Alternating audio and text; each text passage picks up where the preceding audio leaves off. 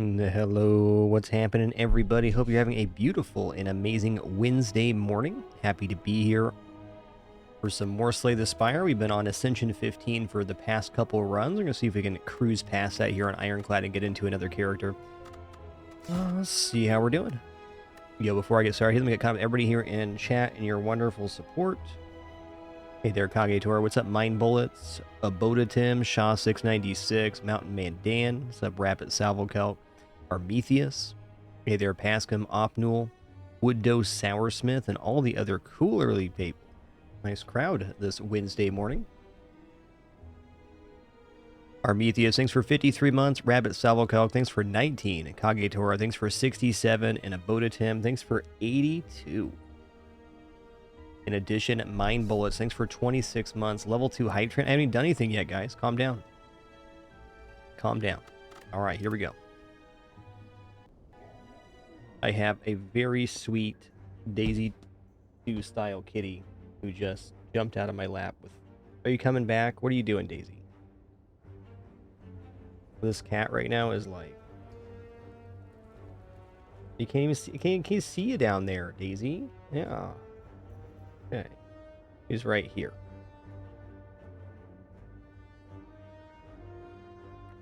Very sweet this morning, which makes me suspicious she did something bad last night.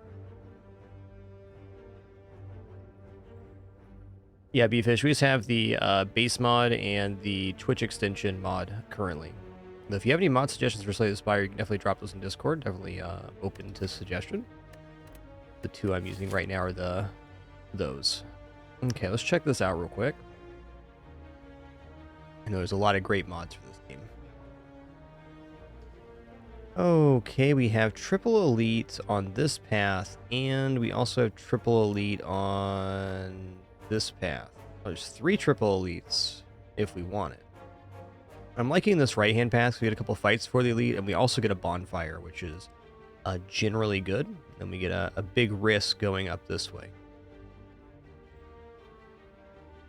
I guess that's only one bonfire there, yikes.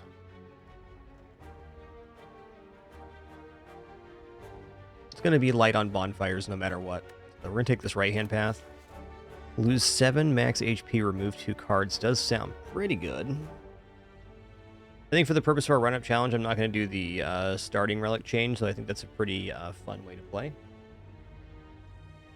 Daisy, you're being so grumpers.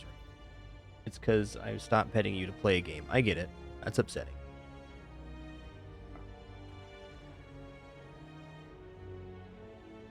Yo, random 2007. Thanks for 126 months. 126. Let's just transform a strike here, I guess. Ooh, corruption. It's definitely early for corruption, but not unreasonable to play around that. Pick up 1 dead branch and we're there. We're just gonna go like this.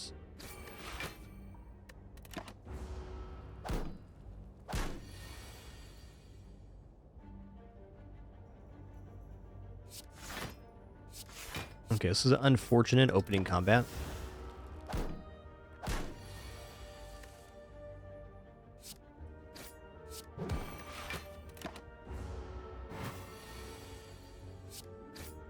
Also thinking about our play, I gotta slow down a little bit. I'm playing kind of fast, which is fine, but I do like dropkick here. Battle Train's always a classic too. Let's go for dropkick. The self-propagating source of damage. Upgrade 2 cards, loot, let's go.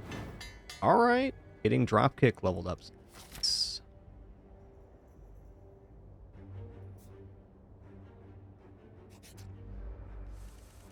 A little bit dubious, that's okay. Okay, let's go. Oh, bash dropkick's a little overkill. I suppose I could hedge here and do half.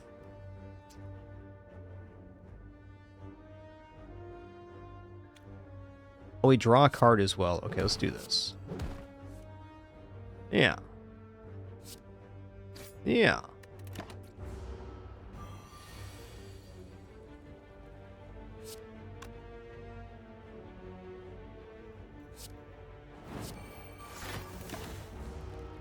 Yo more 1337. Thanks for 84 months.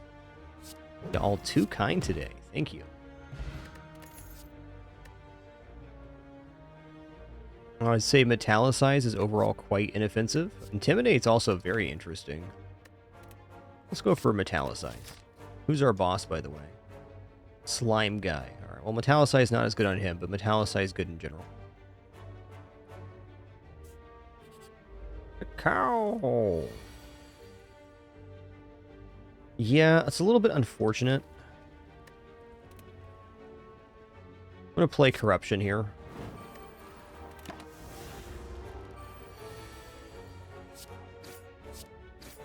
This way I can at least play the defense as they come through, because this fight is nothing more than a DPS race.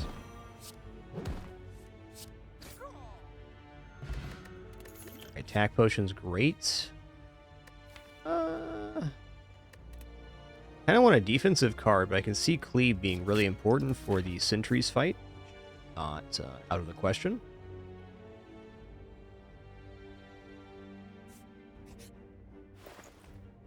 What do? On pickup, upgrade 2 random skills. Now, the Shrug It Off's looking good. Ooh, Feed as well. Feed puts us pretty heavy into attack, so I think I'm going to go Shrug It Off. Also, Dark Embrace Corruption. It's a little bit late for that, or early for that, rather, but Shockwave's also decent here. Tough choices all around. I think at a minimum here, I'm going to remove a Strike. That leaves us with 80 gold. I think Shrug It Off's more important right now, just to stay in balance. We've added attacks, but no defend cards. And we're going to Smith up. God.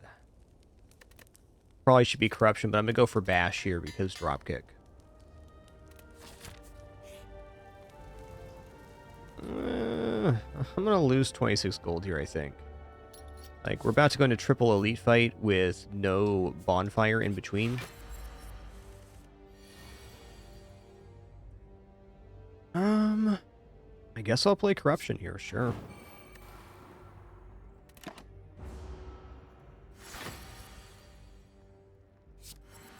Play Metallicize.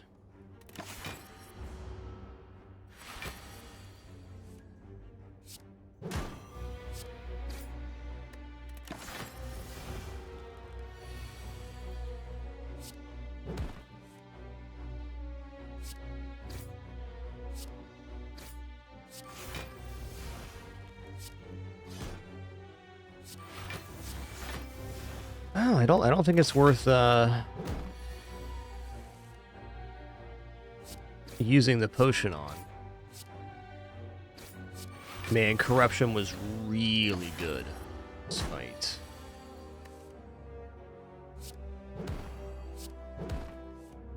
That really couldn't have gone any better. Have you made a card to your deck? That's not what we're hoping to see early. Fair enough, though.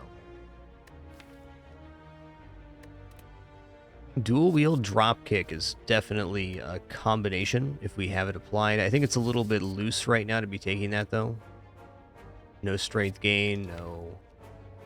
I don't know, Dropkick Plus, if we can duplicate that on an enemy that has... I think if this is upgraded, I would be about it, because we had 2 copies then. Yeah. It does kind of generate energy, though, which is kind of cool. I think another source of vulnerable, and I'd be about that. Ooh, Preserved Insect, so good. 25% less HP for elites. That is massive. Look how tiny he is. Got abs, though. Got abs. Yo, Emil, thanks for 41 months. Another one. Thank you so much. And Mr. BG, thanks for 77. Cheers.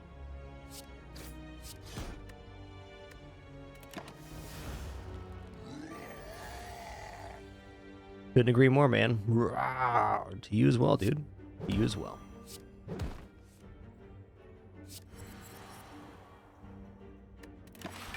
You do not need the keys to beat Ascension, though I'm going for a heart kill every chance I get.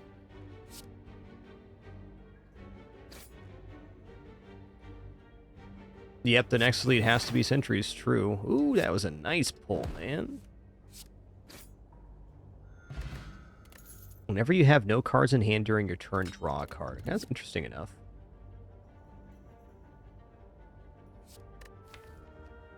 Rage is pretty good, but I think Pommel Strike's better now.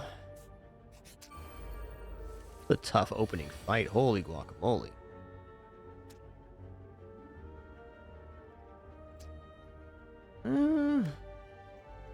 Attack Potion seems so much better on the Elite fight. You know what? I'm going to Energy Potion here so I can Corruption. And I'll Metallicize as well.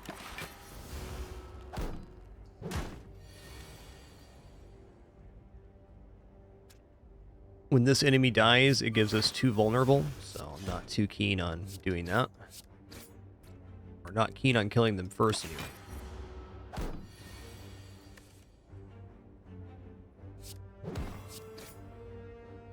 Okay. Blood Potion's nice. Ooh, Rampage. Oh, Dark Embrace as well. Boy, that's a toughie.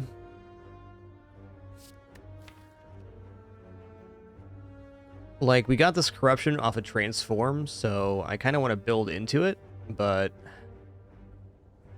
having Dark Embrace right now is a little bit dubious. I think just Rampage is a little cleaner.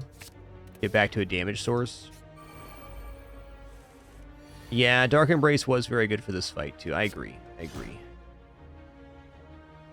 Let's drink the Attack Potion. Maybe saving the Attack Potion for the boss is actually better. I should have also hit one of the outside sentries here, not the inside. That is fair. 6 and 8's 14, so we could stop that. Let's drink the Attack Potion. What do we got here? 2 damage 4 times, 8 damage. 6 damage deals 2 damage for all cards containing strike. 1, 2, 3, 4. Another 8 is 14 damage. Yeah, I think it's Perfected Strike here. 16, rather. Excuse me. Well, I want to play Rampage. I'm going to play Metallicize Defend.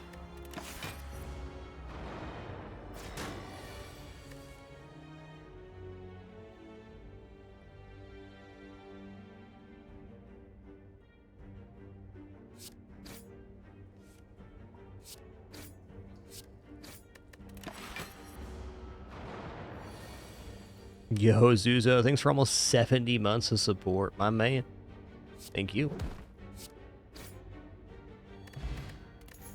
Whenever you obtain a curse, increase your max HP by 6. Alright.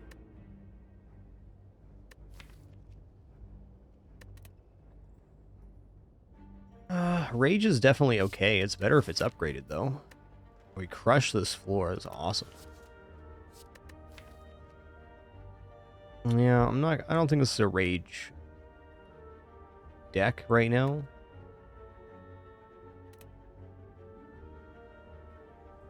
It's pretty good. Rage gets better when you have more card draw. And I suppose we have, you know, some here. With the top. Okay, I'm going to try Rage. Yoinks. Okay, I can kill the front one with Pommel Strike. Strikes, that's good. Oh, snap. That's a big, nasty pickup right there.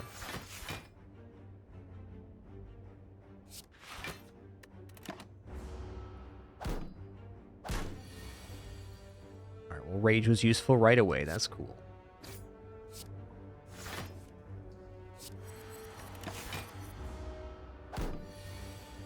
Yeah, thanks for being here, Tharson. Hope your day goes well. Alright, Uppercut's a really strong card. I'm going to take it. We're definitely leaning a little bit heavy on offense right now. That's all good.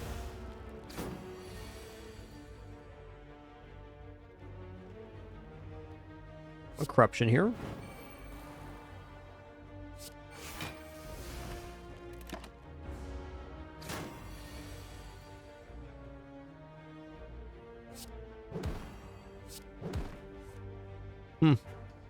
Fair enough. I'm going to play Metallicite just to mitigate some of this damage. Yeah.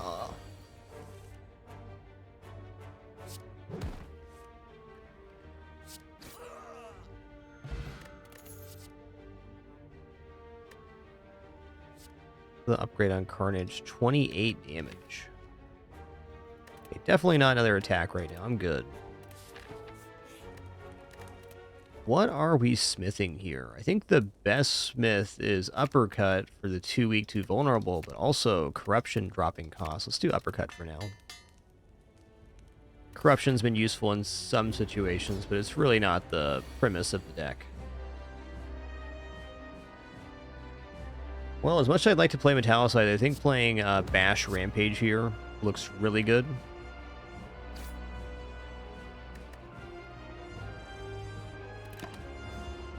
Hey there, Fluffy Kirby.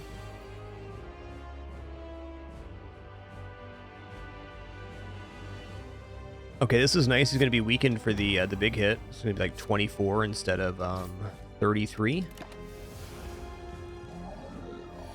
28.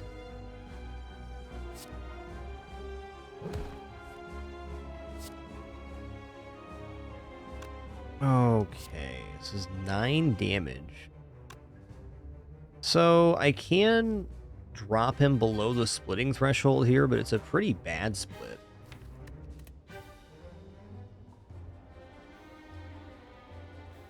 What's it, 75? So we could do 12 and 9, 21 here. I guess that's not the worst split, but if we just wait 1 turn and defend here, which is what we're going to do. I can always drink my blood potion as well if I need to.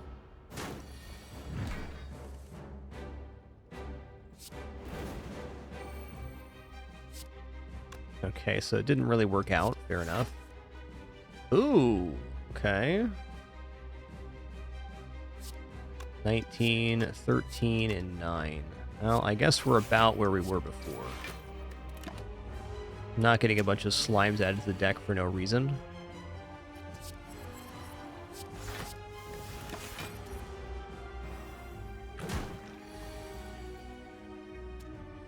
Whoa, dude. Let's drink a skill potion here.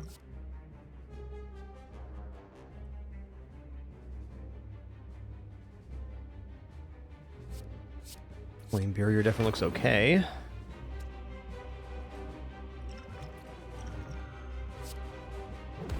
Gonna bash cleave here. Yeah, I split these at way too high. Probably should have eaten the slimes on the other boss there. Okay, this is good though.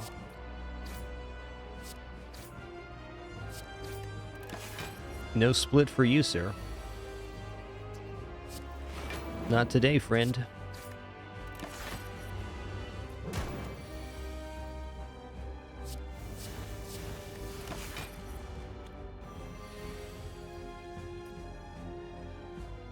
Alright, well, this splits him for sure.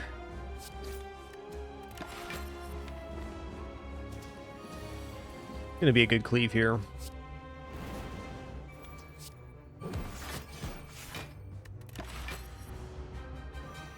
Yo, is that an egg? Thanks so much for 66 months. Appreciate that.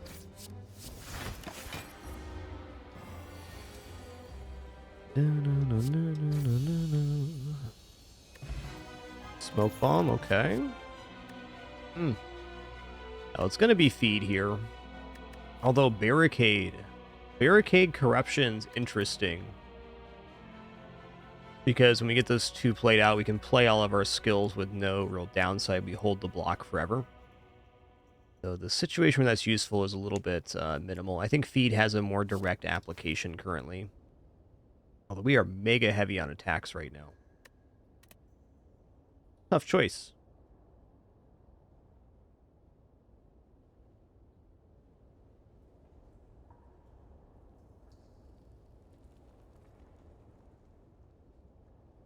Yep, Offering's also very good. Agreed. Offering does mean we could play Corruption more consistently.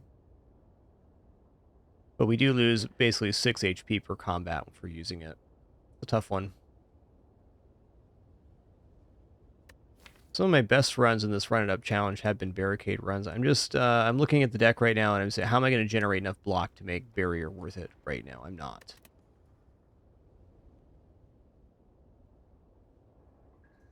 All right, let's try feed here. Okay. Snecko Eye seems like it plays well with Corruption. We draw 2 additional cards as well. I think this is a Snecko Eye deck. Got 3 cards that cost more than 1. It diminishes the value of Rage for sure.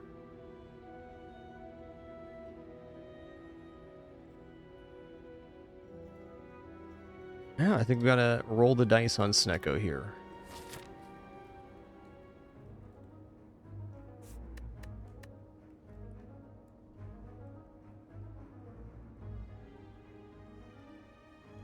Alright, this right-hand triple elite path looks pretty awesome.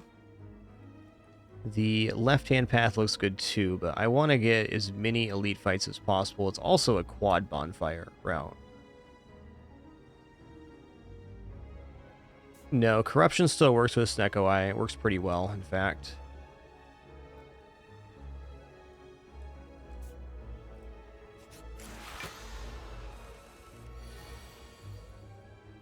Yeah, and then you have a hand like this. That's Snecko for you. I think I'd rather flee from the thieves if I'm going to flee from anything here. That's our best chance.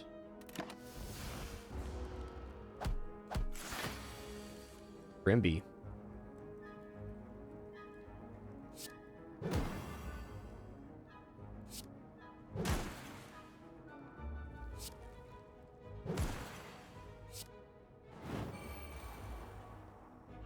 Oh, I could have blocked everything there by playing Rage first or playing Corruption first.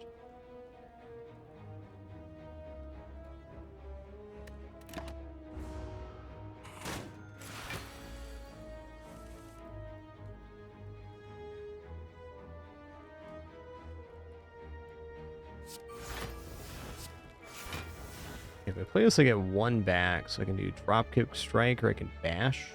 I already got 4 vulnerable. Let's just do this.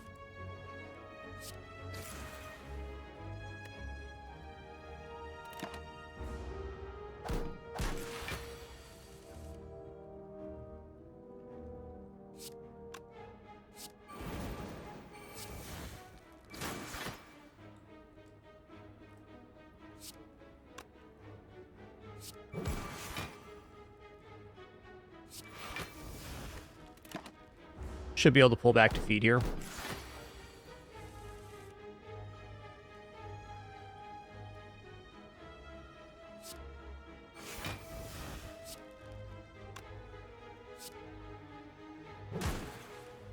Dang it. That's the opposite of what I wanted to have happen. Fair enough.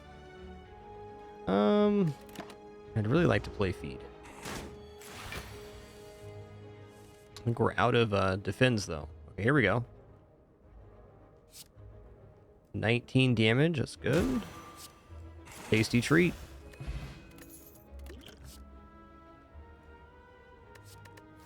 Alright, if I get True Grit upgraded, that's awesome. The defense card. Well, the red mask is pretty good. Let's fight. Worst case scenario, I can smoke bomb here.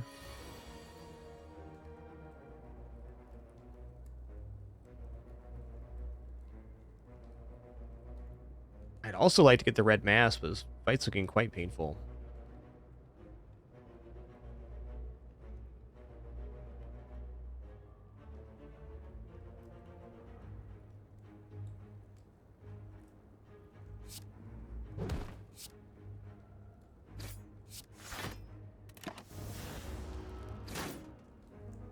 Grab him there. Yoinks.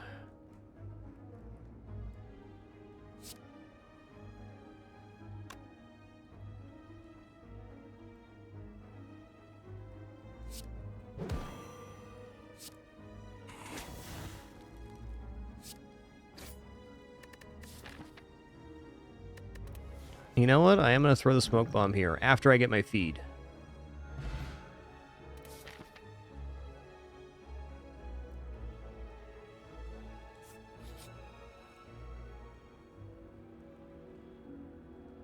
Oh, we do get +6 max HP for this. No chance at removing the curse, though, which makes me not really want to do this. Gaining 275 gold, and that's nice. Of course, we get this 275 gold as soon as we commit to a path that has no store. Let's just take the 50. Oh, yeah. It'll be a lot cooler if I could attack here. Or attack 3 times. Not the case, though. Let's get Rampage out.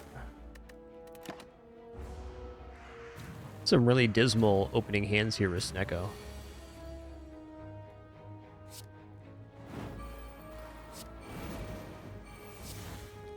Let's uppercut this one.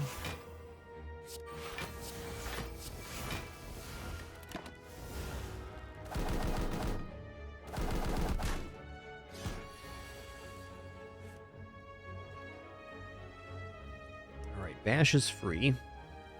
Got True Grit, so this guy's blocked. Might want to drop one of the buffing birds right now.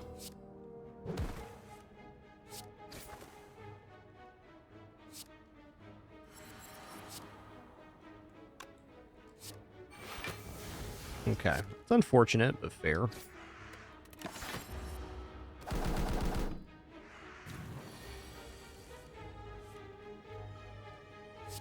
Cleave.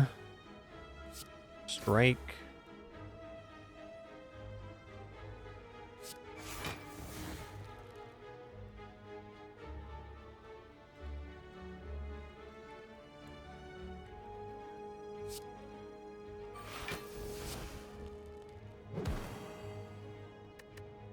Sit down, Mr. Burb. Here we go.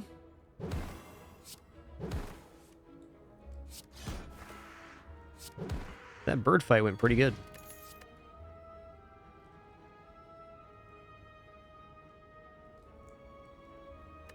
That's not it.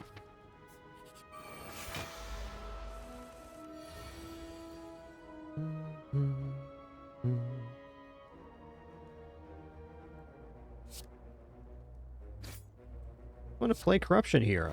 Might as well. I don't have anything else to play in hand. Yeah, it's exactly it, Kirby. You get randomized cost between 1 and 3, and then you draw 2 extra cards per turn.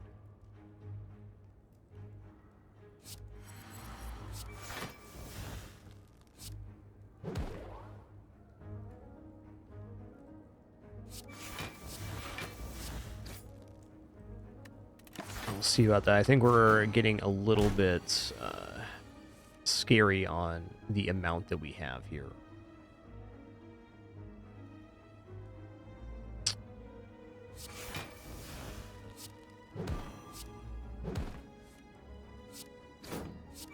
I think that's all of our defense.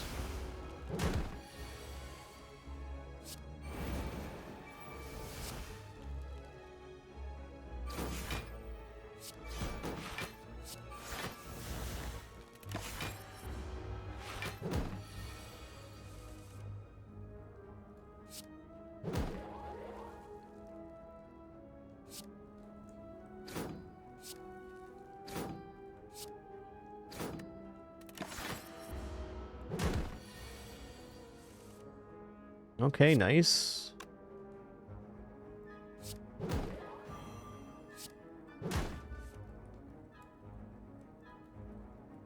Hey, we even got the feed off. Cool.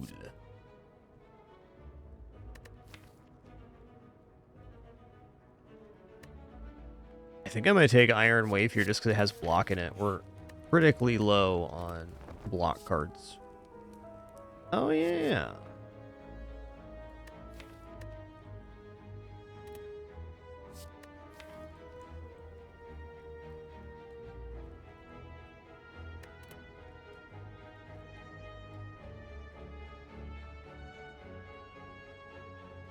Armament's a pretty good upgrade target, but I don't know. Double corruption? Do I go for 2 here? We do have Snecko, so these higher cost cards do have a little more value. Thanks, French Fry. Appreciate that.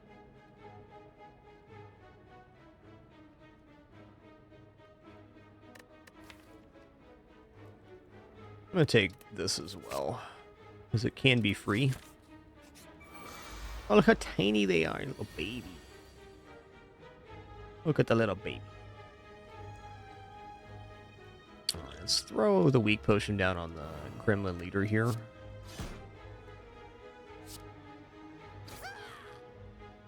It's definitely a turn. A lot of 3 costs there.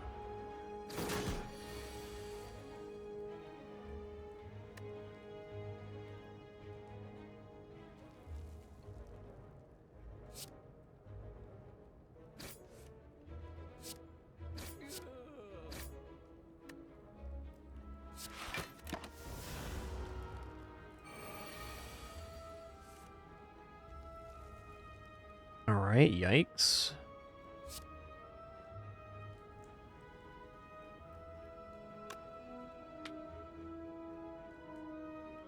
It would be nice to feed on this enemy, but not, maybe not worth not killing a unit this round. I'm just gonna use the feed up.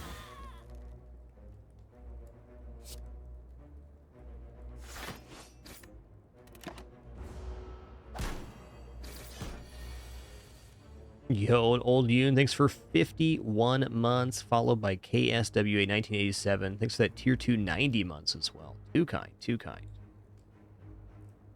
Alright, it's definitely time to play Corruption out now.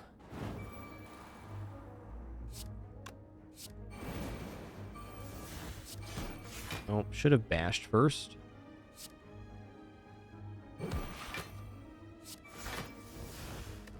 Fair enough. Get 'em, boys.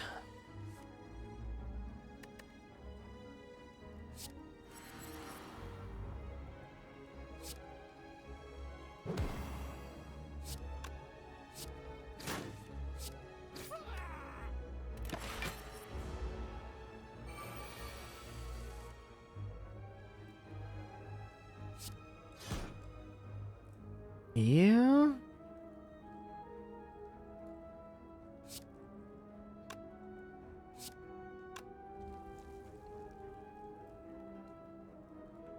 Well, if we kill one, that's fine.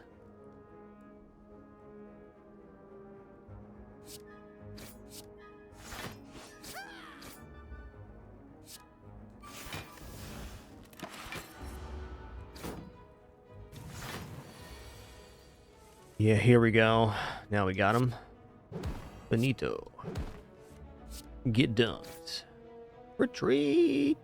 Get out of here, little guy. Get out of here. Look at that cutie patootie. I'd say overall having one evolve in the deck's not a bad thing. Let's smith it up. What are we smithing right now? It's the reduction in cost isn't that important. Maybe go True Grit. Yeah, let's upgrade True Grit here. Unless... Oh, Pommel Strike's really nice too. Let's upgrade Pommel Strike. More card draw. Seems quite good.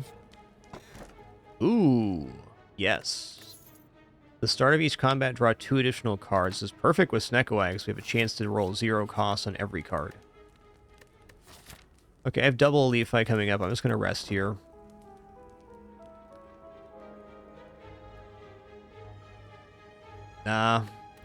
Maybe without Snecko Eye. Maybe. Oh, look at the little feller.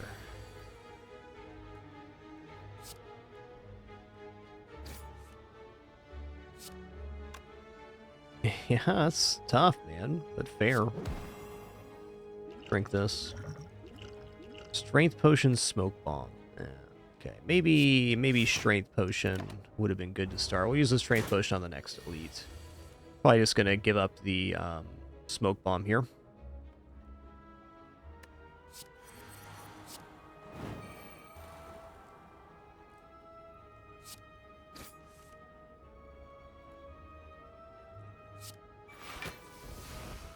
Nice. Yeah, let's go for Bash. Keep that vulnerable applied.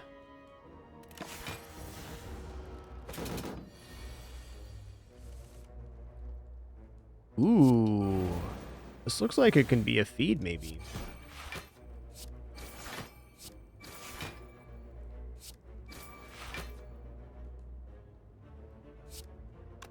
Huh, dang it. So close. Well, if I drank the strength potion, it'd be exactly 18.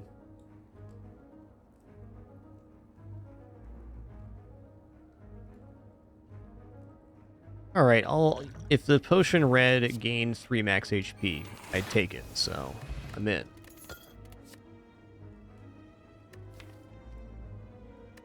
Immolate's looking good with Snecko.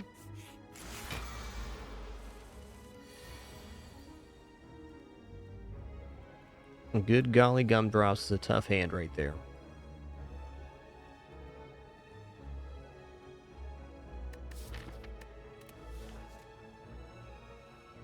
I'm semi-tempted to throw down the smoke bomb here. Because when else am I going to use smoke bomb? Let's go ahead and toss it. I know we lose out on rewards for this, but we're going to take a bunch of damage here. There's no doubt about it.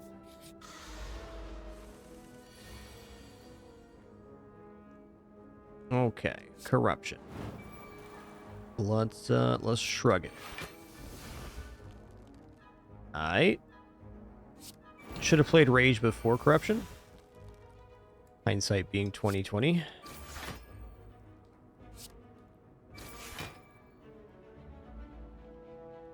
There's definitely a chance to feed here.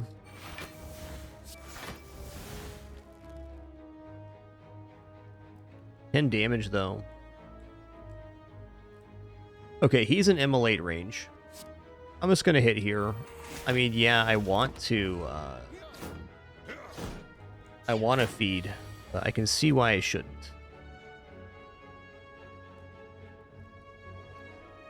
Okay.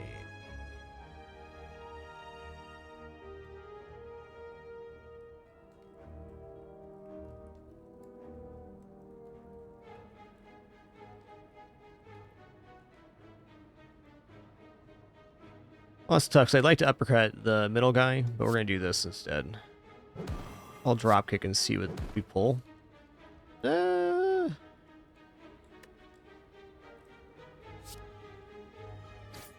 Okay, it's definitely still Emily. Yeah, that's a good way to look at it, Weo, that the smoke bomb is basically worth a bonfire. I agree.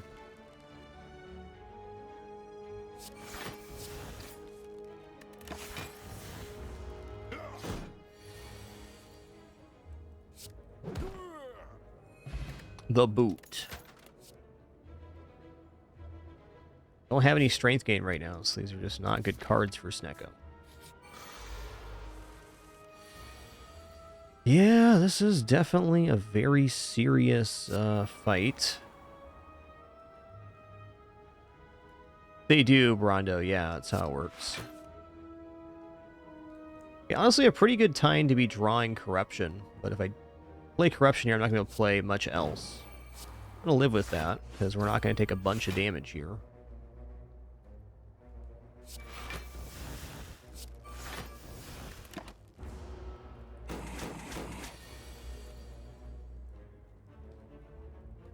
Yeah, okay. Immolate Rampage it is.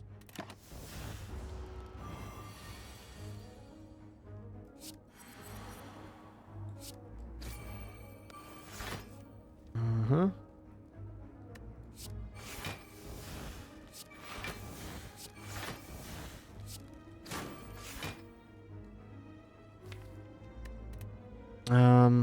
Yeah, I need to feed right now. Like, we haven't got very much value out of the feed on this run. But sometimes you don't want to play with not using it. It's a dangerous thing to do.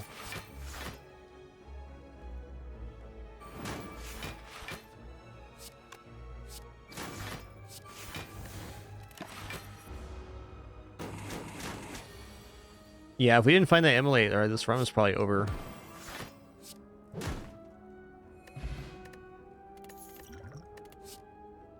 Okay, Dark Embrace, awesome. This is definitely a smith for me. Could also take my key piece here. Might not be a bad idea.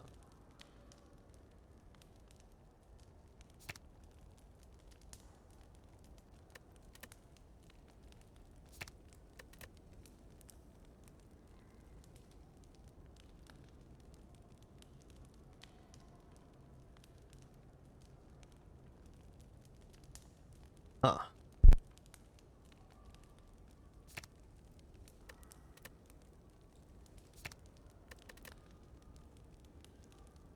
Upgrade this.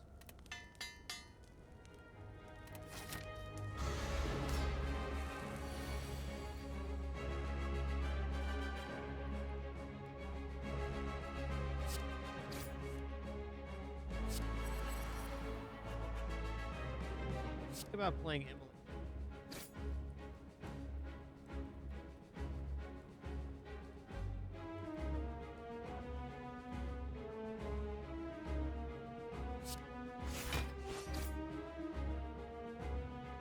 We're waiting.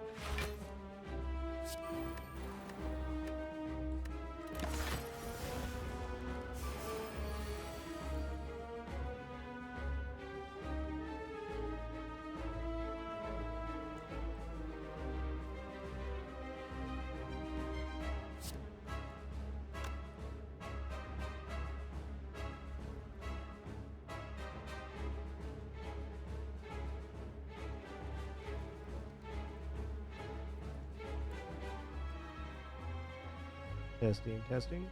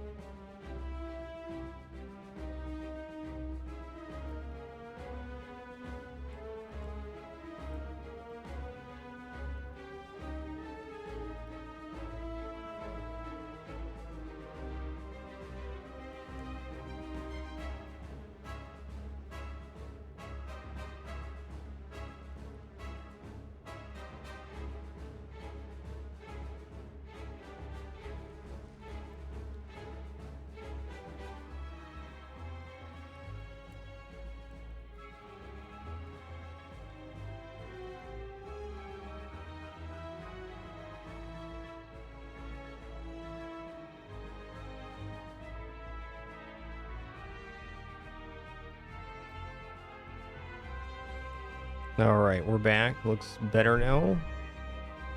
I think it was just a loose connection on one of the XLRs. Thanks, cats.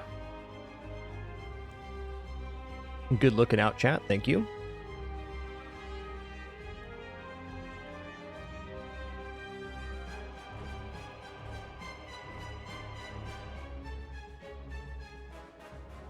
I mean, this is a really brutal combat. I'm really not sure what we're doing. I could just try to rush the boss here, but I think that's also quite dubious. I think getting Rampage built up is probably the answer here.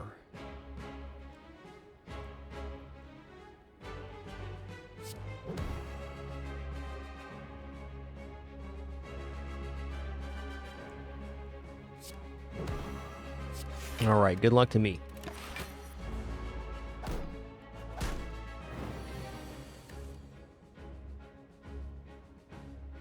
It's a little bit too early for corruption.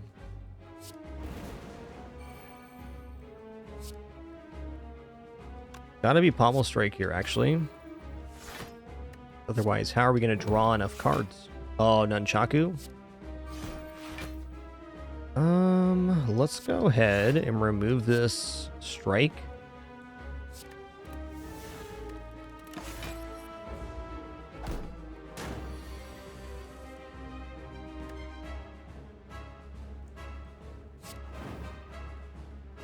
That's 1 damage off there.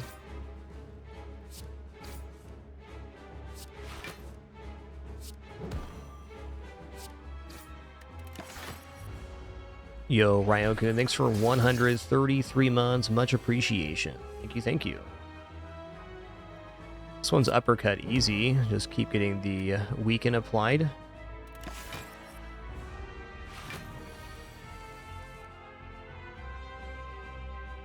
All right, on the round where... doing that, I mean, brutal. Dang it, Snecko. Why don't you make those all 0 costs instead? That'd be cool. We're going to True Grit this burn. There's no question there. Yeah, this is the hand I wanted last time.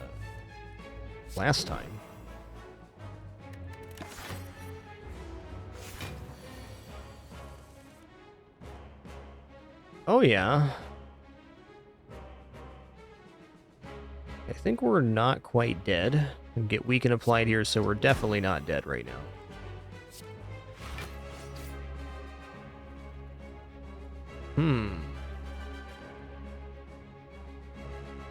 I mean, I'm going to play Dark Embrace for 3. Of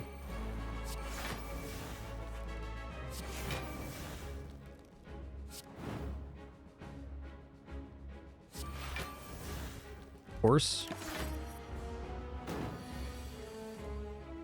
All right, we're getting down to the nitty-gritty here. Daisy Doo, you are definitely a cat. What did you do to make my mic cut out? Explain yourself. She's refusing to explain herself, which is very suspicious.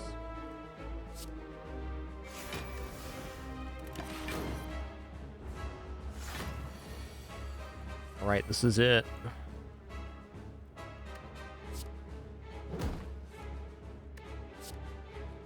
$34.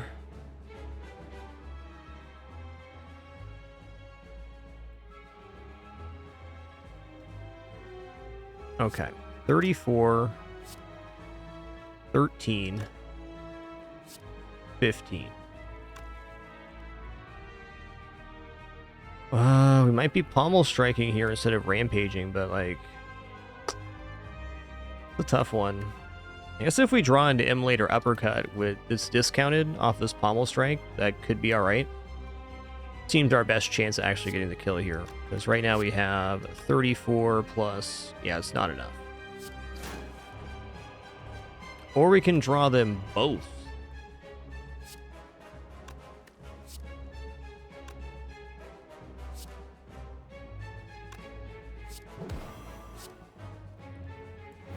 That was really fortunate.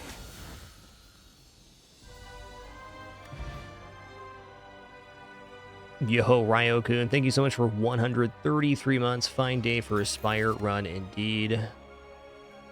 Rorschach, 834. Thanks for 14 months. The Doodler strikes again. The Doodler. Now it's going to be Barricade. Sure. Okay, this is very bad with Snecko.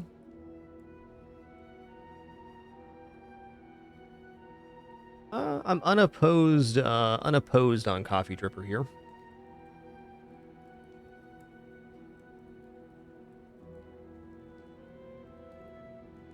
I'd also say for Act 3, Philosopher's Stone is aight. The Runic Pyramid's brutally bad because we get the cards with the increased cost stuck in our hand. It's going to be a no pick. So between Philosopher's Stone and Coffee Dripper, I feel like Philosopher's Stone maybe gives us a better chance of reaching and defeating the Act 3 boss, which would be our win condition here. I'm still going to try to get the key pieces, but...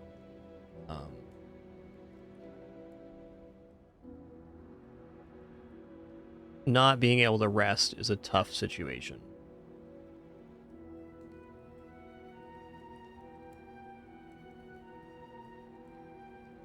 How's chat feel about this relic choice here? I'm kind of leaning towards Coffee Dripper because 1 strength can be really nasty, but it's definitely worst on in floor 2. Yeah, we're not going to rest on one of the bonfires for the key piece too. That's true. Yeah, okay. That sells me on Coffee. We're already forfeiting 1 bonfire, so...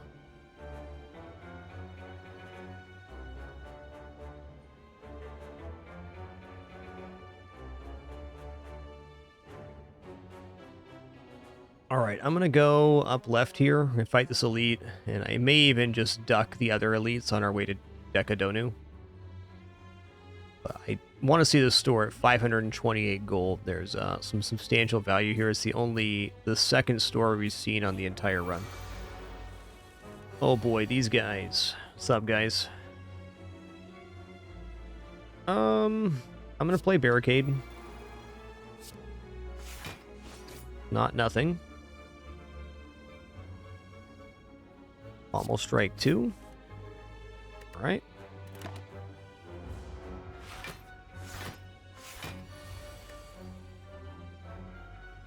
Yeah, orange pellets in the store would be awesome.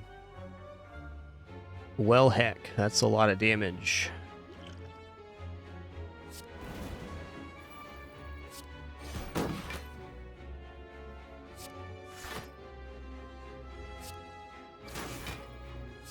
Well, we did what we could.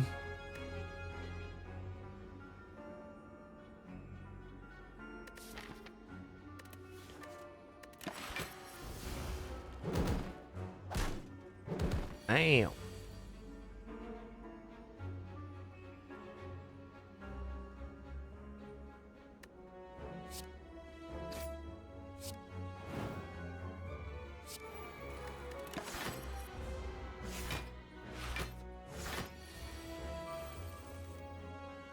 Oh, what's up, Mr. Smee? Good to see ya.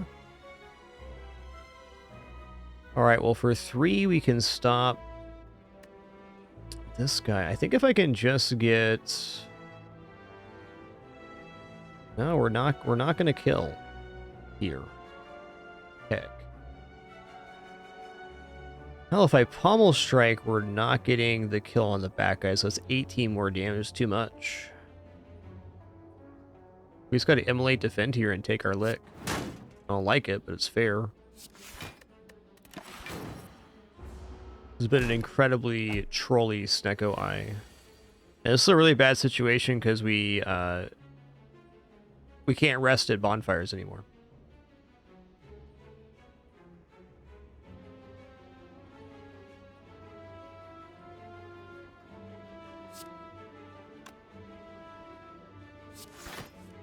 Thank you, Daisy Do the Cat, for bringing me Stuffed Puppy. Thank you. Thank you so much. What a good gift.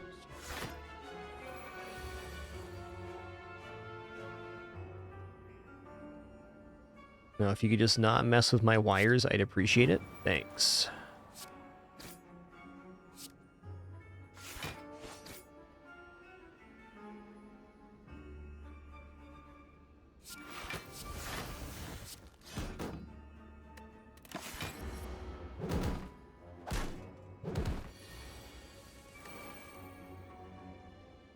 Okay, we lived. Barely.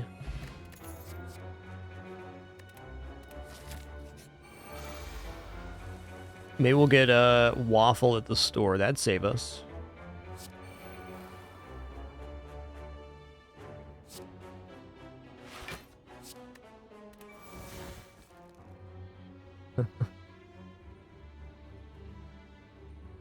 Well, the game's got a sense of humor, at least. All right, 28 right now are being hit for 32, so if I throw the weaken potion, we live.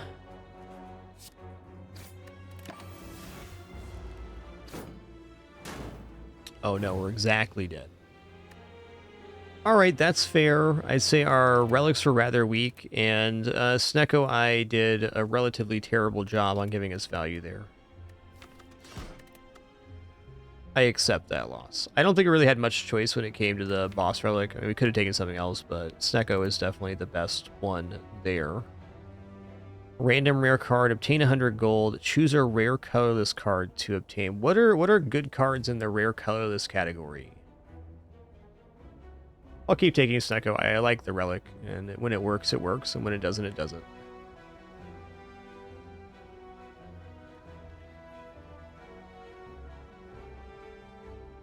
All right, Hand of Greed, Apotheosis, Master of Strategy. Nice.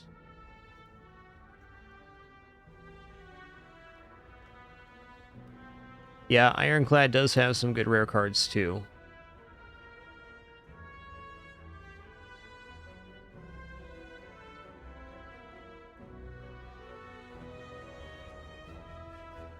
Yo, Combat Muffin, thanks for 24. Thank you.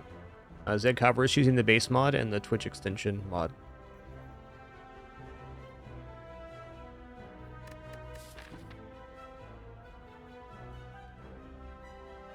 See, check out our path here.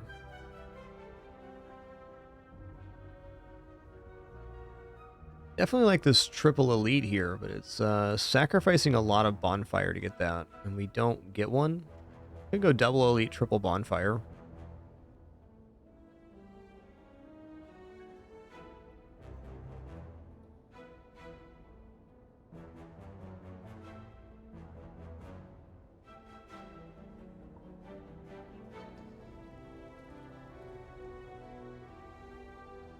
It's a tough map. Let's go for rare colors here.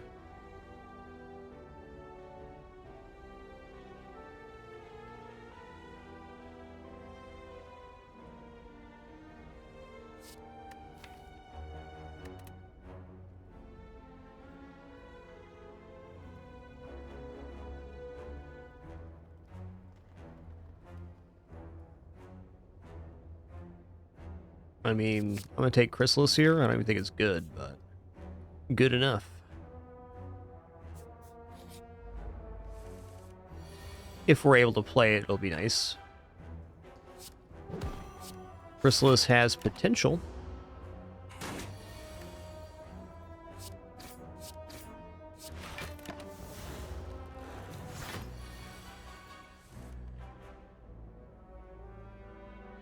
The problem is actually being able to play it. You know, let's go for it here. Okay.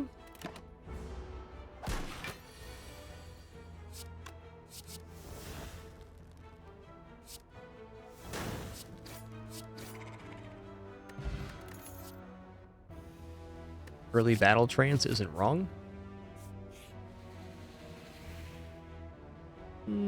Come Curse with Doubt. I could remove that right away. We're going to miss out on an elite fight if we do. I feel like this run's already pretty scuffed. Let's just disagree and head left. See if I can slam out 3 elites here. I think that's our best chance.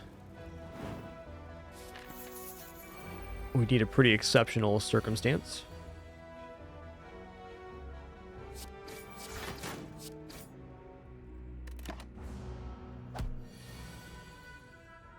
Yeah, this is not very good early game. If we had like 4 energy and a small deck, this could become a lot nicer. But as it stands, it's a tough one. I'm actually gonna abandon this run. Come on. Come on, Daisy. Let's go. Let's go. You're a kidders. You're in my lap, and you're a kidders. And you also made my mic cut out earlier. That's nice. That's nice when you're a Daisy Do. The noise you just made. Yeah. Okay, listen here, girl. You can sit in my lap, but you gotta, like, find a spot, okay? Also, why are you being so sweet right now, Daisy Do? Explain yourself. What did you do last night? What did you do? Yo, Tabby893, thanks for 79 months. Appreciate that. Alright, enemies in next 3 have 1 HP. Do we have a chance at getting 1 HP elite? We do here. Chance of, if all 3 of these are not a fight. Not likely, but possible. And also there's a pretty nice triple elite pass. Let's take enemies next 3 combats have 1 HP. And we're going to just slam up here.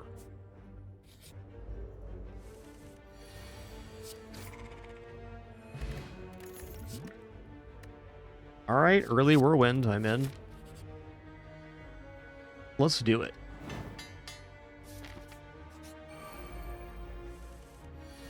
Meow.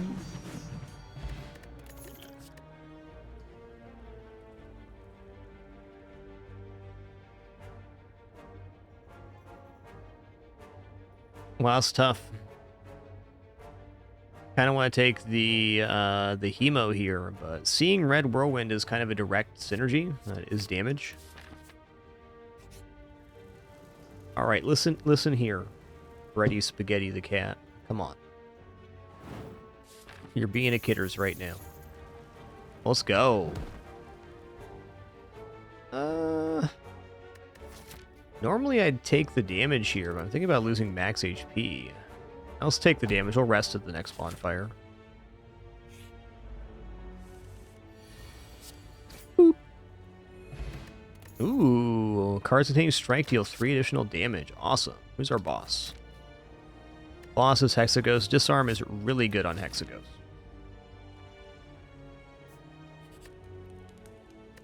I'm gonna rest, because if I don't, I probably die.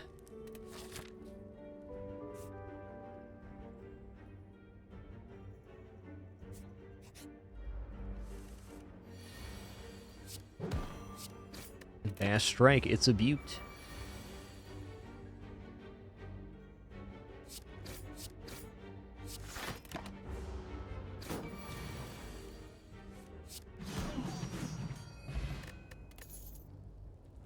This is also very good for Hexaghost. Let's,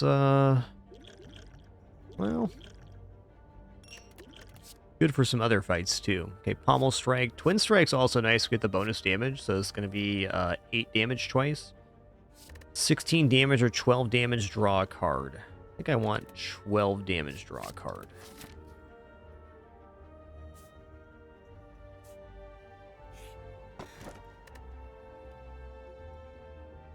That is pretty good.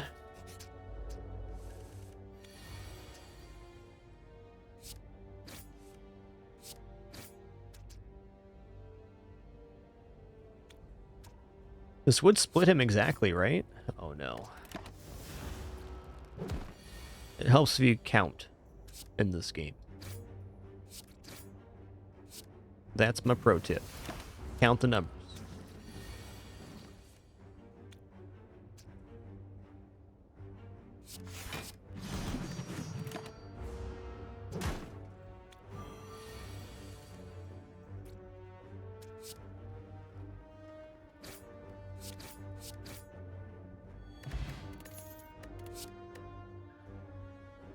I had another Pommel Strike. Alright, here's where it gets tough for us. It's a good fight for Whirlwind, for sure.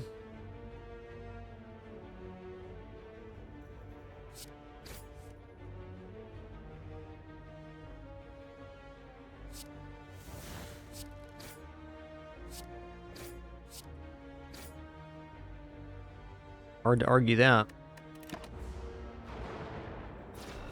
Are you coming back up, Daisy Doo? Is that what you're doing?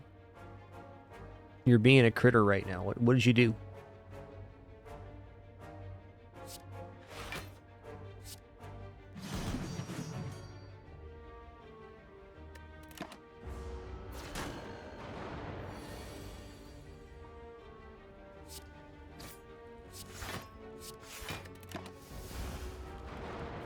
I think that says a lot for you, Daisy the cat, that I don't trust that you're being sweet. Almost like you're a bad kitty or something.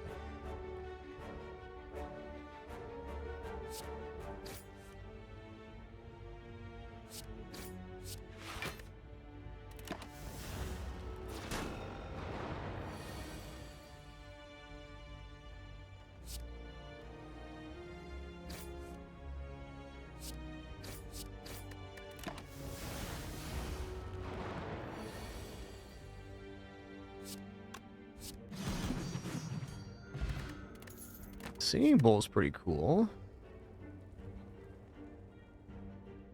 Bloodletting's another way to get Whirlwind going, but let's take the max HP. Also Smith here. What are we smithing? I feel like Disarm is almost the better Smith here versus Hexaghost. Seeing Red's also amazing. Let's go Disarm.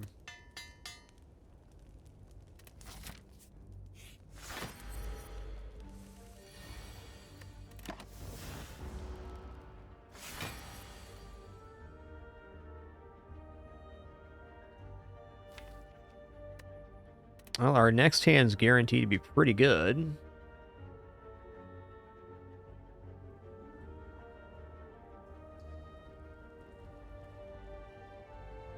I think this is fine too.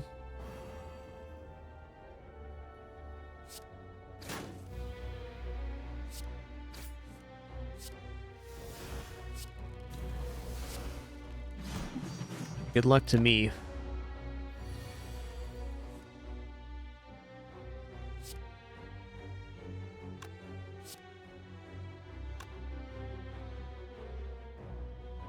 I need to bash here. Do-do-do. Do-do-do-do-do-do-do-do.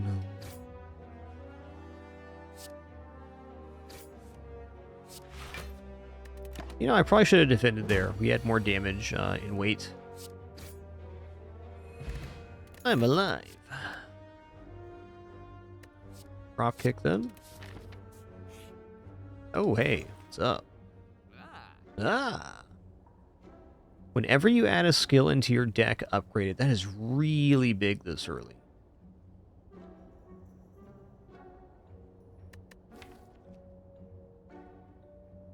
I kind of feel like I'm removing Whirlwind just because we have the strike dummy. The Clockwork Souvenir is also good, but I think if we survive on this run, the increase in upgraded skills, like, it's so good here. Even going to add in True Grit Plus rather than removing, because that's what we need at the moment.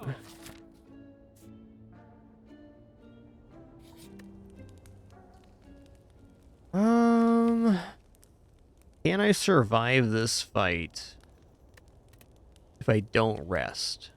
Like, I know going into Hexaghost with minimal HP is good because it makes the multi-attacks less. I think I can because I have Disarm, so if I get Disarm played before his multi-attack, should be good.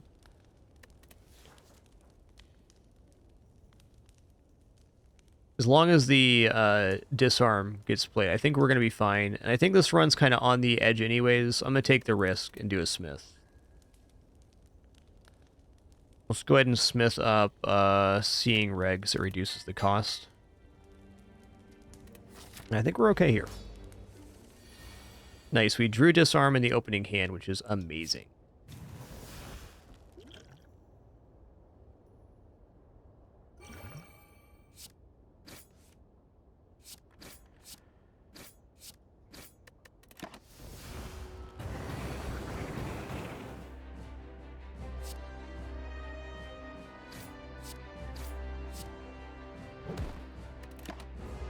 Drawing Disarm was mega fortunate.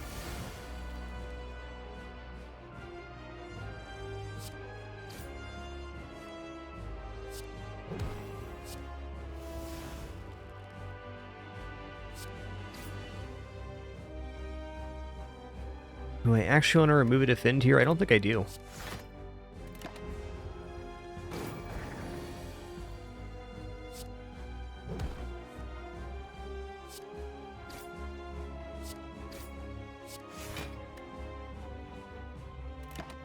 Yeah, sure does, Brondo. It lasts the entire fight, so especially effective here.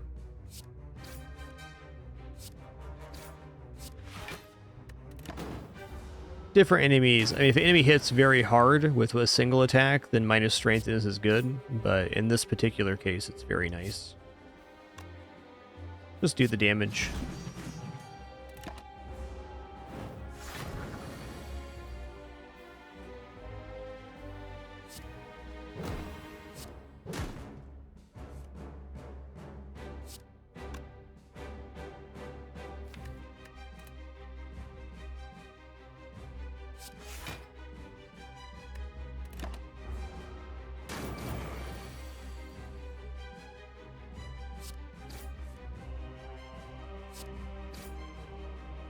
All right.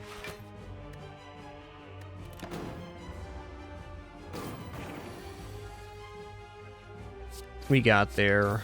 Nice. Oh boy.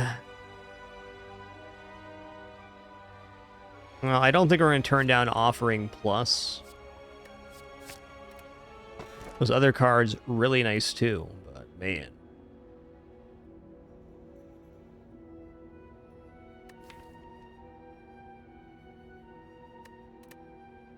It was really feeling like a Runic Dome. Losing the ability to see enemy intents, but gaining energy at the start of the turn. Especially with taking the Offering Plus, I think Velvet Choker is getting a little bit weird. We already have multiple cards that add more energy that cost 0, so very easy to cap ourselves.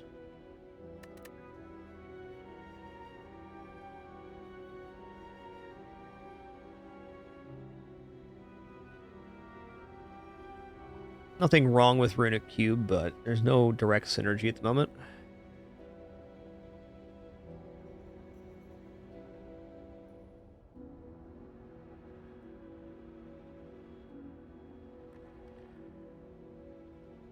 I don't know, we are in range to work with Velvet Choker here. It's not like we had to play more than 6 cards. I don't know, between Offering, Dropkick, and Seeing Red.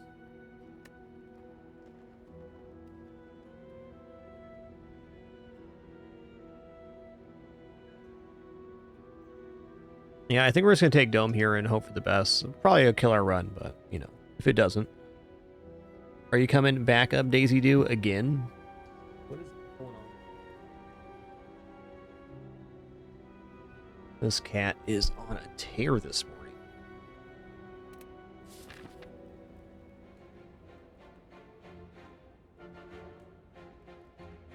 Come on. Here you go. Okay, you're back again. And what are you doing? You're running across my lap. Nice.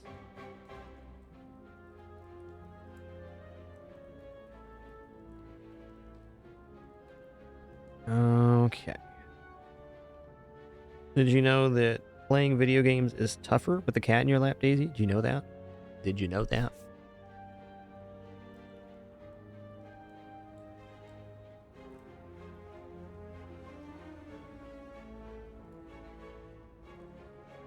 I mean, there's Quad Elite here on the left. We can get four relics on this floor. That'd be awesome. Hey there, Brewdog. To you as well, man. Thank you.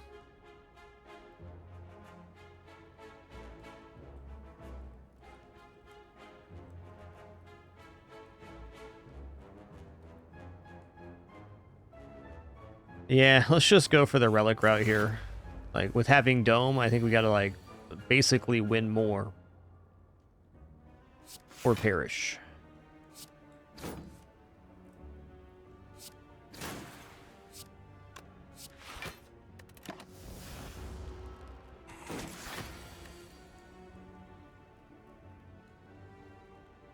Okay, it's a pretty nice turn, looks like. Maybe shouldn't have played that just yet. Bash, nice. Drop kick, nice. Disarm, you betcha. Go strike. Strike. 7 times 3 is 21. Not enough.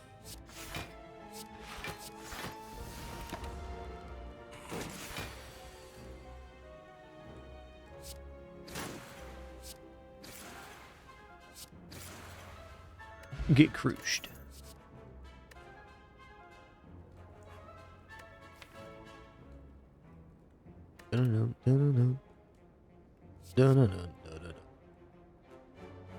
We'll take Havoc here. Basically a free card play, and it works nice with our card pulls. Heal 15, choose 1 of 20. I kind of want the heal 15 here. If we're going quad elite, I think I should take every chance I can get to maximize my HP. 1 of 20 is a big temptation, though, for sure. I'll obtain a relic. Let's go. What do we got here? Whenever you add a power card into your deck, I've got 2 eggs right now. Powers and skills are upgraded.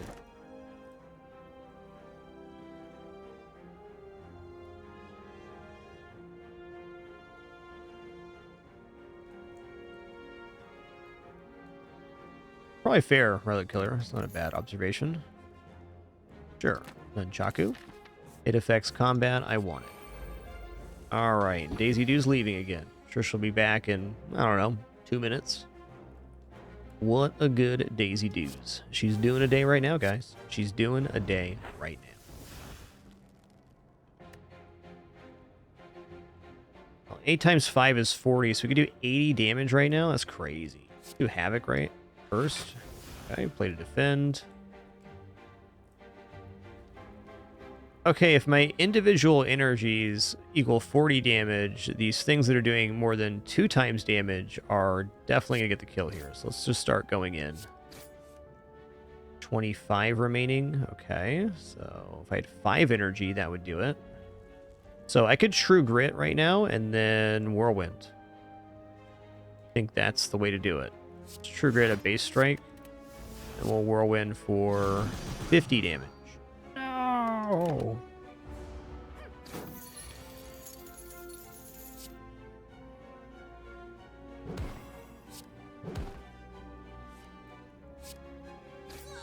Wow, they got messed up, man. Okay. I think I'd rather upgrade the Whirlwind I already have, but taking this does give us like a good synergy for drawing into a Whirlwind on all of these multi-unit fights.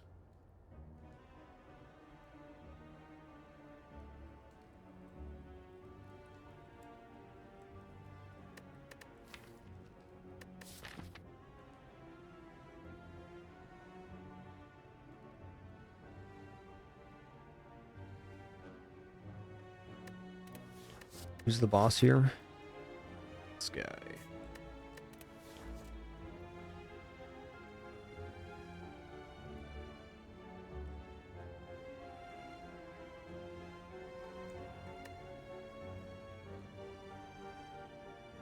That'd be a skip.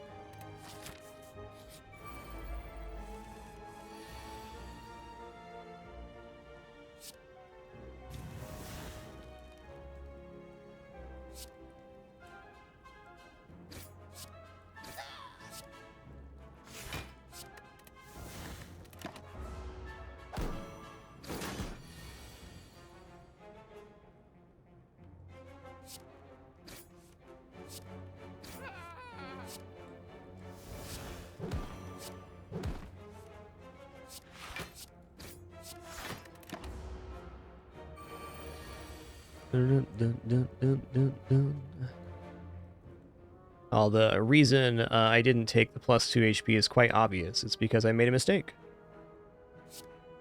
It's very clear to me.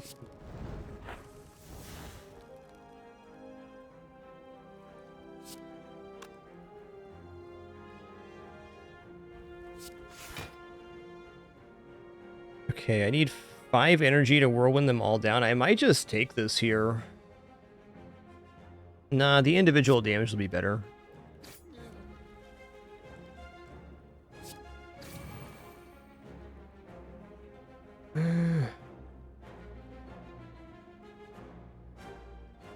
Okay, I can strike True Grit Whirlwind.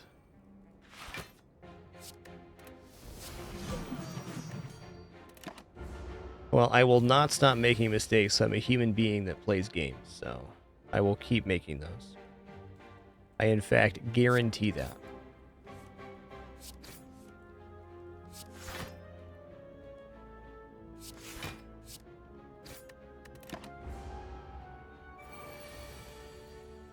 Let's see. Defend.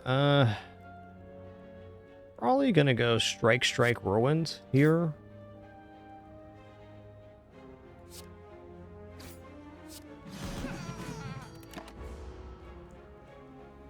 Okay. He buffed himself. That's good.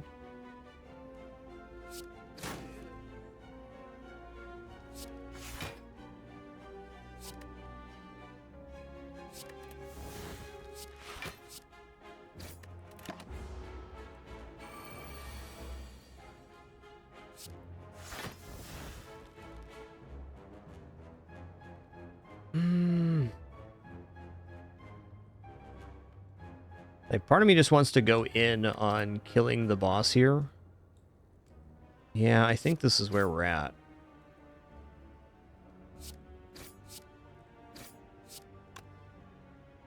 $30 remaining. I think it's likely we draw 30 damage here. Or 36 even. Oh, we blocked him instead of the boss. Ooh. I think we made a good choice.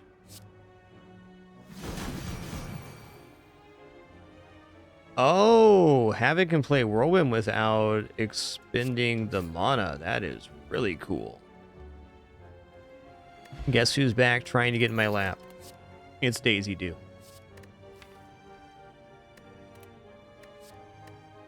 Like Pommel Strike.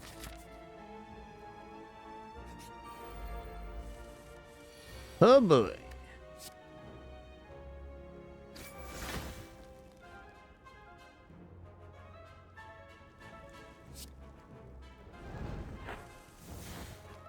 Right. It's a pretty nice hand here.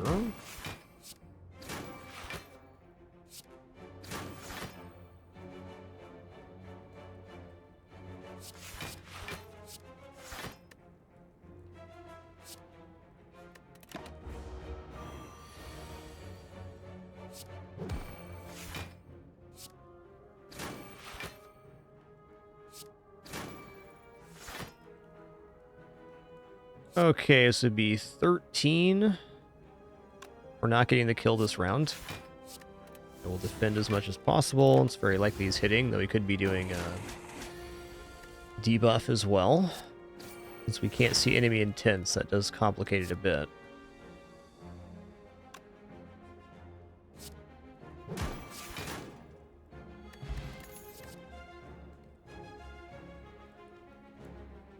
Armaments Plus is a really good card. Alright, good luck to me here. Good luck to me. Regenerating Book of Stabbing. Alright then. Not a bad pull.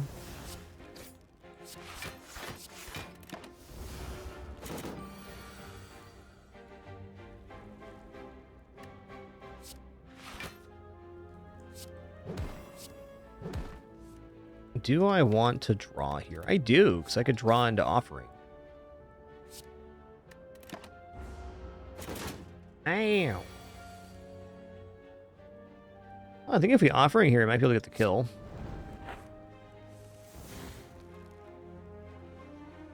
Especially if this pops off.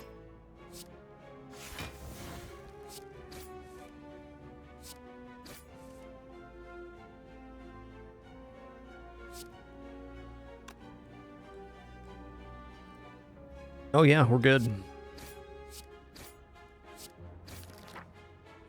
Okay, that was fortunate. First time you lose HP each combat, draw 3 cards. Alright, Power Potion.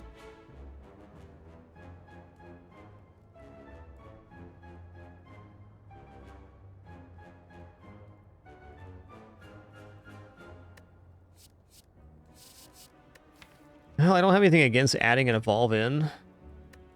Who's the boss here? Hyper Beam guy.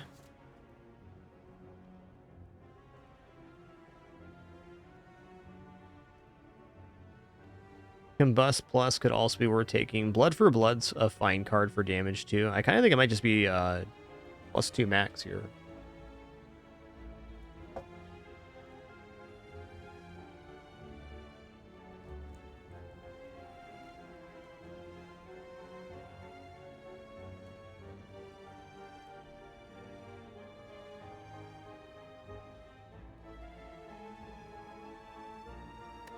I think it's a skip.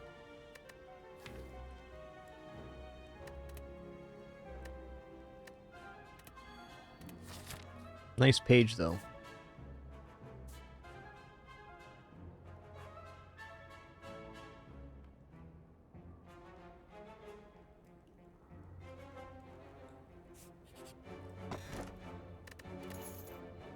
Alright, we're going to take the Sapphire Key instead of the pair. The max HP is nice, but it's not the end-all be-all here.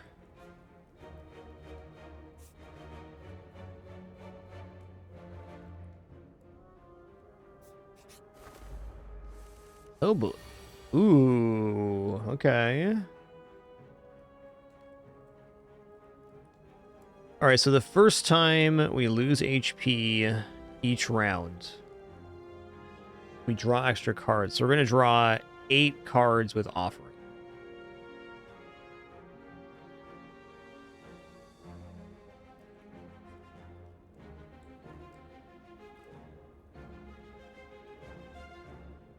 So let's go Bash, Strike, Strike.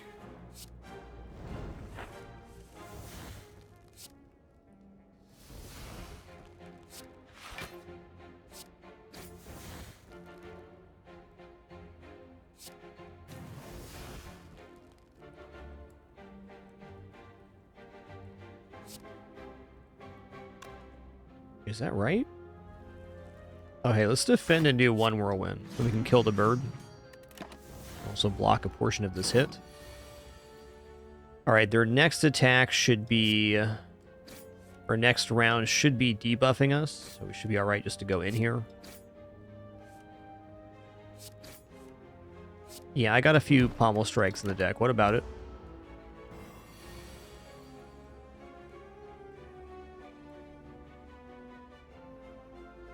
That's enough.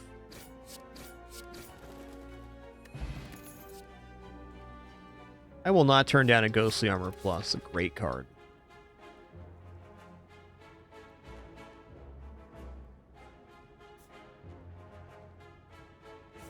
No, I can't think of a reason you'd want to skip over taking the HP. Maybe one exists, but... let's exhaust...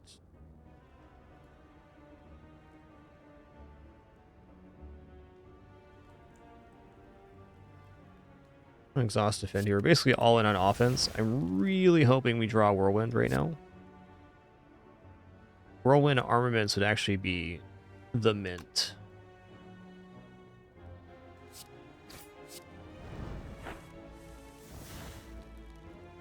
Okay, we didn't get any of that. That's fine.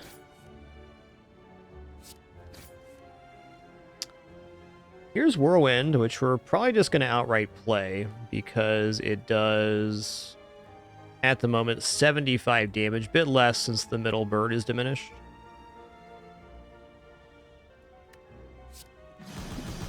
Regardless, that's a lot of damages.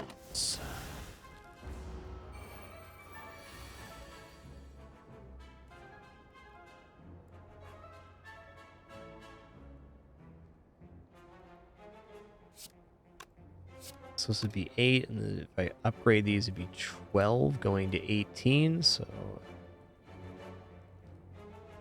Yeah, okay.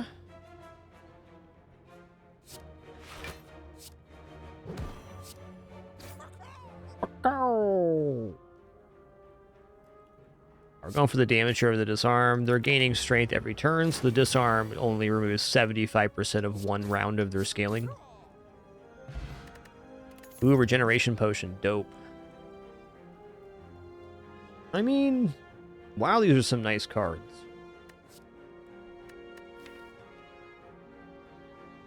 I think on the boss fight, demon form's how we win, so let's do that. And you better believe I'm going for the quad elite here.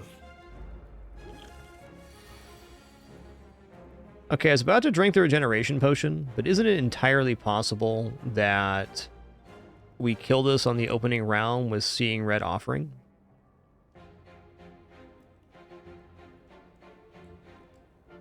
Could leave this guy alive. He only does 7 damage per turn, so we could maybe utilize the regeneration potion that way.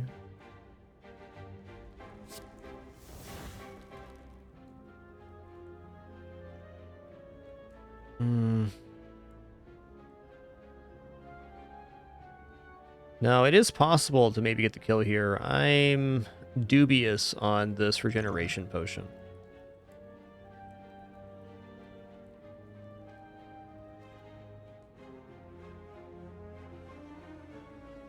I think the easier way to do this is probably go down to the amount of cards we get here. Okay, we did not draw Whirlwind, nor did we draw any Pommel Strikes. A little funky. I'll drink the regeneration potion. Okay. Is it really worth demon forming here? Probably not. Overdoing raw damage. I can kill the back unit, which is a very desirable effect here. I'm gonna throw down disarm on this guy.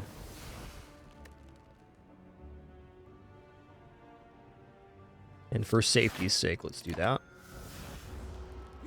Yeah.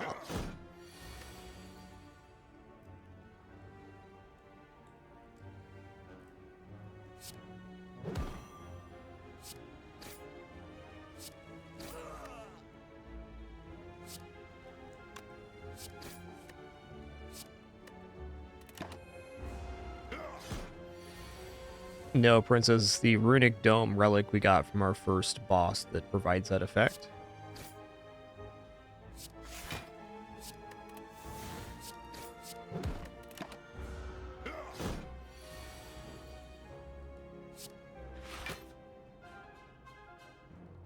Okay, he's disarmed, so we are blocking here. I might as well wait to kill, because we can get the rest of this regeneration out.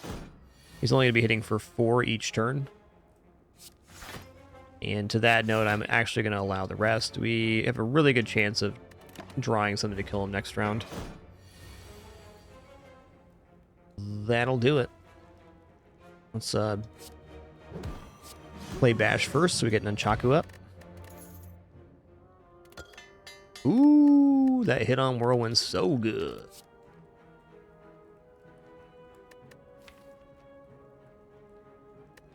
Yeah, if Body Slam Plus is wrong, I don't really want to be right. It's a great card.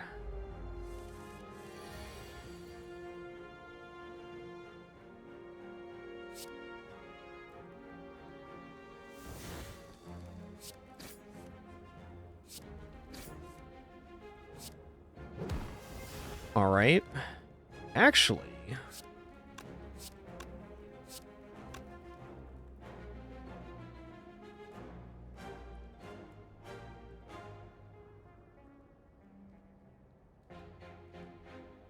I think that's the kill. So we got 18, 13, and 13. So 18 and 26.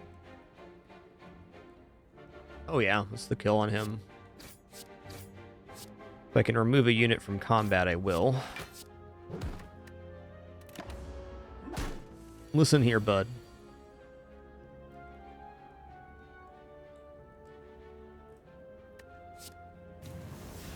I'm not going to offering in this fight because I don't need to. And it saves me HP to not do that.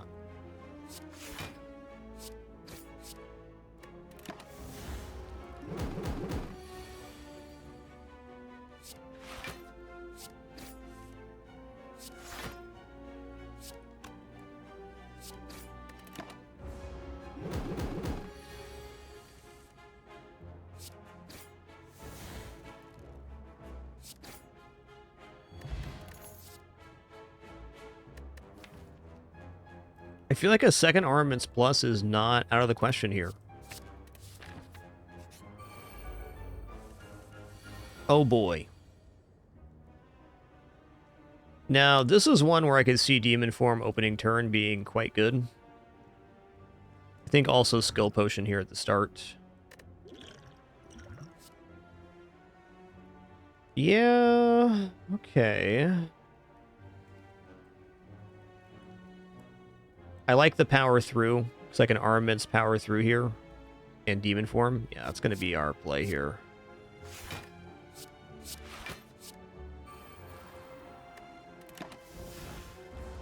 Hey there, Kidjin. What's good?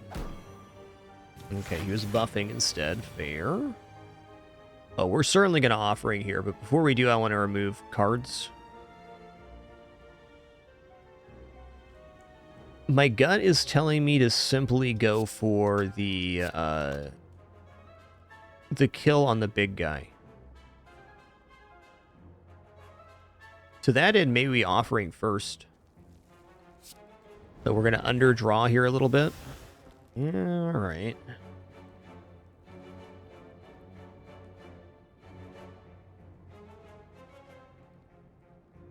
Yeah, I still think going in on the boss is the way to go here. Okay, that's huge.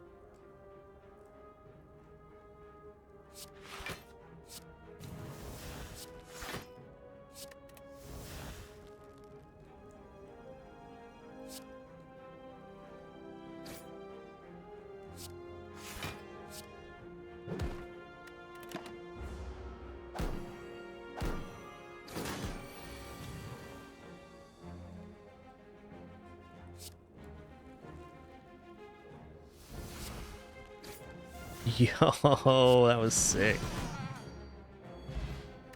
Alright, letter opener. Every time you play 3 skills in a single turn, deal 5 damage to all enemies. Awesome.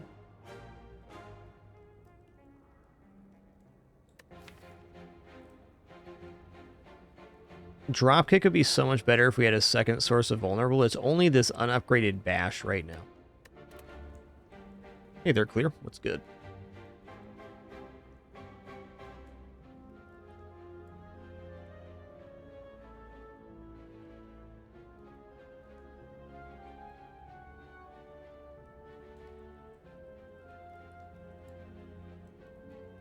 Evolve Plus is good for a lot of fights. Also really good for the heart fight. I think I'm just going to take this. Okay.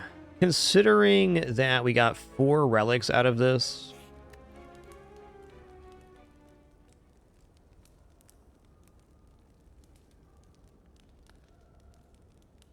I think I need to rest because we have Runic Dome.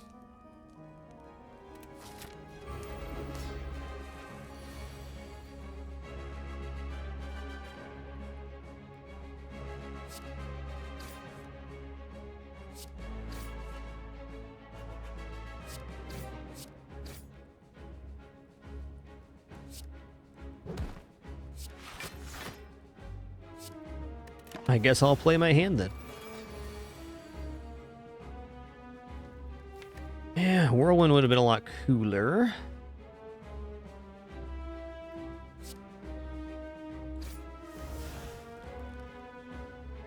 All right.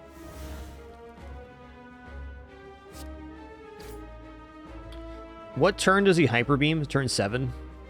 It's turn 2 right now. Either 6 or 7. I don't remember.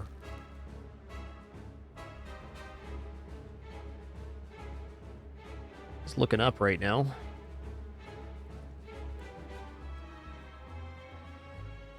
It's Demon Form, Armaments, True Grit, the Evolves. This is not a status fight. Let's get this Disarm out as well. Nice.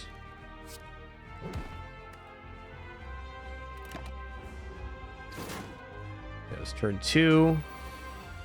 This is turn 3.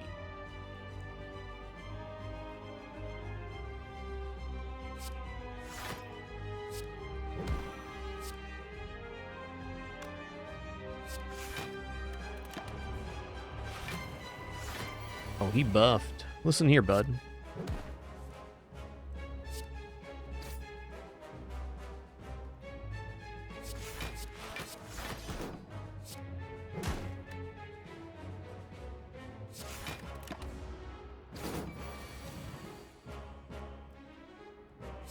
Already lost track of the turn right now.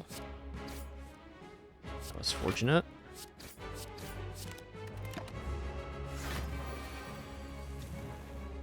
I think he's charging up, and then next round he's doing Hyper Beam, if I'm not mistaken.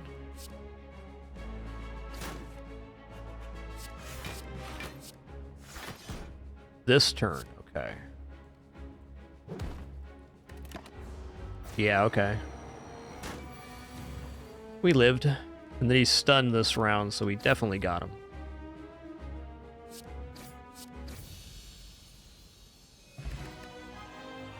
Man, good old flex potion. I'm gonna pass on that. Ooh. Ooh.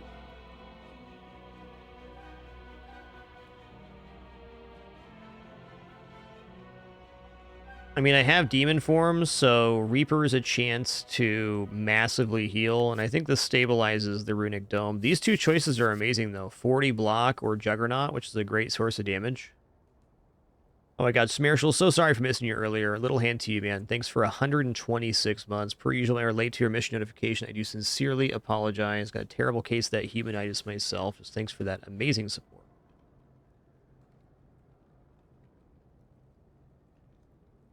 These are all really nice choices. I don't know what I should do, but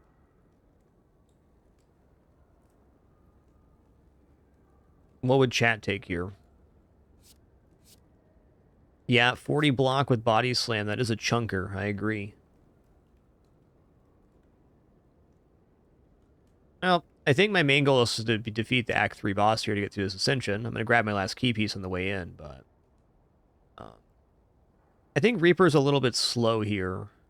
Like, if we had any starting strength, it'd be a little better. But the activation for Reaper is to play Demon form and then wait and then play Reaper at the end of the fight. Which, in the right fight, you can go from 0 health all the way to full if you just stall. So that is, like, pretty tempting to stabilize mid-floor. But in terms of clearing the floor itself, Impervious Plus is probably it. And we're getting 20 block per energy. That's a great evaluation.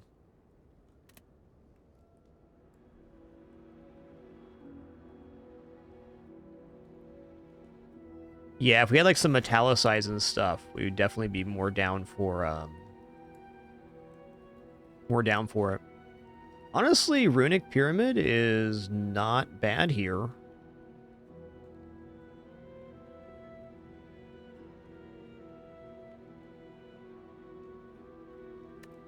Fifth energy's fine too, but I think the Runic Pyramid's it. We can hold cards and then we can refill with the offering and stuff. Gives us a really nice chance to armaments basically the entire deck as well in the first pass through.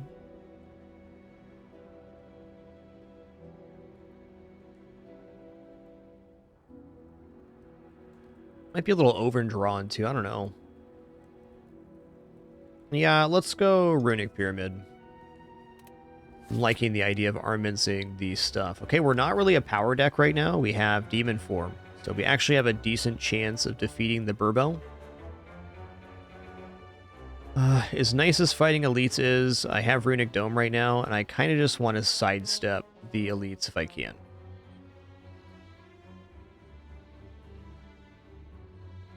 Oh yeah, Impervious great here too. Agreed. Maybe we fight one elite here. 2 elites. Honestly, the hallway fights in Act 3 are a little bit scarier than elites. That's the truth. And I might actually go up here to these question marks and then take this store and this elite. I want to grab my key piece too. Yeah, it's the only stores. They're all on this one path. I think we're going up here.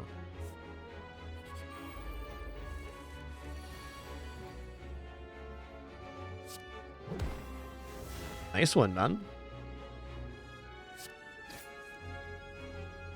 Oh, yeah.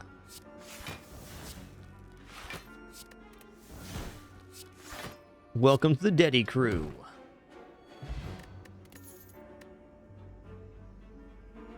Liquid bronze is immensely efficient on the boss, but don't know if I want to take that right now. I think this is probably better for a one-shot on something.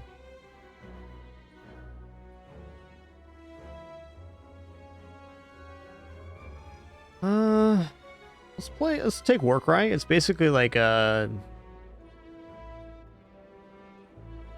net positive with the letter opener.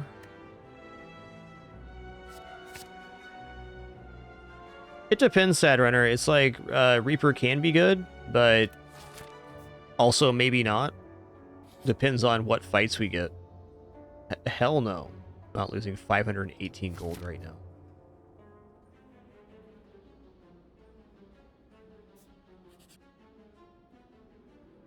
Let's remove a base strike here.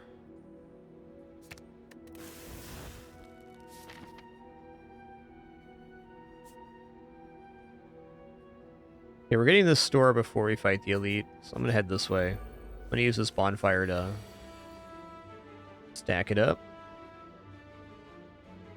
Alright, I'm gonna play my hand here.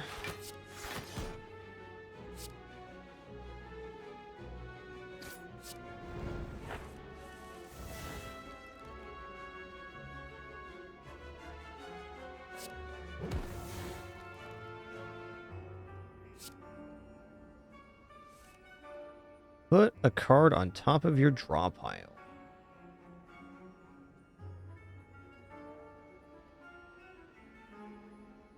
Does it really matter?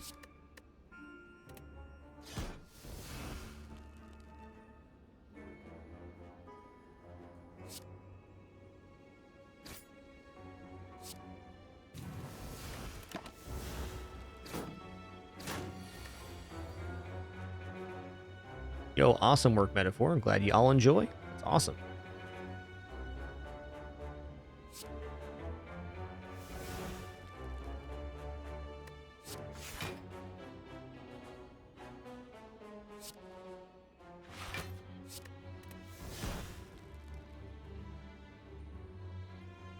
Oh, 4 times 8's 32, so it's not quite there yet.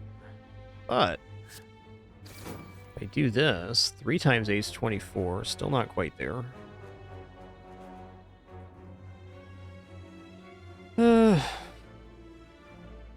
want a whirlwind here, but I think it's just better if we kill this lad and delay once.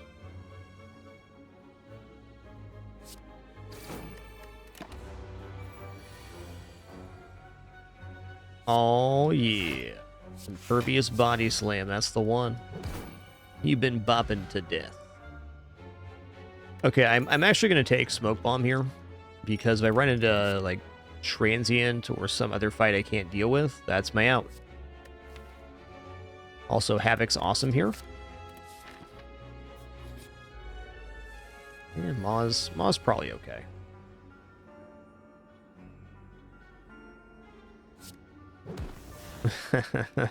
Okay, well, Body Slam's out now.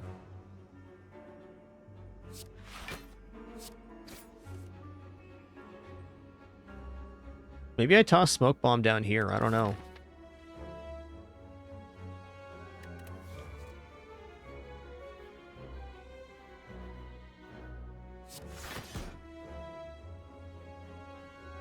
Probably not.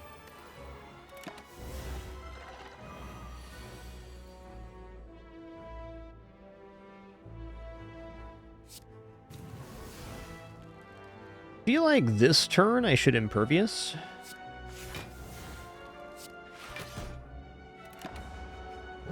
Yeah, that was a good choice.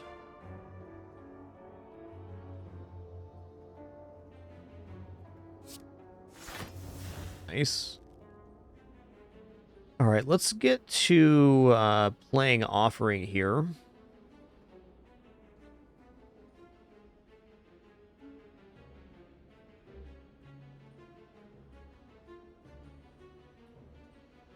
Centennial Puzzle's still active.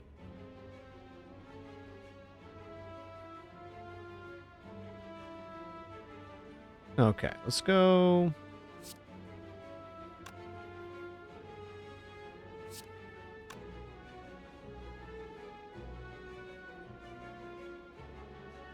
I think he's buffing this round.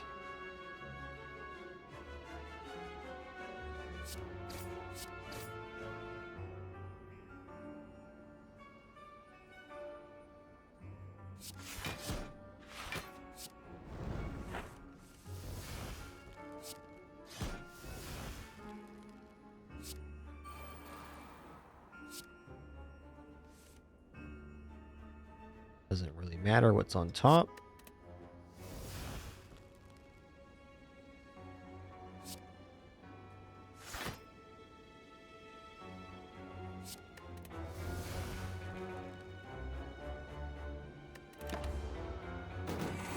Okay, he was not buffing there. Fair enough.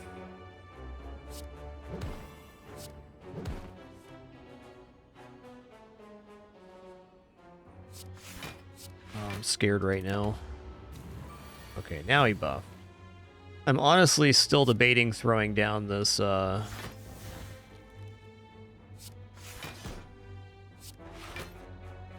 stuff here. Havoc it.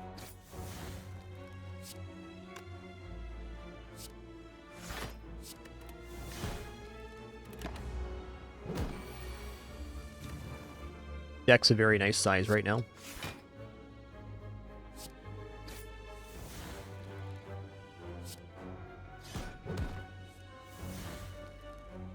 Oh, we probably got the kill here, huh? Yeah, we got enough damage now. So that was a fight that would have been great for Reaper, but didn't have it. Pummel is also very good with Demon Form, but I don't think I want to add any more filler. We're at 29 cards right now. Let's recall our key piece, but in case I need that later bonfire. Alright, what do you got here?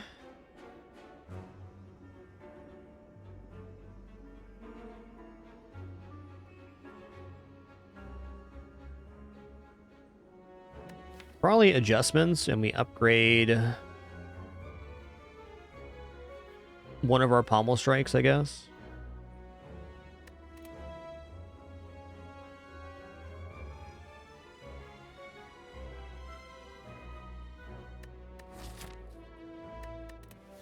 Let's just upgrade here and not take damage. Actually, let's upgrade Bash.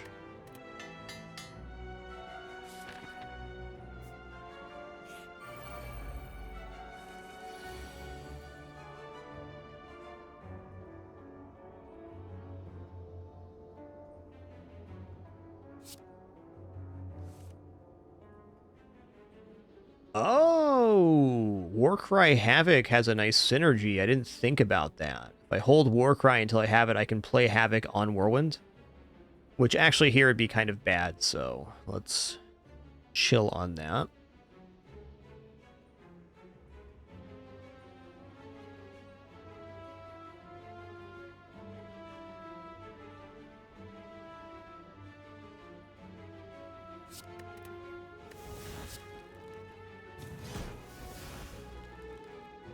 Be a cheap way to play Impervious too.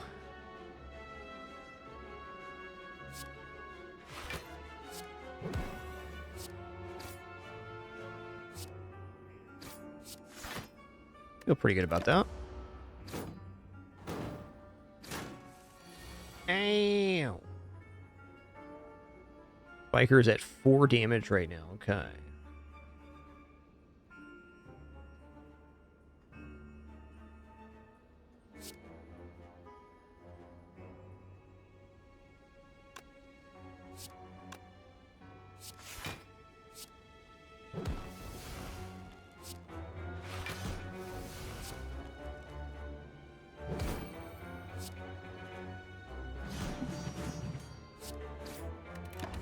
Everything's coming up aces.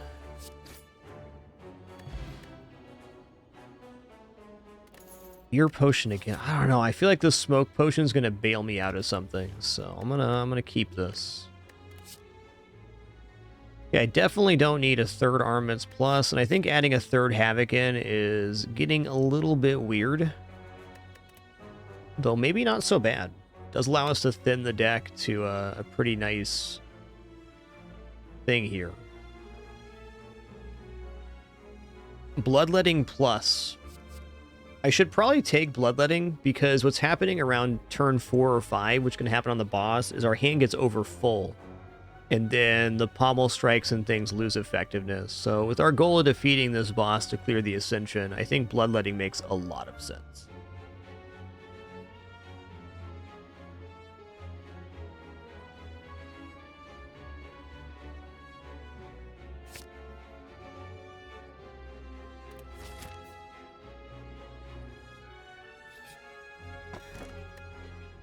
Every 3 times you shuffle your draw pile, gain energy. Ooh, if we get low enough, that's like an infinite combo.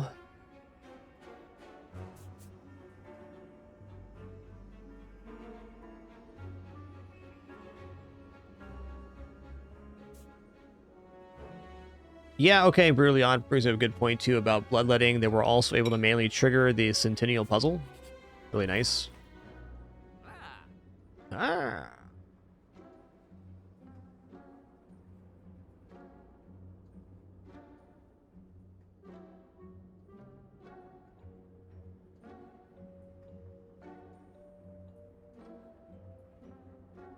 Some good stuff here.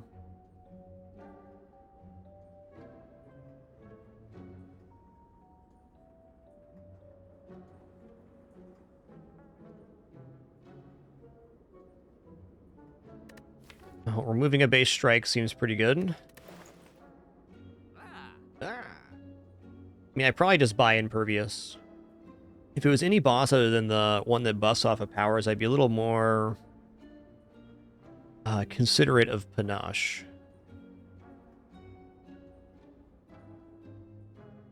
And I don't think Inflame Plus is worth it. We can play Demon Form and have this happen every turn for only 1 buff on the boss, too. Can also just throw the Smoke Potion or Smoke Bomb down and then chug this Blood Potion for HP. Definitely not bad. Heal for 16 on that.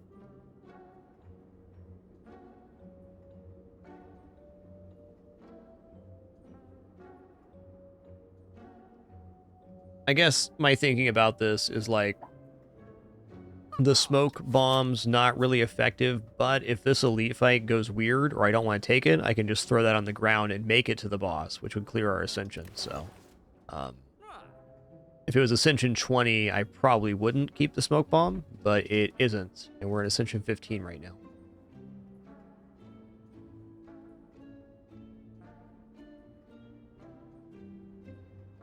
Yo, feel free to throw out your thoughts on this store here. I'm just gonna nom a quick egg and toast. My wife just brought me. I'll be back on mic in just a moment.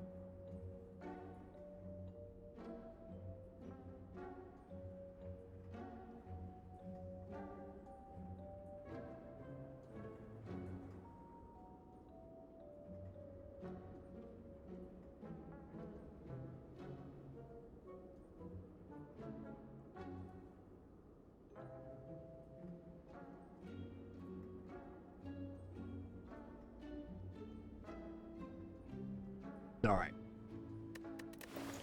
Well, there's some good points in chat here about the cards in the store. In the Maw fight, on the opening fight of this floor, we did get down to the point where we were drawing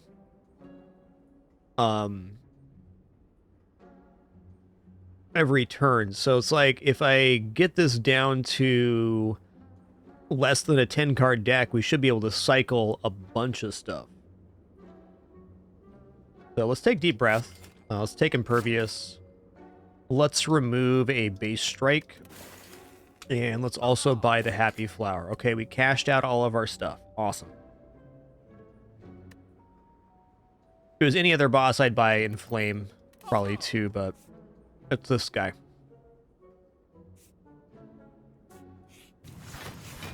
Oh my god.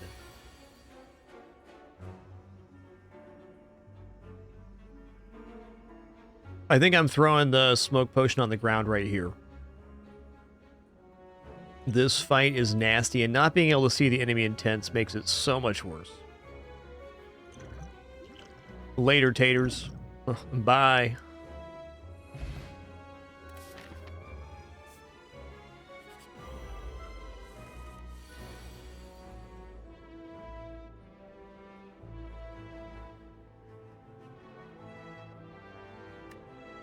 Okay, let's start here.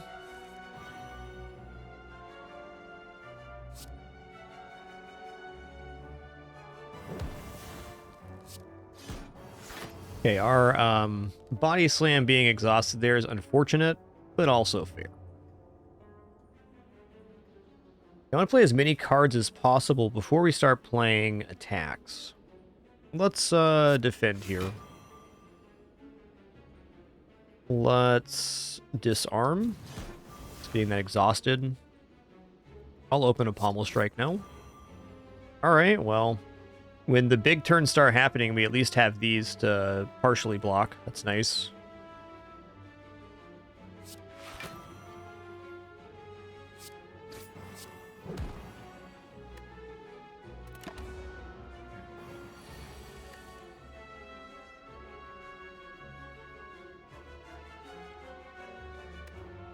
Part of me wants to save Warcry to pull Havoc, but...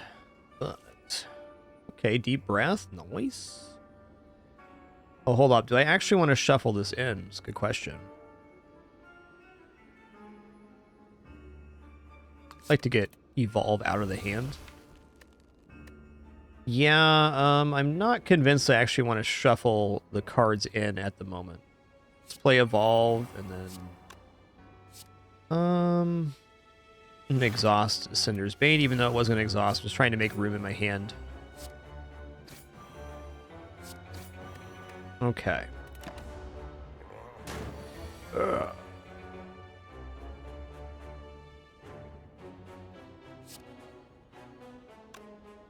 I should save Seeing Red for a bigger attack turn. Let's just go defend. Defend. Defend. Whirlwind.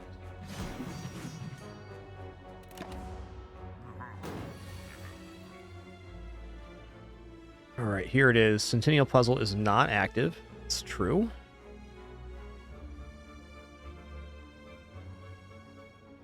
It's going to be my single best turn for dealing damage. So let's play Seeing Red first. Play Armaments. Gonna Deep Breath. Or maybe I Offering first. It's a tricky one. Demon Form's definitely out here. Oh, let's go Deep Breath right now.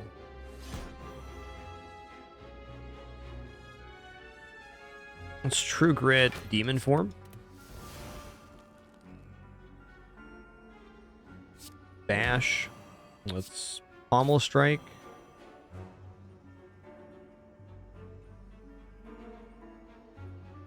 I guess it's perfectly reasonable to hold on to Offering here as well.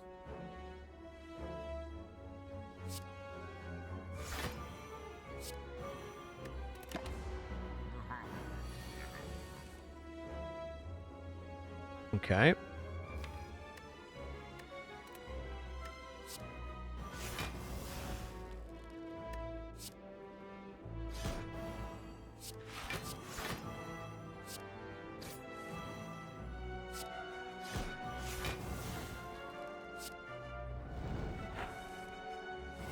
It is time. 29, 27. I mean, 1, 2, 3, 4, 5 attacks. So if I play the 2 defends and all my attacks, he should be dead.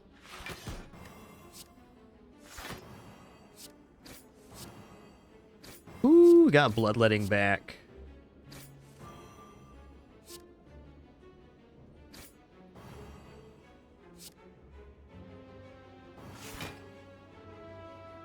Choose a card to exhaust.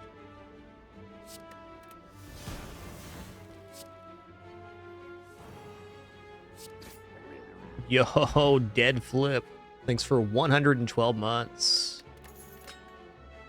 Great to see you, Mr. Danger. Hope you and the fam are doing awesome. Yo, Noah Salem, thanks for 103. Radox, thanks for 16. Tal the Pantheon, 73 months too. You guys are cruising right now. Well, True Grit Plus is tempting, but we already have a lot of exhaustion sources. I don't know, our hand was getting kind of full. How do we feel about True Grit Plus here? Maybe not bad going into the boss fight where we're trying to stall. Yeah, we're doing awesome, Dead Flip. Thank you, man.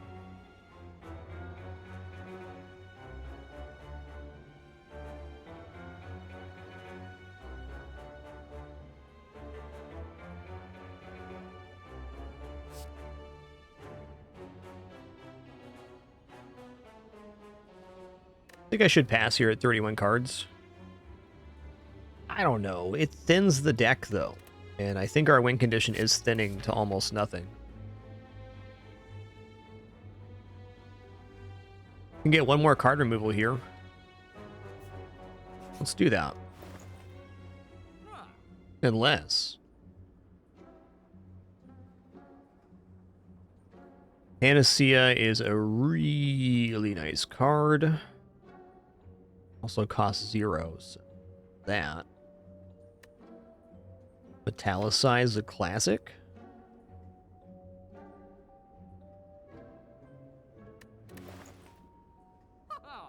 What gives me the best chance of defeating this boss?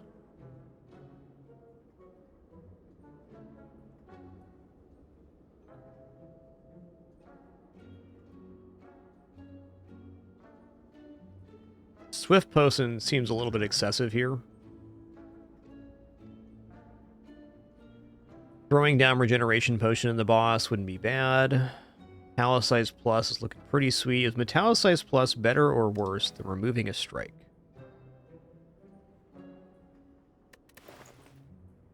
Yeah, Panacea Plus here for 2 artifact. Like 2 artifact is incredibly soothing, but if you don't draw it early in the fight, then it's going to be mostly negated. And the boss we're about to face for clearing this particular ascension does not debuff, as far as I know. It's true, we have lots of exhaustion for the strikes. No, a fair point. Let's just buy Metallicize here, or we could buy a 3rd True Grit. By golly, we have enough to buy both.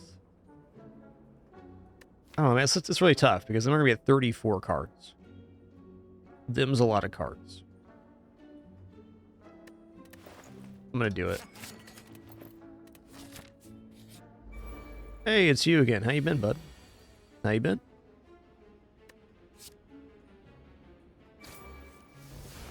Alright. Yeah, I'll go bash here.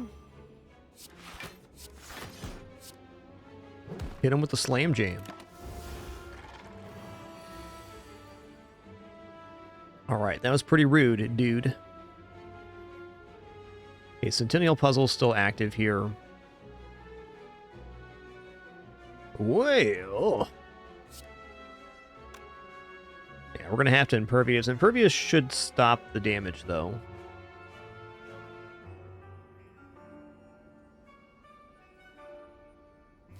It's considering, like, how worth is offering right now.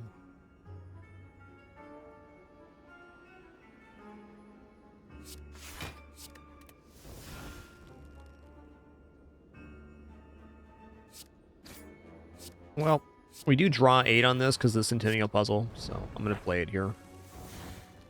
I think drawing 8 cards probably isn't too bad.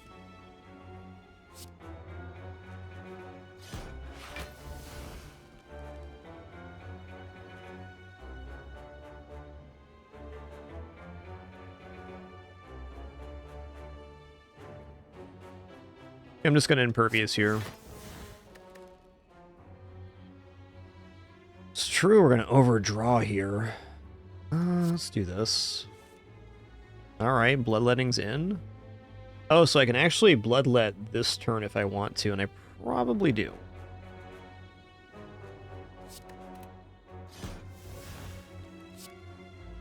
Yeah, good spot. We have exactly 1 Spire buck. Destitute. Damn, dude, it just keeps rolling right now.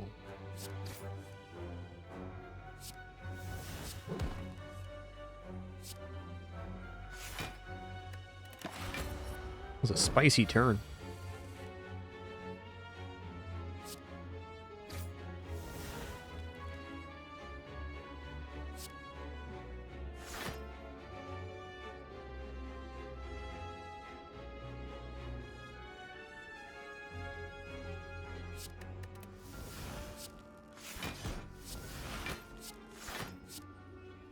Oh. Okay. I played that backwards. I'll admit it. Done goofed. Okay, Demon Form's played. Still really scary here right now. I'm gonna use my Swift Potion.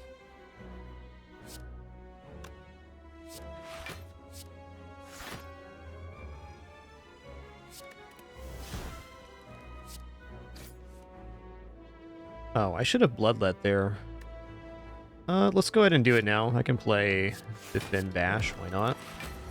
We got more damage by Bash first there. We've made several small mistakes in this fight. That'll happen. Turns out I'm just one dude with a meat needle in my head. That's all. That's tough. Brains are mostly wet spaghetti.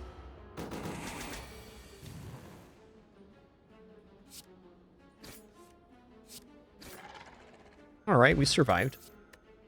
Persisted. Ooh, let's go Disarm again. 2 disarms for this boss fight is pretty great.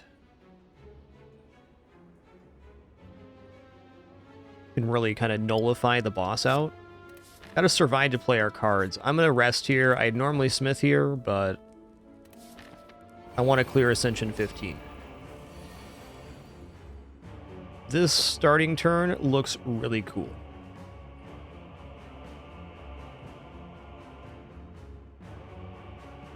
Well, to begin, let's start.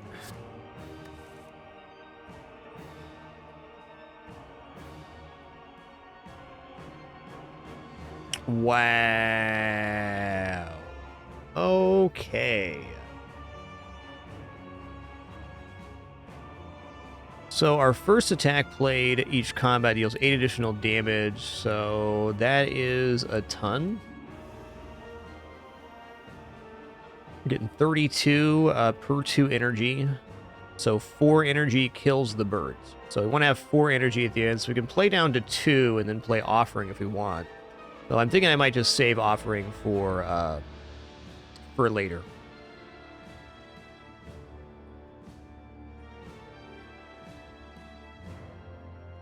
Also, maybe he's attacking this turn, maybe he's not.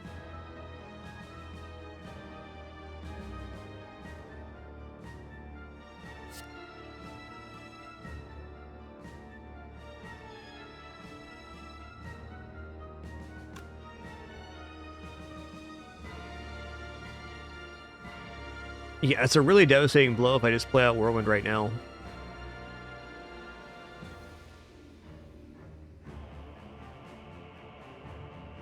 The issue is I can't play any of my other strike cards until I play Whirlwind.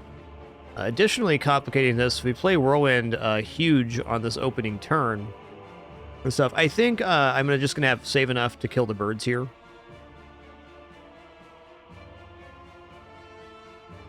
Or I could even just play out my hand and play Offering. I guess my goal on this fight is, 1, to remove the strength that's been gained by the bird. And 2, I want to get demon form played and then wait to kill the boss till we have enough damage to crush him after the transform. Let's see what the power potion has. Alright, this is incredible for this fight. Maybe I should have saved it for the heart fight, but Barricade is so good right now. Because now I can freely play Impervious and not lose any of the block.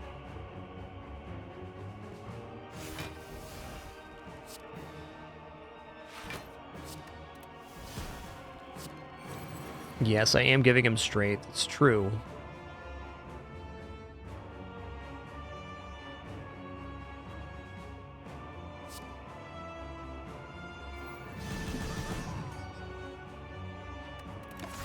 Good enough for me.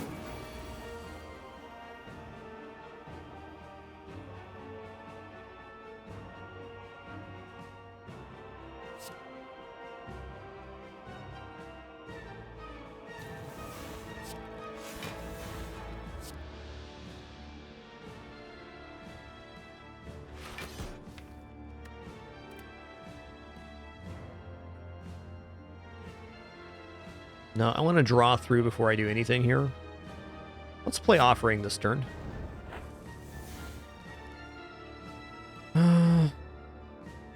Worth playing Armaments, maybe.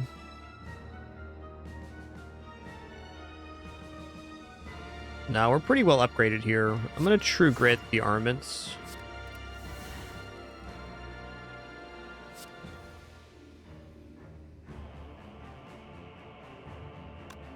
Okay, we get 2 energy if I play this right now as well. That's a fair point.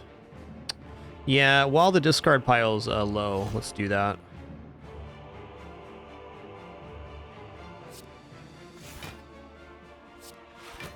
Now I'm regretting not having armaments. Hey, there we go. Alright, let's save armaments for next turn.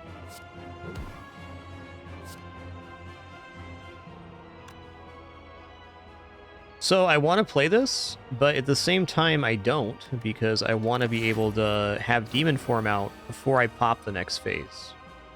Okay, great.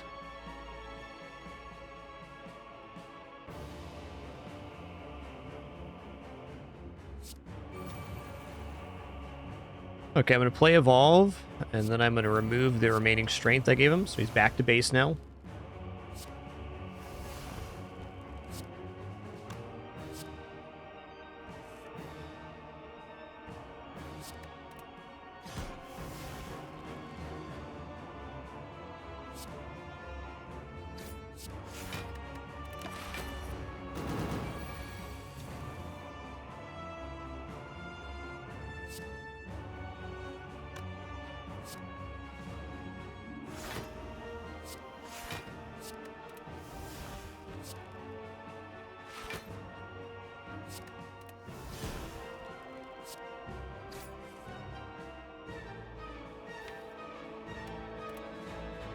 Acceptable.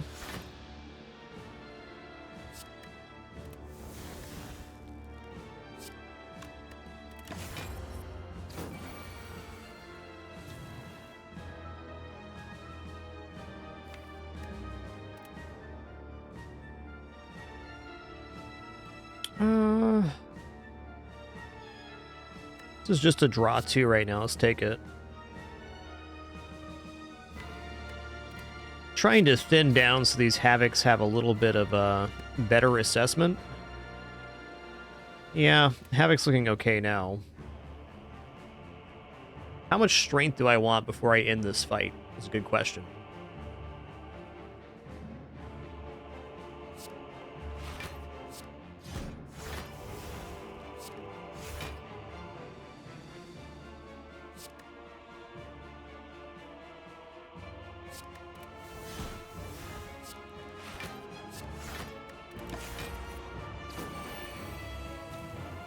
I also want to see if this goes infinite with deep breaths, so let's try this out.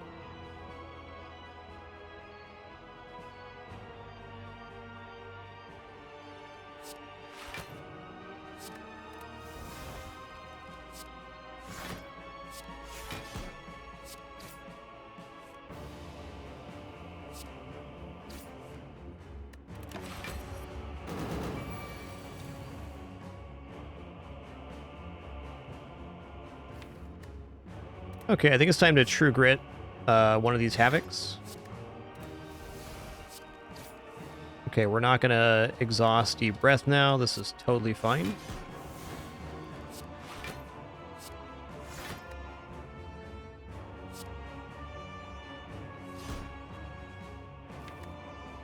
Okay, as long as it's not exhausting Deep Breath, we're good. Okay, so we can do this and then Pommel Strike back into the Deep Breath is how that works.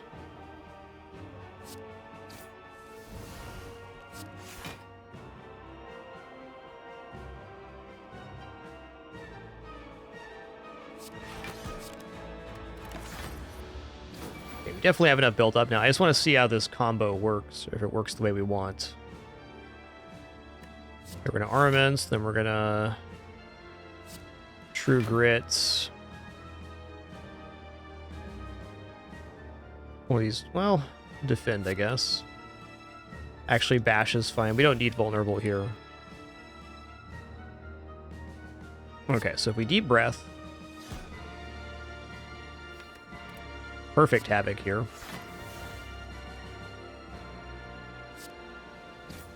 We're getting Deep Breath back.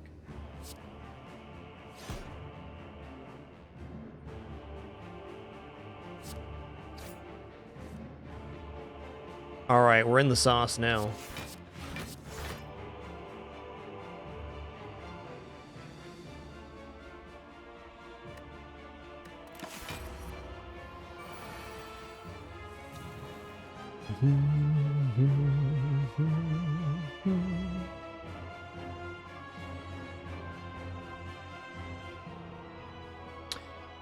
Okay, so we want to play a card and then play Deep Breath.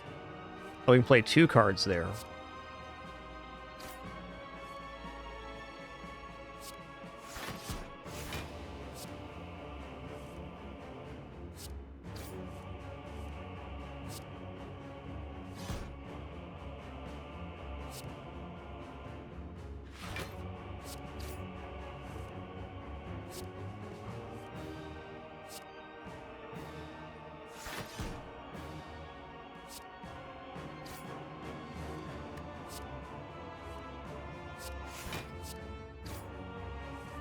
And so on and so forth. Should probably try to get the Nunchaku a little bit closer here. 7's pretty good.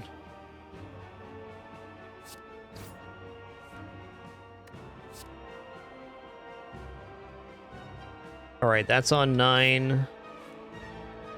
Sundial's on 2. Oh, I overshot on Nunchaku. Okay. My bad. A small mistake, but really great synergy there. If we can remove the stuff from the deck, we're in a great place. And we've officially cleared Ascension 15. Feels nice, man. A little hang up on this Ascension, which isn't surprising. This game's hard. Nig Salty Hype, thanks for 94 months, and Nesquix, thanks for 82. Of course, we will still persist here and look to try to defeat the Heart.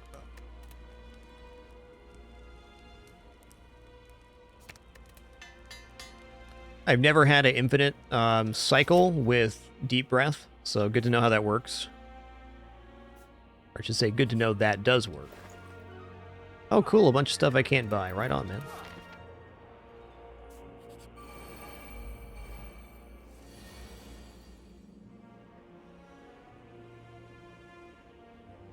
Yeah.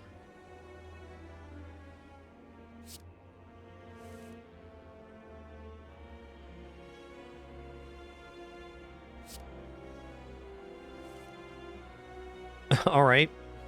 I have a casual 11 energy right now.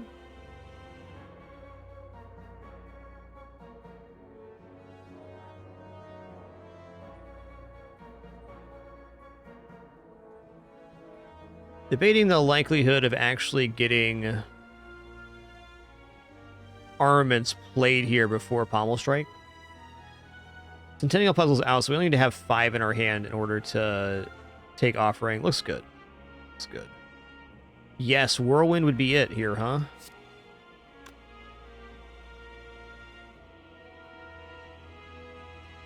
I'd have to draw it right now. I guess we can Pommel Strike first, looking for Whirlwind. It's such a low chance to draw here. Might actually just be better to play out a bunch of skills, get some AoE damage, and then play Offering. One thing that's true is we can play True Grit to remove 2 cards from hand. If we play double True Grit Offering, we're still in line to possibly get Whirlwind here. Okay, we didn't, and that's alright. Actually still in the game here for it. Nice, S'more. Thanks so much for doing that, bud. I appreciate it. What a great Kitters I got. What a great Kitters I got.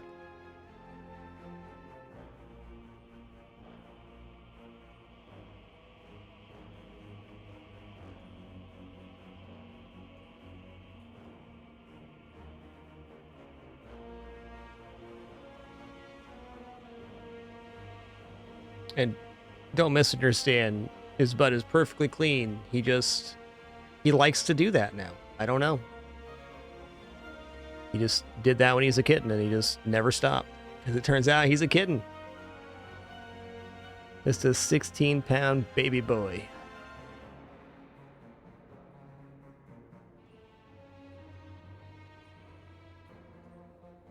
All right, let's get the kill on the shield here. So we'll start with Disarm to remove the artifact. 18 and 18 will do it. Nice.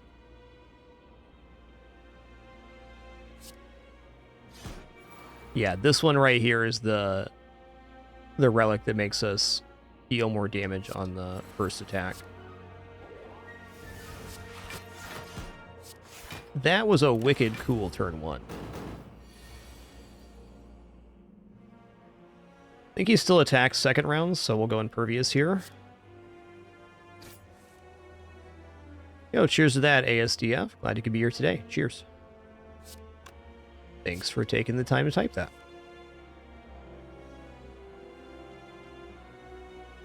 Demon form seems incredibly slow here.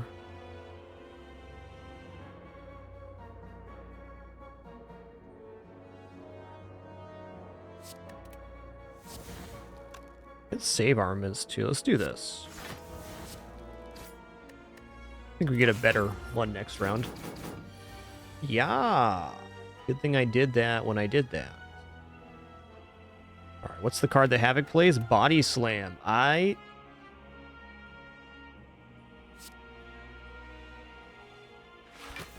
Pretty freaking cool that we are guaranteed to play Body Slam here.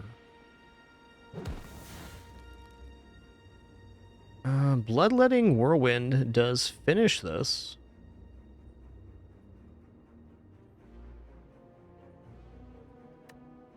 Nah, we'll draw enough here.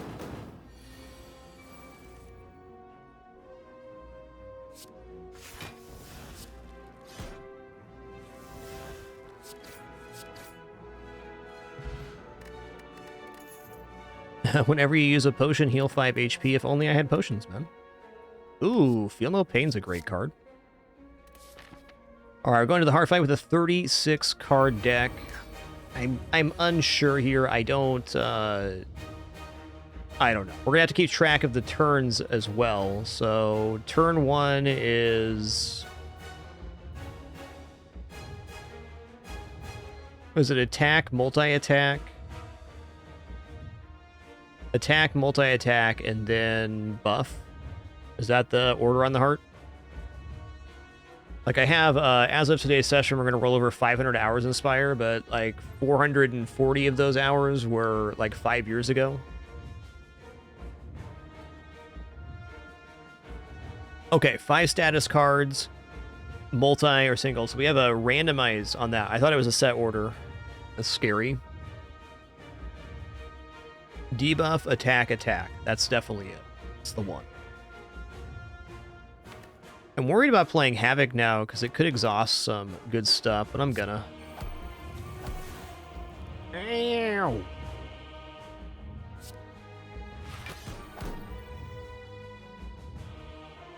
Okay, Disarm's really good here. So the first multi-attack is essentially nullified now.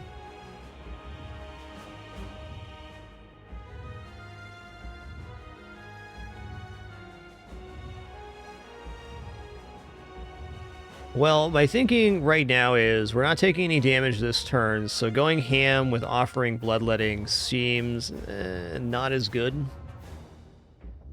But True Grit offering just to draw into hand does seem kind of nice. Having the same kind of issue with Pommel Strike, we're going to overdraw next turn if I'm not careful.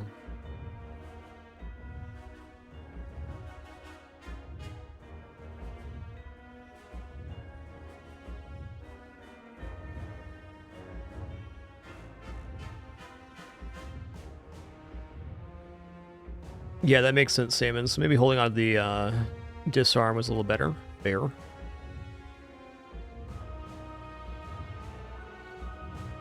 How about we True Grit out the strike? See what this draws. Alright, deep breath.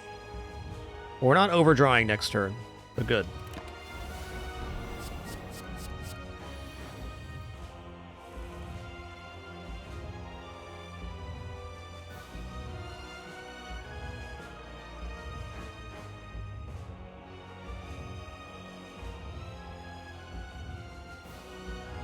Alright, we're definitely going to go in here. So let's defend first, just to block some of the pulse damage. We'll go Evolve, Feel No Pain, Defend, Bloodletting, Offering. Demon Form, there we go. So if he's doing the multi-attack, we take 0 damage, and if he's doing the big attack, we take a bunch. So I'm kind of tempted to play Impervious here, but I'm also kind of tempted just, you know, hold. Yeah, we're getting an amount of armor that's probably worth not playing Impervious yet.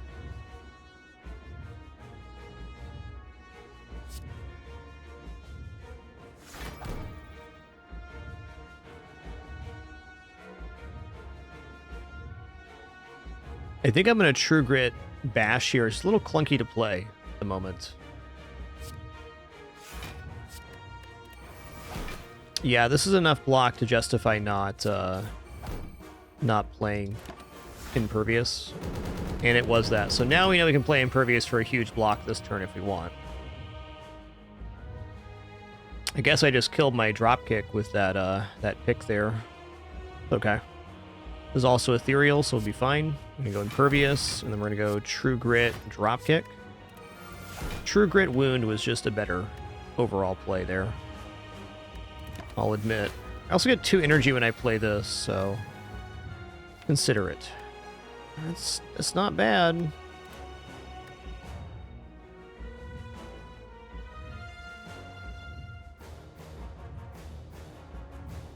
Okay, again, we get 2 energy when I play Deep Breath. Not looking too bad. The Body Slam, Metallicize, Seeing Red, this is all fine stuff. I don't need to draw any of this. Metallicize would be the best one.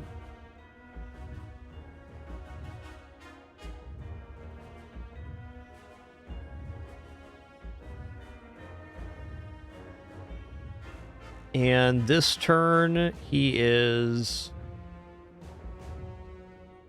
debuffing.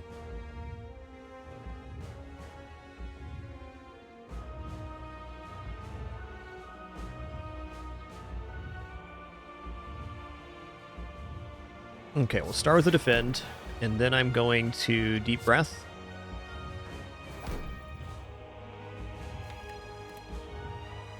I'm definitely willing to Havoc here. Fair. I absolutely must get this wound out of my hand. I want to do that now.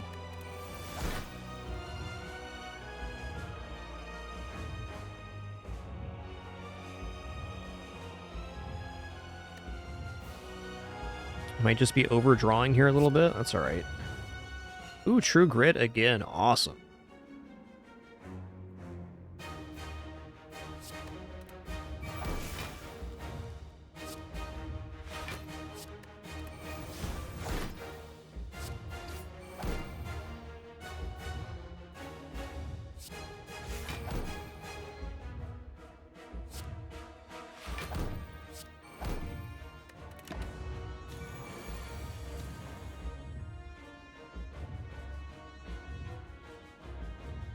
As good of a time as any for armaments. Italicized looks good too.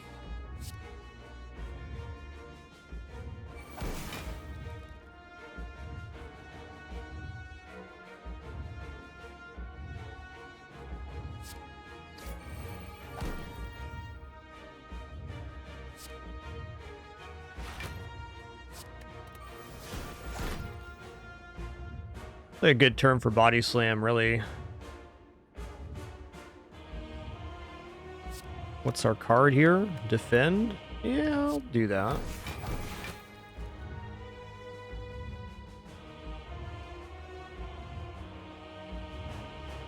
I don't know. Impervious does seem kind of dubious. I think I should probably just wait and see what gets played out here. Do we have anything that's not upgraded right now? We do have some defense that are unupgraded. So holding armaments makes some sense.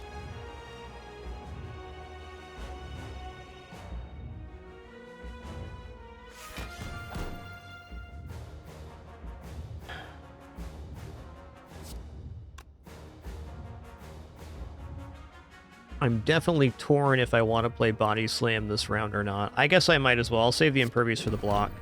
We're trying to outscale, and we're getting there. Hopeful multi-attack. Okay, big attack. Multi-attack coming up next, and he does have some buffs, so it could be dangerous.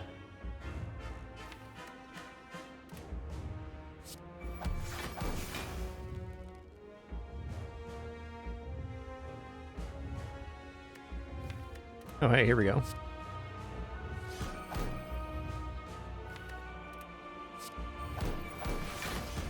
Okay, Havoc played Havoc there.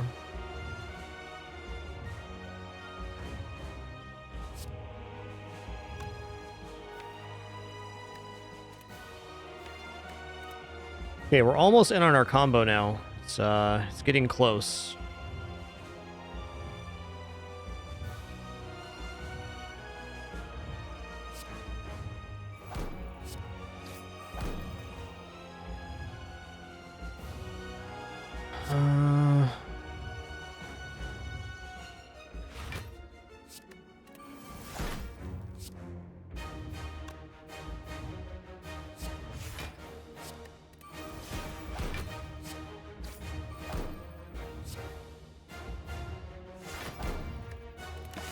So apparently I didn't need to play Bloodletting there. Fair.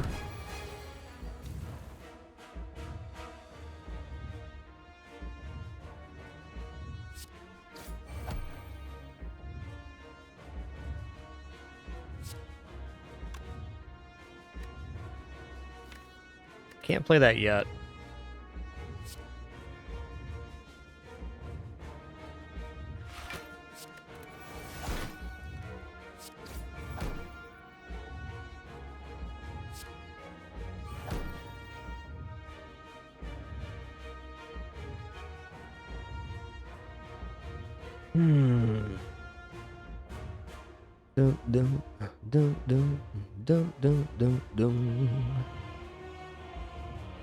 Like Impervious is the next round thing.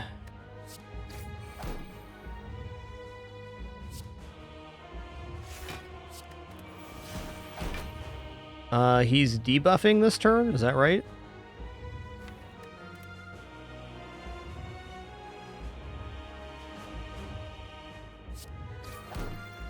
Oh, we're gonna get it back anyways, so... Or are we? Buffing this round, yeah.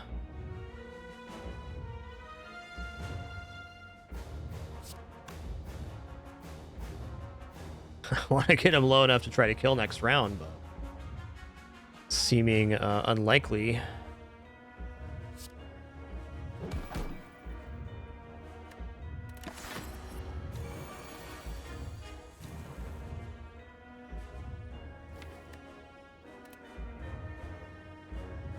Okay, well, he's going to be attacking of some kind this round, so we're going to go Impervious here. We're going to go Bloodletting. We're going to Pommel Strike.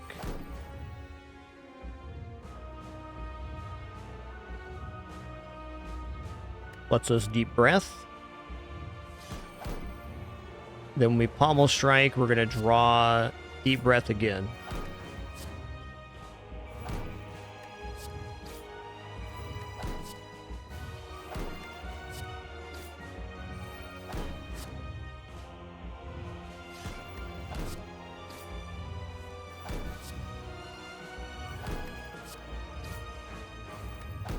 Okay, well, obviously we can get the kill next round because he's now below, I think, 250 is the max here. So I'm just going to block up as much as I can and then play Body Slam and repeat that next time. We'll kill him next round. I think it's better to block up here and not have a chance of getting crushed by like 60 damage or something, and then kill him next round with this Deep Breath combo. Also, if I would have kept Whirlwind, that would have been nice. Anywho.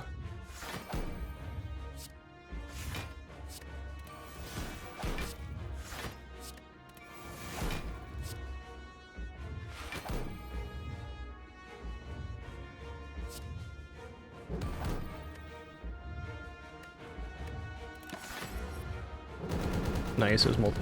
Woo! He got us.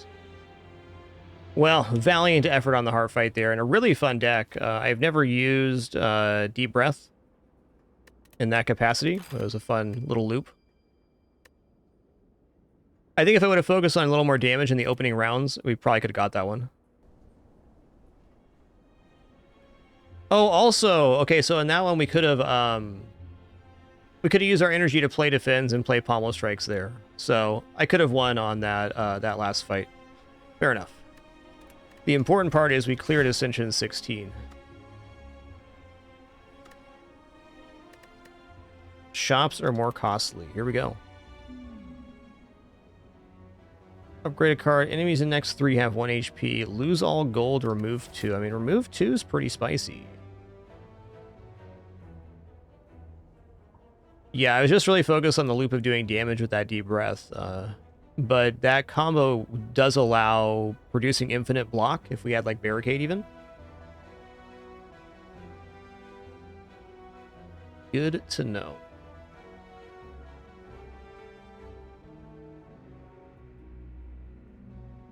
Alright, enemies in next 3 does not get us an elite for 3. There's a triple elite on this right-hand side with also quadruple bonfire and stores. Looking awesome.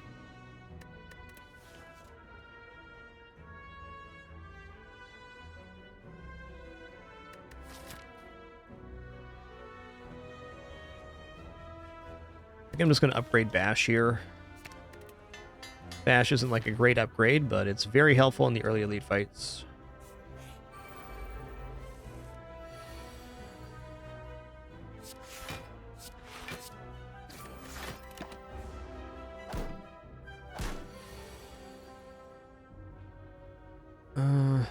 Okay, we'll go Bash Defend. Very similar to the Louse fight in our last run. A weird one.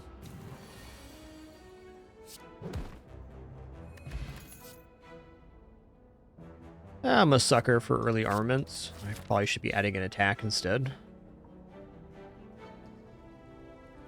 Well, I'm going to obtain a relic, so we're going to go to the store, and I can remove this. Whenever you play 10 cards, draw a card. That would have been cool in the last deck.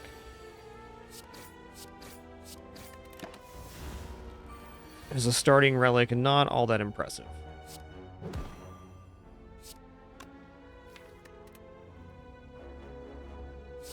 Damage.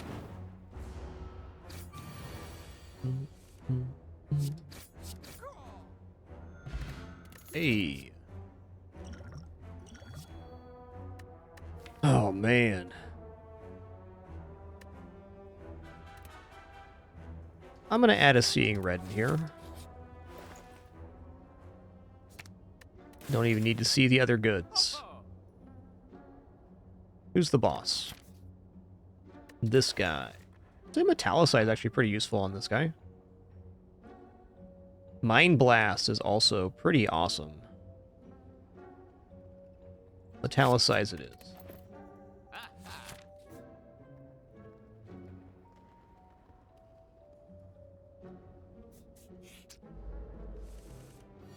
Greetings, slimes.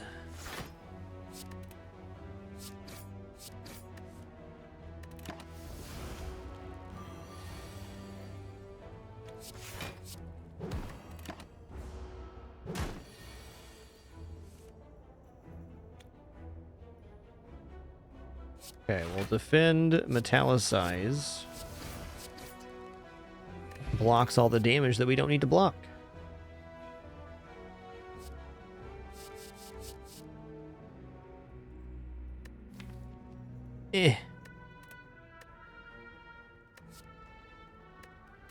Skip here. All right, we're going to smith up this armaments. All right, good luck to me. Tough fight coming up.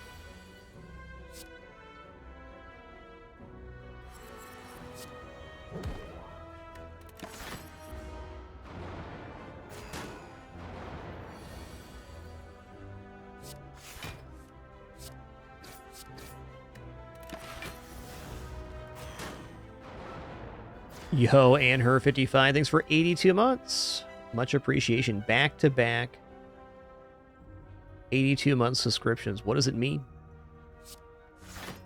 It means I am one lucky son of a gun. Thank you.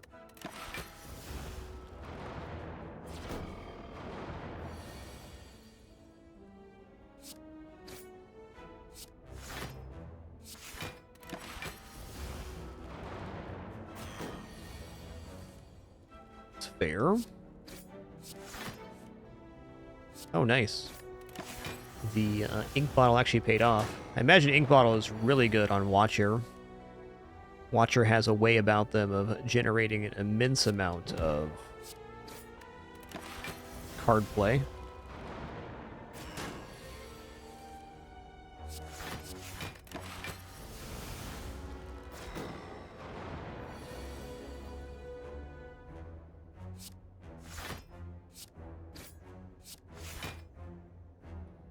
Don't actually need to play this. I'm just going to get it out of there. One less thing to draw here.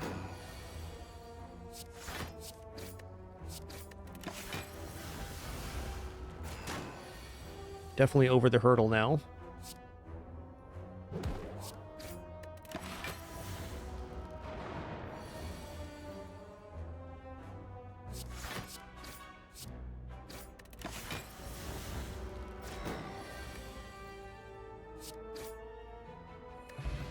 Yo, Preserved Insect is definitely a great one.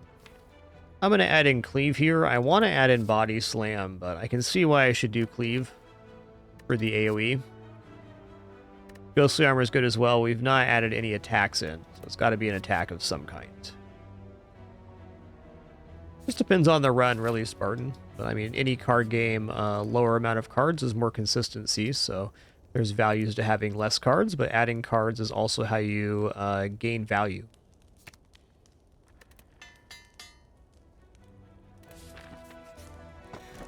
Ooh, this is a really nice start.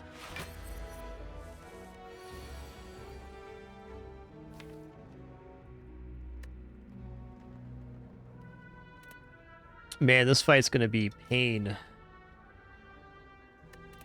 Could try to get armaments played, but getting that 10 damage bash in the opening turn is pretty tempting.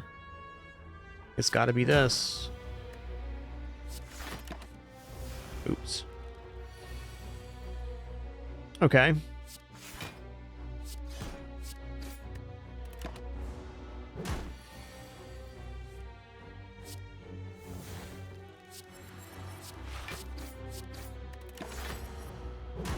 Ow.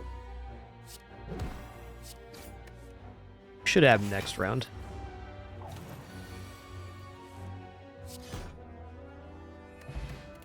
Next 2 non-boss chests you open contain 2 relics. Awesome. I mean, Flame Barrier. This deck has some quality in it. I'm going to risk it for a biscuit here. I mean, this start is definitely impressive, but it's only really good if we are able to escalate here.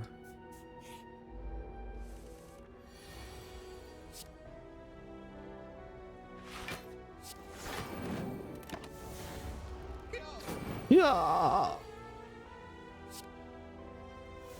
Okay, that's the damage. Uh-oh. Uh-oh.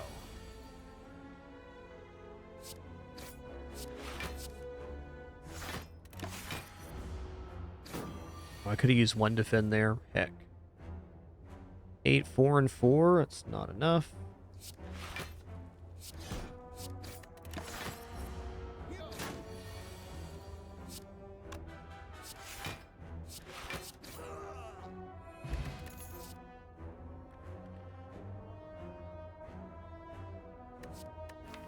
I think I'm just going to add Carnage here for damage. That's my chance to kill this elite at 17 HP. Oh, boy. Well, starting with Metallicize is definitely helpful.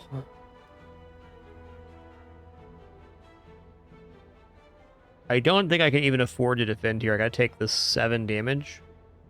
And really hope that we draw into Carnage to kill one of these two.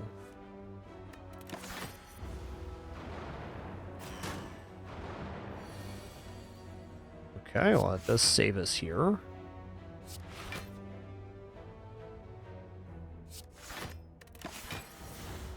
Looking grim. Okay.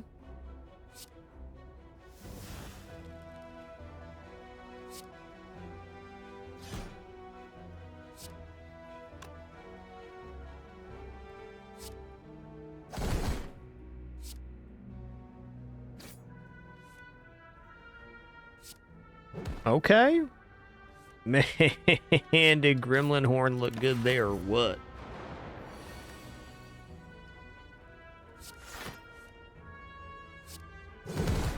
Hell yeah. Battle trance easy. Listen here, Mr. Schlaverman.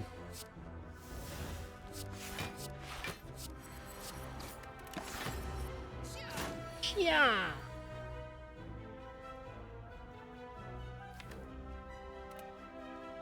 Try battle trance. Could be armaments here. Could be armaments.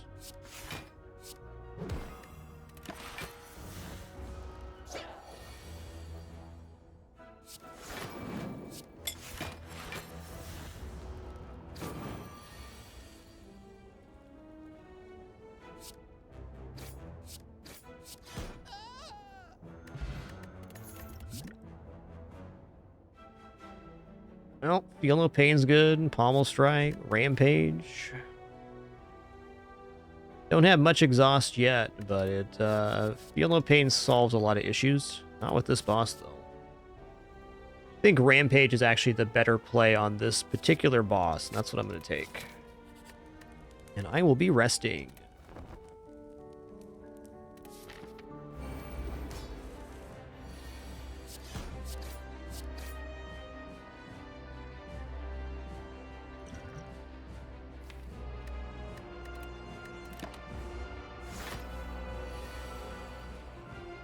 $36A.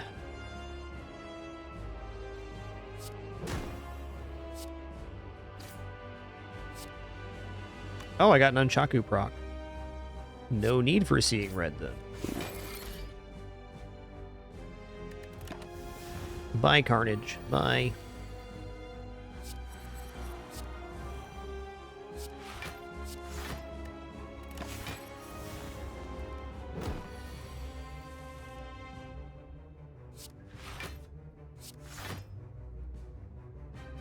I don't have any strength scaling, so it's like maybe worth playing out here. We'll win off of Rampage.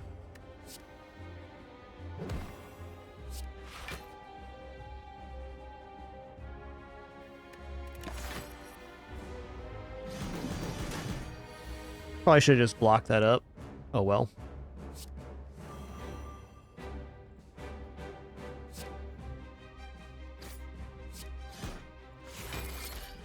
Was a misplay. We could have played the strike first. Misplay's probably a little harsh.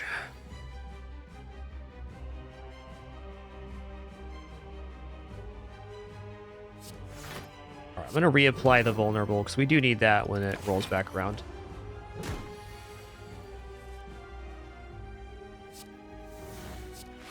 Okay, one more.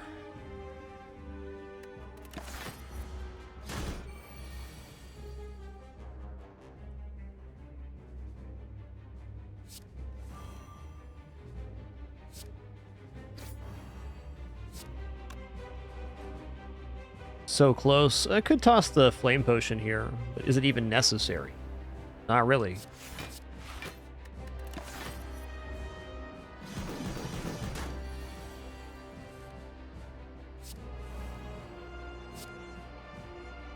It is 34, so we should try to do less damage first. 13, 13 is 26. This is 16, so we should go strike, strike, rampage for maximum damage. Armaments, then. Rampage plus.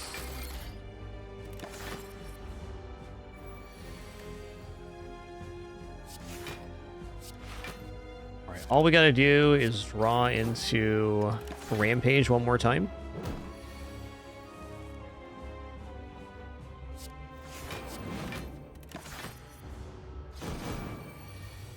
There it is. Boop.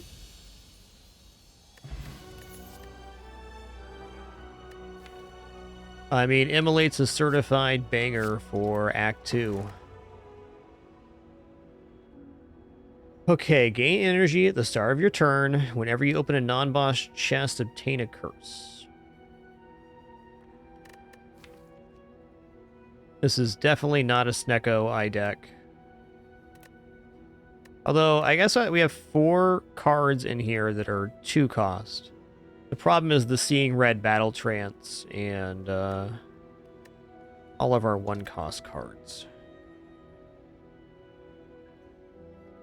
Honestly, it's probably Sozu.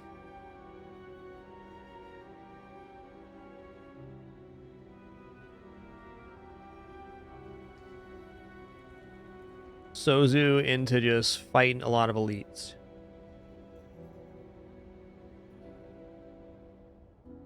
No more potions for us. These are the last 2 potions we'll have access to. Yeah, more correct way to look at it.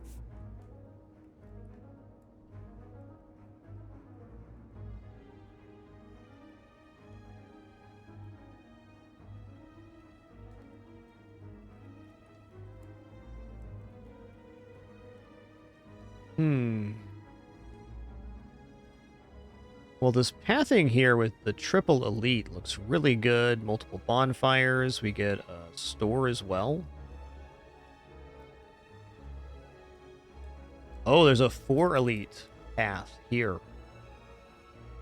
We don't get to go to a store with this, but I think with the Preserved Insect, I'm absolutely going to try to get 4 elites in Act 2, because if I'm feeling weak here, I can always deviate this way. Or even this way, if I need to.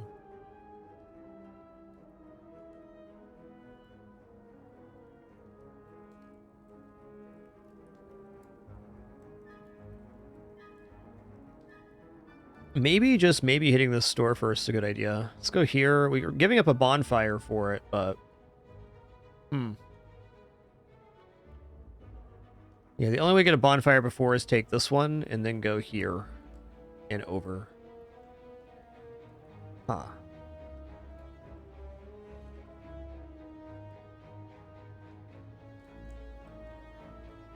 Yeah, I'm gonna take this path. I'm gonna consider maybe doing this. Let's see how the first fights go. Frickin' thieves, man.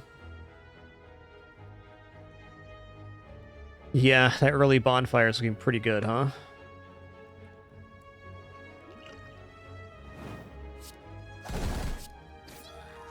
To you as well, man. To you as well.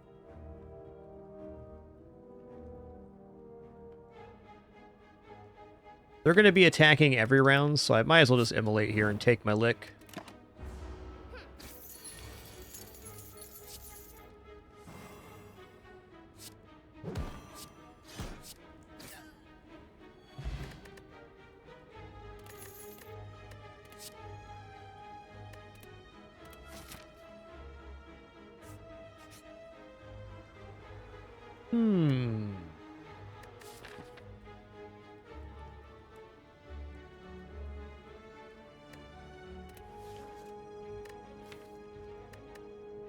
Writhe is an innate curse, so it's in your starting hand, so you typically start with 4 cards there. I don't know about that.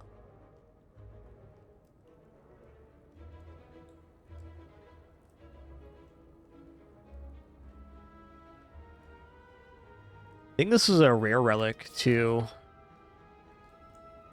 So we could take this and then remove it at this store, but I think we're going to just pass here.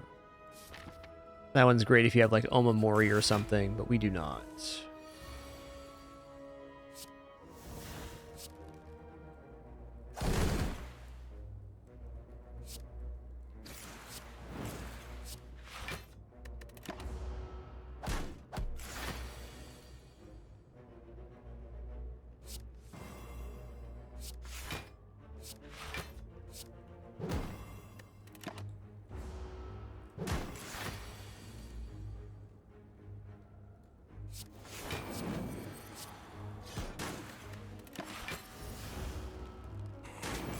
Stop hitting yourself. Yikes.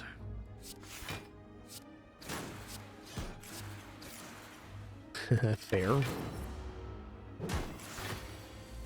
Alright, looks like we're taking the bonfire route. It's a nasty enemy, man.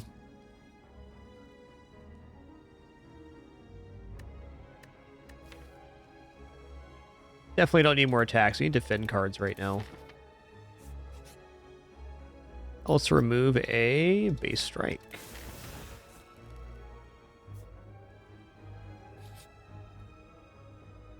Okay, remove all strikes, receive 5 bites. Yeah, let's go ahead and do this. We're already very low HP, so we're not like losing HP off the top. And it gives us a chance to heal ourselves back on that. It did kind of negate the strike removal we just had, but I think worth it nonetheless. Also means we can upgrade at this bonfire at 34.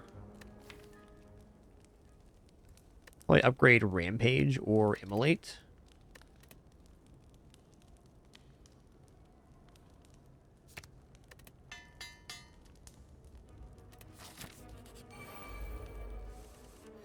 Hey there, little fellers.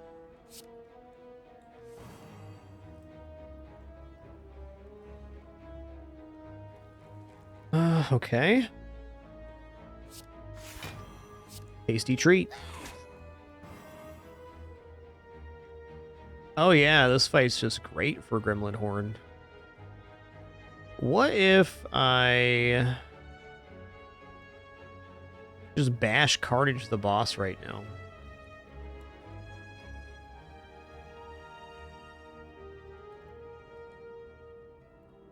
Yeah, what if? 42 damage, man.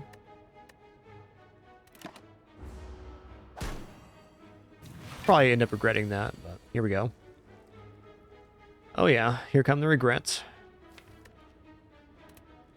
I was hoping I was going to be able to kill him before that went off. That's definitely not the case.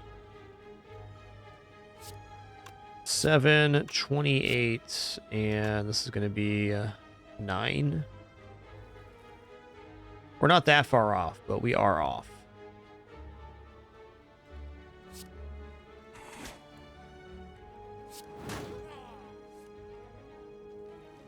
Oh.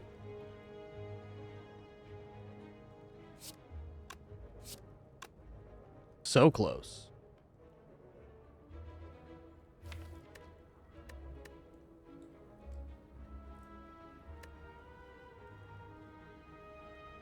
If I dropped Metallicize and Defend here at the Gambler Potion, it's possible we draw lethal, but let's just take our hit here.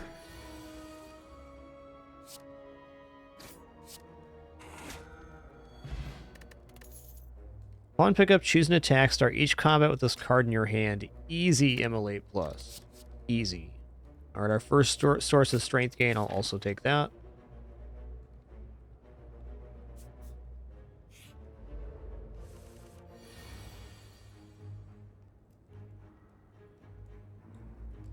That's a wombo right there.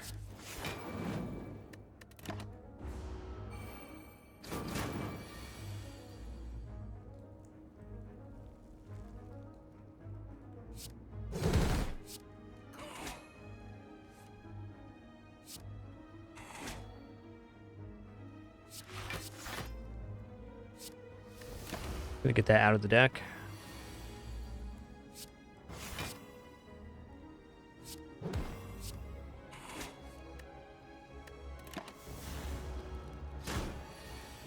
31. If you considered not doing that, people might like you more.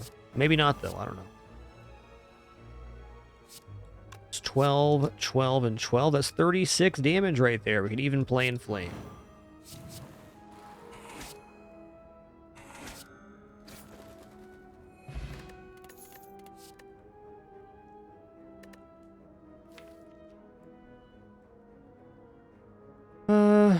Dual wield's kind of tempting, but not really. It's a good double in flame. If dual wield, it was dual wield plus, I'd be all about it.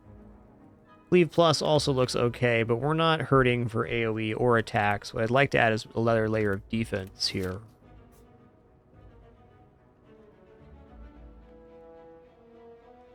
We're going for it.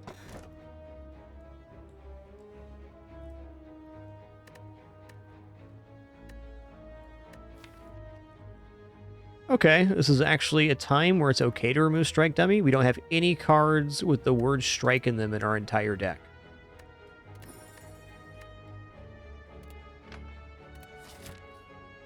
Unfortunate, but fair. Oh yeah, looks like somebody's getting immolated. Whoops.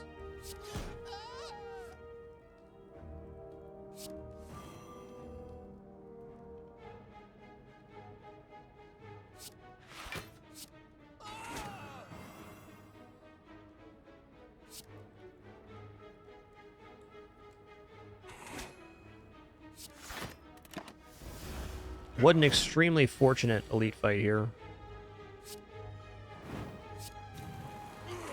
We healed on that one. Oh, Potion Belt's sad. We got Sozu. Some pretty weak relics in the last two. That's all right. We're going to go this way. We're going to try to get 2 more elite fights, and maybe one of these will have good relics. Ooh, orange pellets. Demon form. Now we're cooking. All right, we need to shrug it off here. I'm sure on that. Self-forming clay is also great. T-set's good. Pellets are pretty crazy good because you can remove malices. There's so much good stuff in the store right now. Even Mayhem is tempting here. I don't know. I'm a bit baffled by this one. Feel free to throw your suggestions with what to buy in the store and chat. I'm just going to take a quick break here. I've been going for 3 hours, 15 minutes this morning. Just going to stand and stretch my legs real quick, use the restroom, grab some water, etc. And we'll be back in just a sec.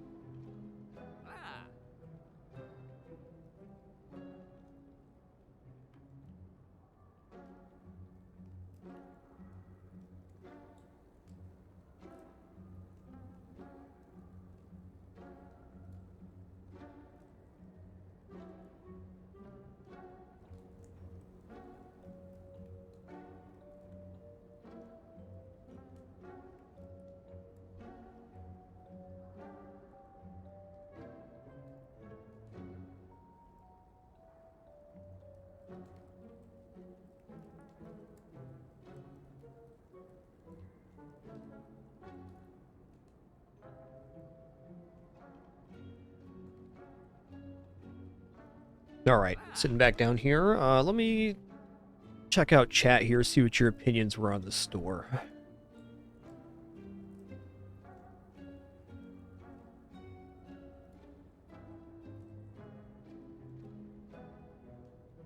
Yeah, I think I'm in shrug it off demon form here. Like, if we look at the composition of this deck, we've added basically nothing for defense so far. We got Flame Barrier, Metallicize, Armaments. That's our 3 picks. And we've added a ton of different attacks and stuff. So I think at a minimum, we must buy Shrug It Off. Okay, that leaves us 246. But by demon form, there's no card removal. That's okay.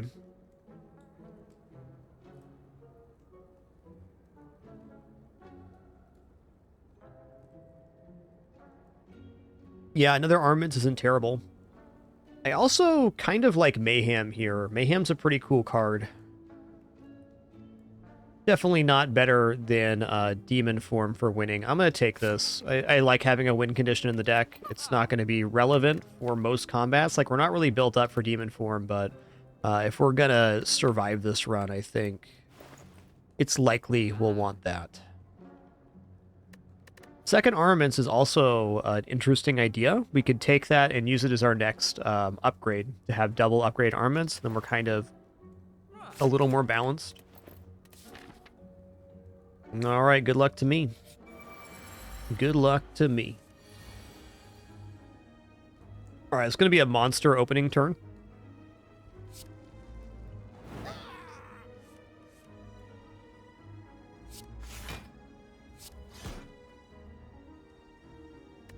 Could have been a lot better. 10 times 3, sir. Sirs.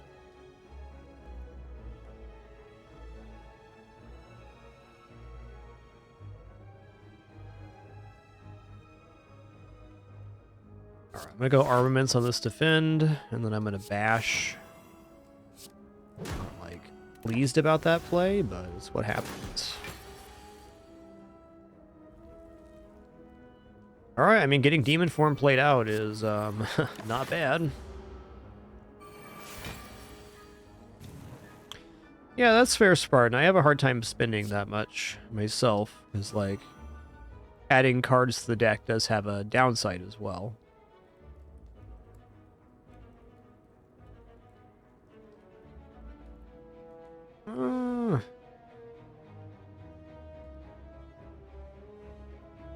Four damage. We do 11 if we play in Flame. Bash Bite kills the little guy there. Okay, let's do this.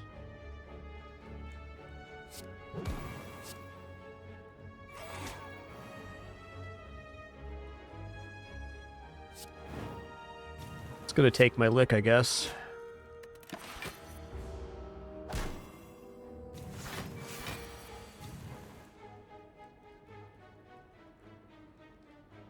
Okay.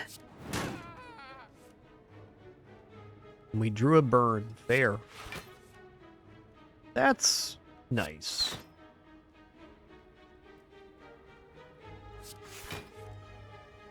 Wow. Lucky.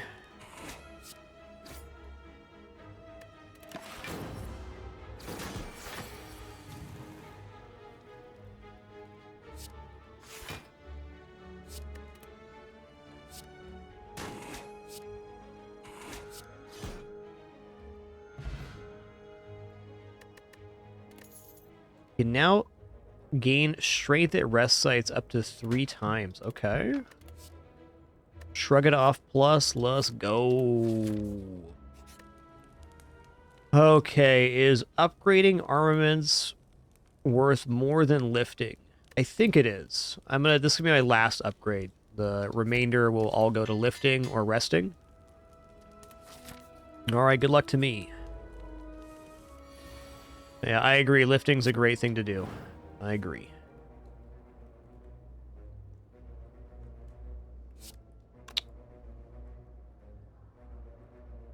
This is not a bad gambler potion.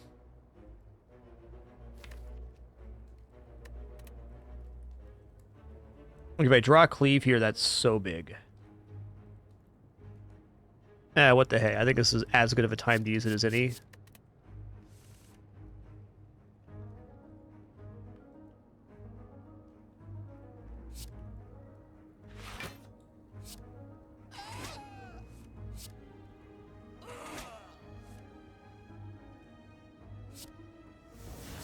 Forgot about the gremlin horde there.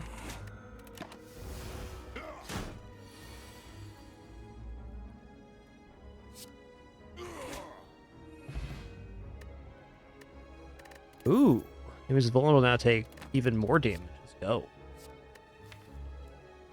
I don't know if adding impervious is wrong here. I don't know what's right. All right, now we're gonna lift. Pump up the jams, pump up the volume. Mostly the jams, though. All right, turn 1 demon form is ideal.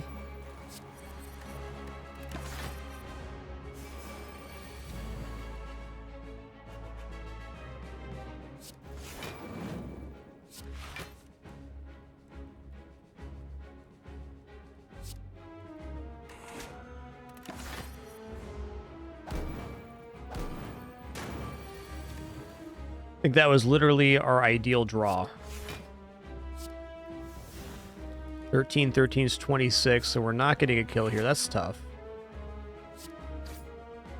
Ouch. Still very survivable here, though.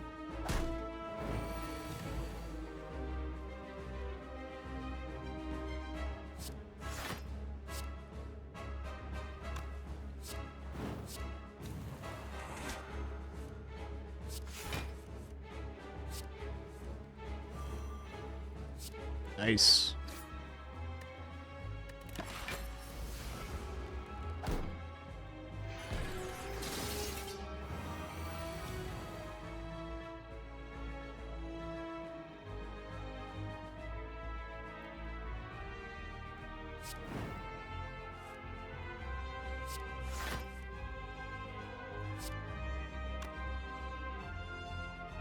Well, I guess that's it then.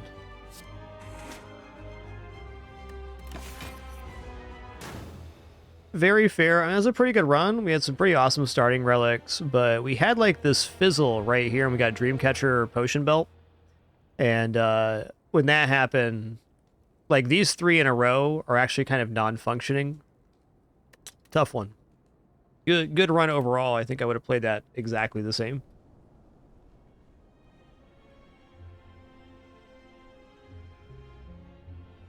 It was going well till it wasn't. That's right. That's right.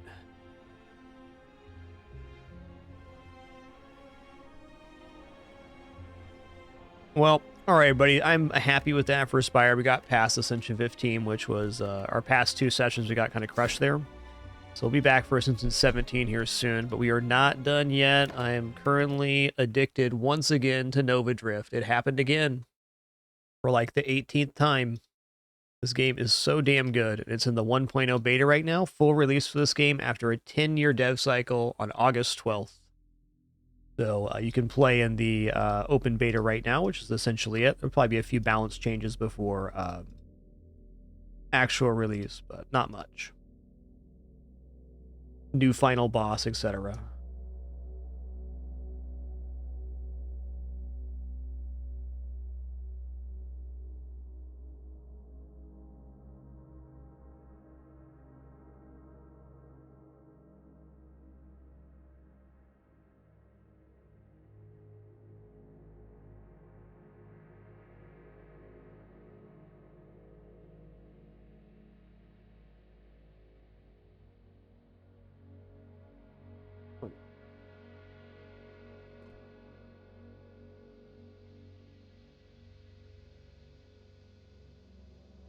Okay, it was just flashing because I was tabbed out. Fair enough. Okay, so for the release of this game and the start of the beta here, I reset my leaderboard, and we've been playing some builds on the hardest difficulty Annihilation mode. I need to maneuver my pillow real quick, and then we will get started on a run.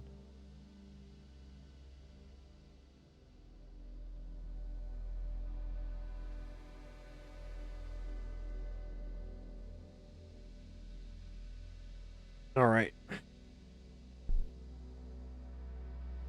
Nova Drift you play as a biomechanical vessel. As you go through and kill enemies, you're going to gain access to level ups and branching upgrade paths. A roguelike asteroid-style space score shooter. So good. All right, this is a really brutal wave to open with.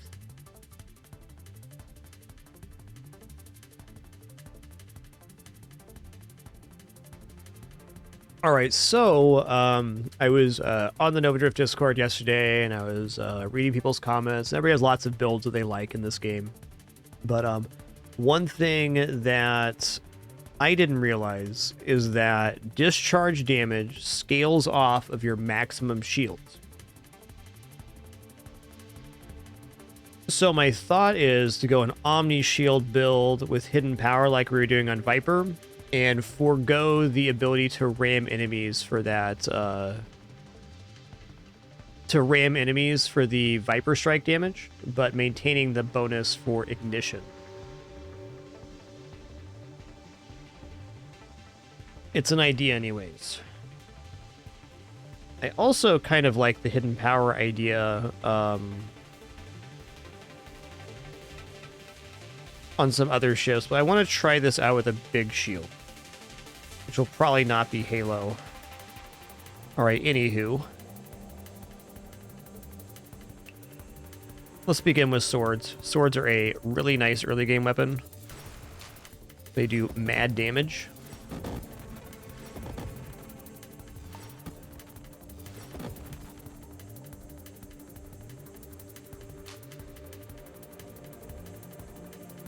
Let's go Orbital Shield. Orbital Shield, when you go Omni Shield, is pretty neat because the more damage you take on the shield, the larger the orbs become. So when you have an extremely large shield to begin with, you get huge damage. Yeah, instead of Viper, I'm going to go Sentinel here. Sentinel gets some really nice damage reductions too. Swords do a lot of damage, but the enemies in Annihilation mode have so much health. Let's roll for Sentinel. All right, 25% shield effect radius, 10% shield effect power, 10% shield damage resistance. Awesome.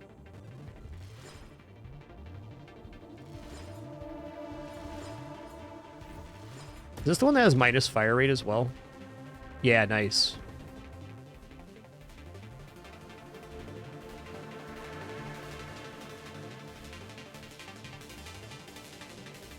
Yeah, swords are awesome. Heavenly Chair, highly recommend. You know, Energized Shields is a mod I really like on this build, so tempting. But let's take Flash or Shield cooldown because that works towards Discharge, which is certainly going to be a key component of this build. The nice thing about swords is a lot like Flak and some other weapons where you don't have to put upgrade points into the weapon for them to be effective through the first 100 waves or so. Yeah, Volatile Shields is happening. Hit him with a windshield wiper. You bug. Oh.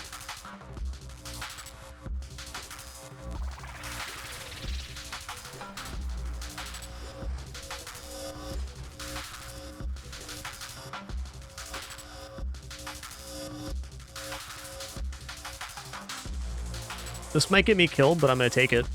Your body gear's base stats improved by 10%. Body gear's powers are improved by 15%, so we're getting 1.5% shield damage resistance, 1.5 shield effect power, and 3.25% shield effect radius. Let's go. The downside is that all enemies will be elites, which has upsides and downsides. The downside is everything is incredibly tanky and dangerous, and the upside is you get a minimal amount more XP.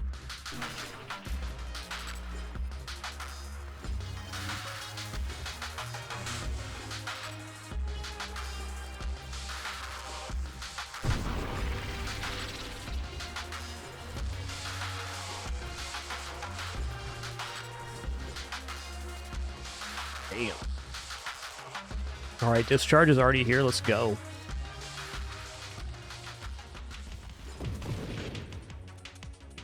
Wow, my shield just got wrecked right there.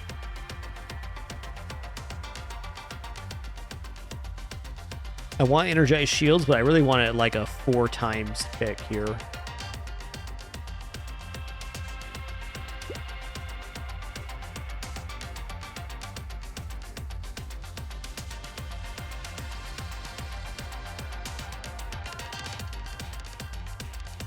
Please excuse me for just a couple minutes here. Just gotta stretch my legs real quick. Hidden powers unlocked by taking 4 things that deal damage that are not your ship's weapon. Rhonda.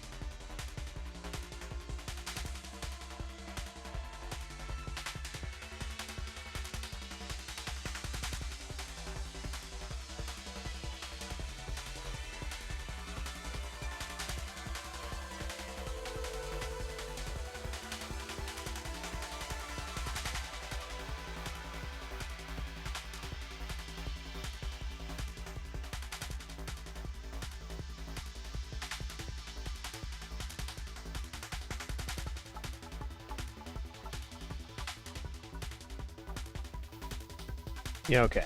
I am back. Thank you for your patience there. It's gone a moment longer than I anticipated. But we back at it. Yes, indeed, Heavenly Chair. Taking some breaks, pretty important. Highly recommend taking breaks if you do stream. Makes a big difference in the long term.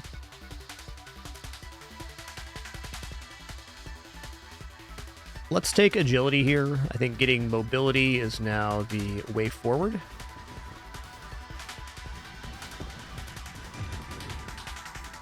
So what I'm curious on this build is how it's going to perform compared to how the Viper performed. Viper has a lot of burn damage increases, so I'm going to imagine that Viper's better, but this ship can become much nicer defensively. Okay, we're going to go shield durability. Enjoy that lurk, Sir Elix. Enjoy that.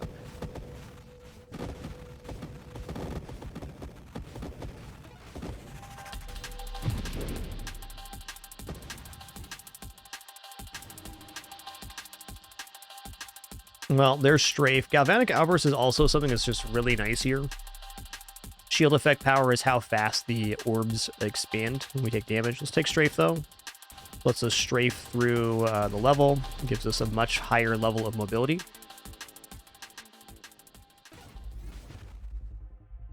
Getting Station Omega here? Hell yeah. Oh.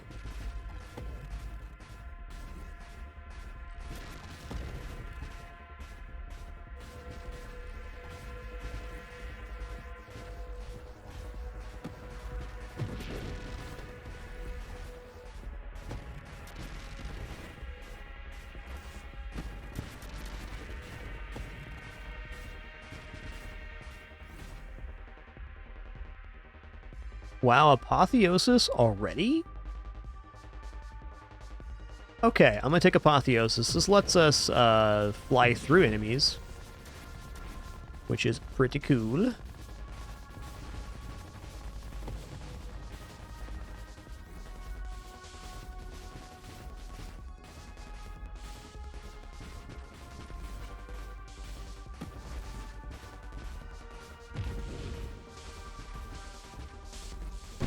All right. All right, we're gonna take Galvanic Outburst. We want at least one of these, just because it does return damage and we take shield damage from enemies, which is a lot. Okay, so I really put pedal to the metal on damage on that boss, and as a consequence, I'm very low hull right now.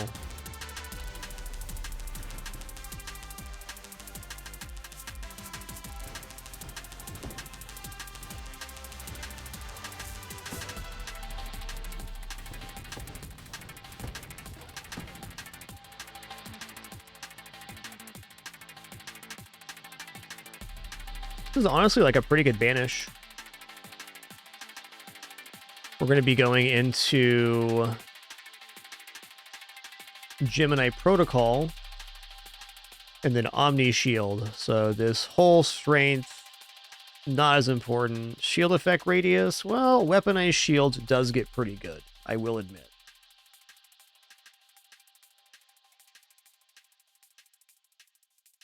Modified by shield effect power. Okay, I probably shouldn't pass on weaponized shields.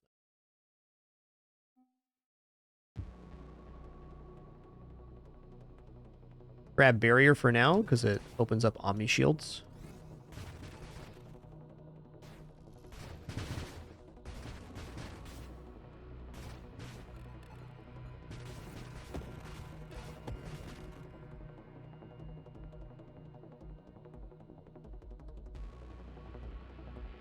Reflexive Shield's also a must. Reflexive Shield's actually a lot of damage, because now we discharge this beam of energy in the direction that we're facing each time we fire. And we'll also damage enemies that damage our shield in the same fashion. But since we're creating the source of self-damage in this case, yeah, it works out.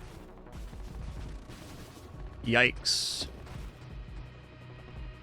I'm going to go ahead and let my hull get back a little bit here. This enemy's fine. Not all that scary at this particular moment.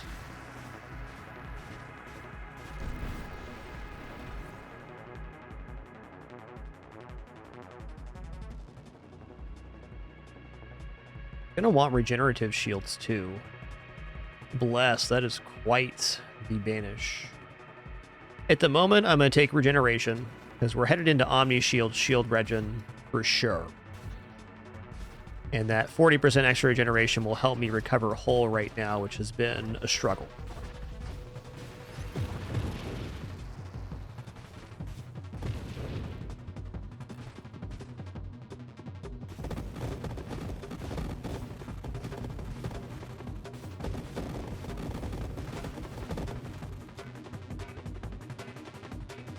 All right, dropping shield here would be disastrous. Are we ready for Omni Shield right now? I think we are. So what does this put our shield damage resistance at? 46% damage resistance with 57% self-damage resist. Wow.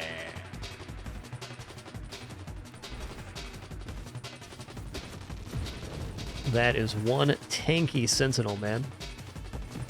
Forgot we also have Apotheosis.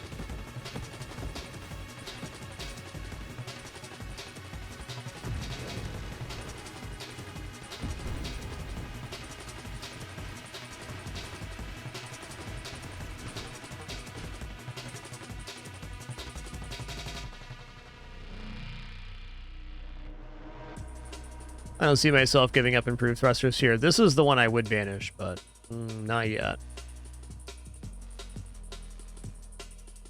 Energized shields I really would like.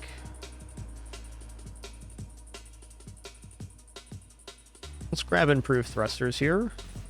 Having more mobility is not wrong when you're playing Nova Drill. Unless you can't control that mobility. In that case, it is wrong. Yo, Hidden Grim, enjoy that lurk too. Appreciate y'all being here today. Well, every day as well. You all just pretty nice. It's amazing to me that we're going into our 13th year on the site next year. That's wild. Okay, regenerative shields. Awesome. Okay, adds passive shield regeneration. That plays off of this regeneration we took here. Shield regenerate at a rate proportional to maximum shield, which is currently 204. Would be 220 something, 228 if we hadn't taken Apotheosis. Still pretty good. Six shields a second while maintaining the cooldown is amazing.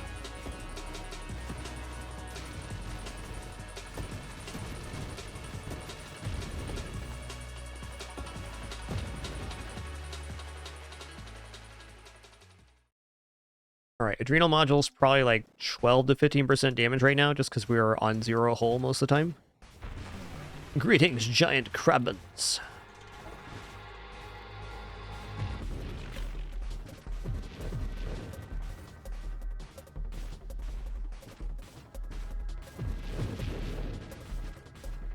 Yeah, I don't know how this build's gonna hang with like Star Eater and stuff. We're a little bit weak at the moment. I suppose we got quite a bit of time to figure that out, because we're only on wave 60.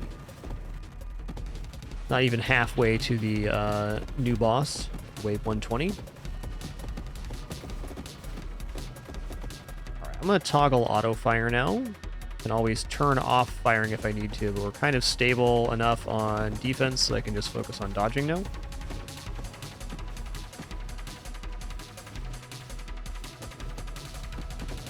The main way to damage this boss is to kill his minions. He is very tanky otherwise, though not impervious.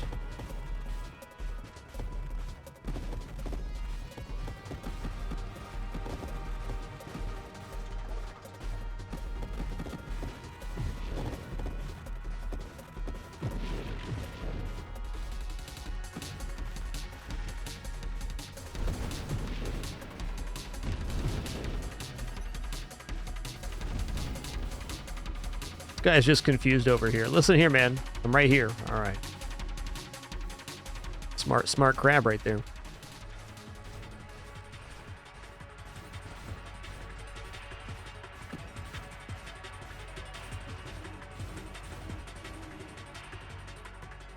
Yo, we got the banish we wanted.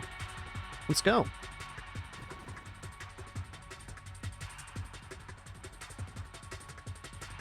Very unopposed to everything here. I believe that I'm going to take shield effect radius for right now. Yeah, I can actually reach stuff with the orbs now. That's nice. Look how big they get.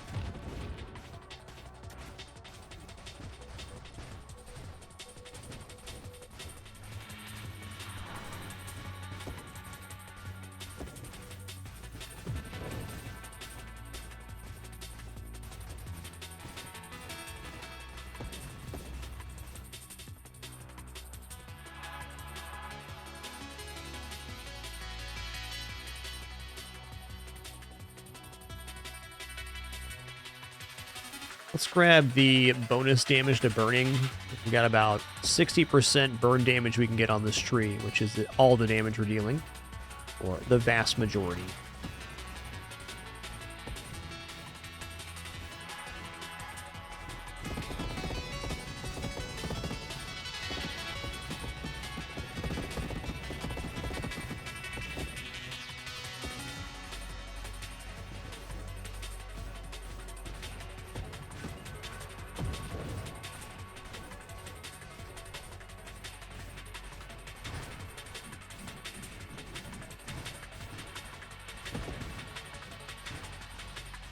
Viper at this point definitely had a lot more burn damage. Not a complaint, merely an observation. I want focus shields here. Your damage applies corrosive stacks to targets. We only really have the sizzle, so this is a little bit dubious, I think. Let's take blast radius, because deflagration is something this build needs in the end.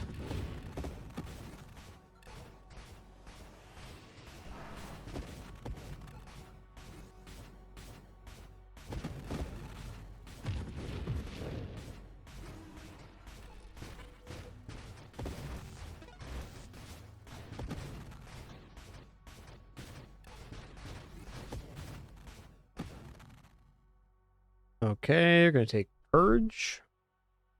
We're grabbing this to get this deflagration super mod after we get Rupture.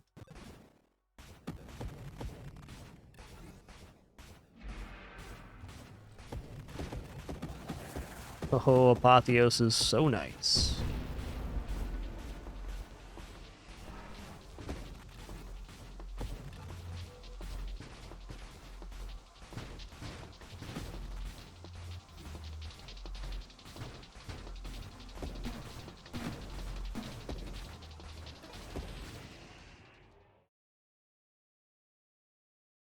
You constantly take 12 self-damage a second. I mean, can I take Dying Star here? I feel like I can.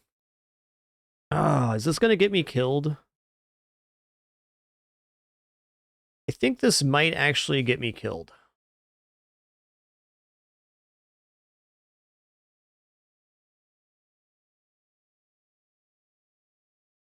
Yeah, we're not ready for Dying Star yet. There's a way we could possibly get there, but it's not right now. Streamline's next. Oh, we're actually pretty speedy right now. Yeah, we would literally be the Dying Star. It'd be us. Man, look at these orbs just degenerating the enemy projectiles here. So good.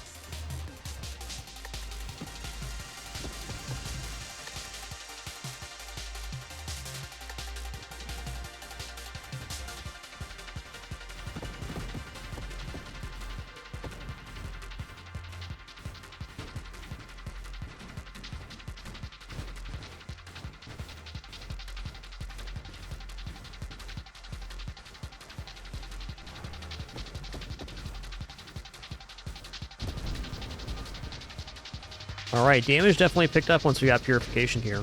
We're doing okay right now. Killing Star Eater good? I'm not sure about that, but it could happen.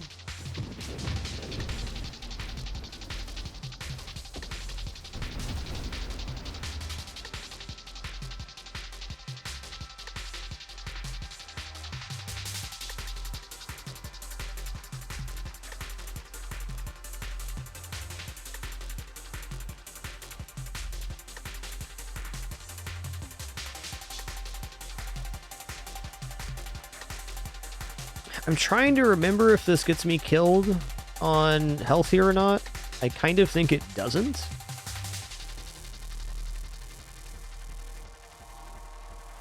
Well, I am sure if I'm going to be able to try this, I got to get Essence Sap to heal the hull back. I think what happens when we take Dying Star right now, we go down to one hull and then we explode.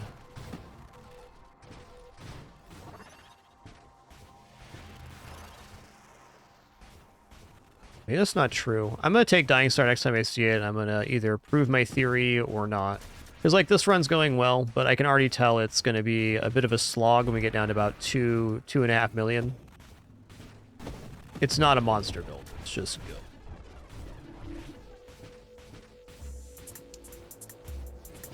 Yeah, since we have Gemini Protocol, the... Now we're going to find out here. We're going to find out. I remember some interaction like this killing me before, so I think I'm probably just being a little bit gun-shy.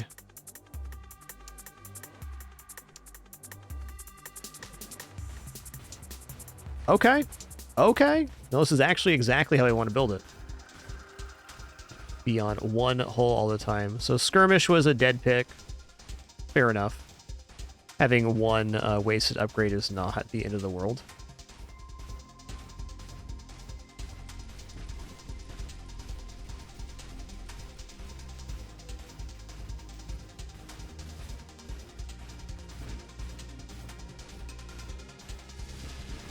You're wrecked, dude. Yeah, glad we tested this. This build really needs Dying Star to go anywhere.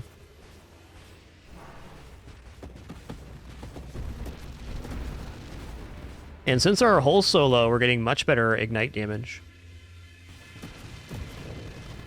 I'm gonna do basically this exact same build on Viper, but you can't take Dying Star near as soon on Viper because you got to build up other damage resistance stuff.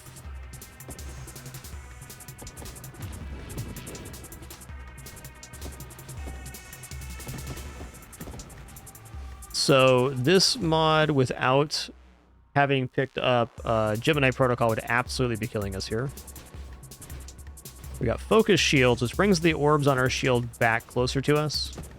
What I love about these orbs is not just their damage, it's the ability to degenerate enemy projectiles. The old Scrubsy Bubsies.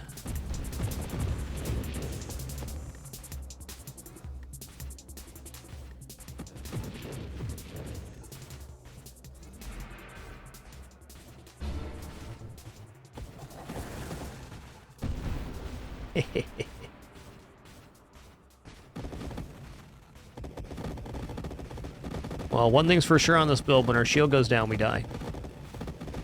That's for certain. Essence Sap can still be okay since we went down this route. I don't want plus fire. I'd rather take Blitz if I'm going to be forced into that one. Hypermetabolism also interesting because we get way more shield regeneration. Though I think a bit dubious as is. Let's do a roll here.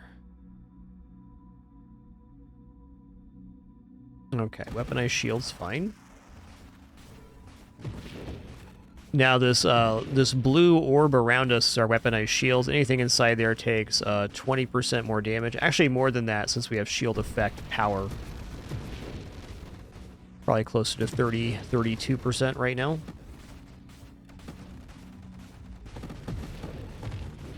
Man, this is the apotheosis, just like a wrecking ball. Love it.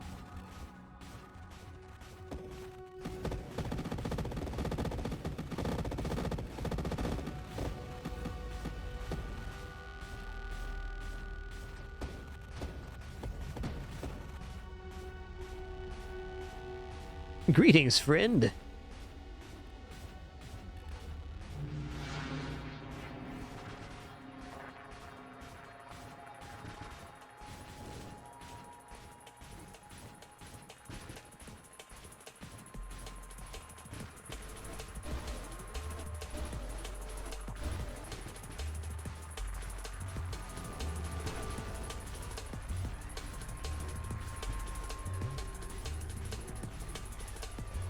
Can't say I have a favorite Taito. No, I've been enjoying these hidden power builds as of late. Oh yeah, you can't hit me, can ya?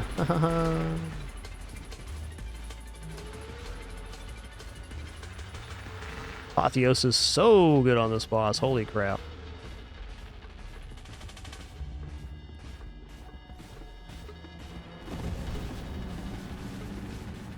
Oh my god, I almost died to that vortex. I did die. Okay, well, fair enough. So you can still get hit by the wiggly arms on the centipede guy. Fair enough.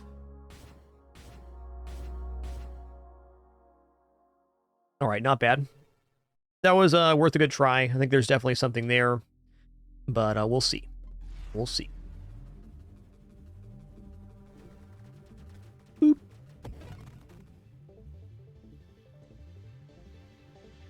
A thermal lance.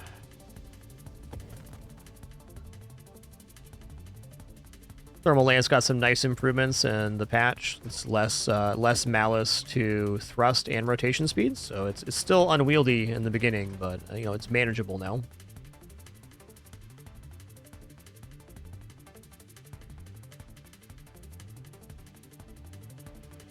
Okay, we're gonna go Siphon Shield, Barrier.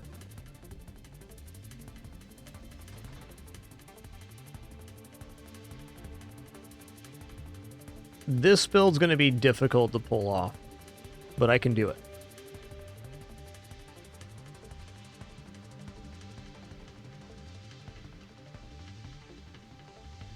Definitely blast radius.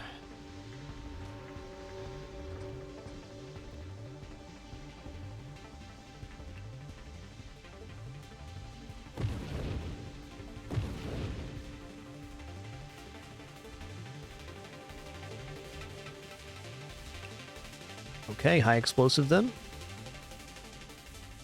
Lance scales in size on blast radius and... oh no. Okay. Okay, mines then. Blast radius and fire rate, and I think blast radius is the more important one for me. Especially because that tree goes into deflagration, which is mint for these kind of builds with flames.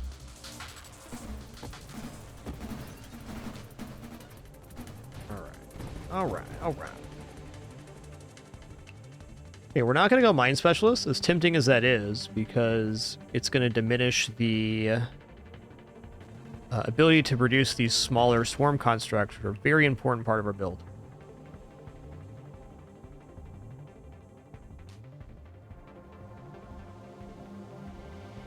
Alright, Rupture then, I guess? Kind of a weird start as far as mods go. No forced rerolls, though, is nice.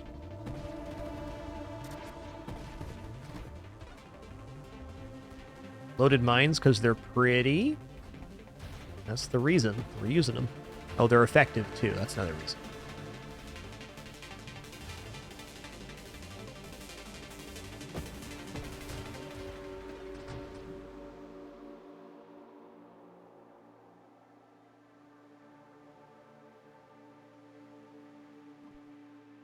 Stonks. Next recursive wild mob we take to be taken 4 times and then banished from the pool.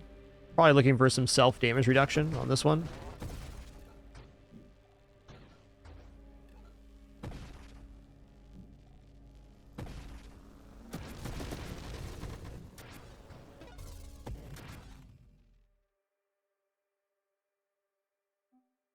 Wow. Let's take Elegant Construction. This improves our construct rate and also Improves the max hull of constructs, so it's both our mines and our little fellas. This is really interesting. Hold on a second here. So that'd be 40% base stat increase on the carrier. So we get 6% maximum shields. Whoa, 100% crash damage. More knockback resist. And it should also affect the swarm constructs stuff.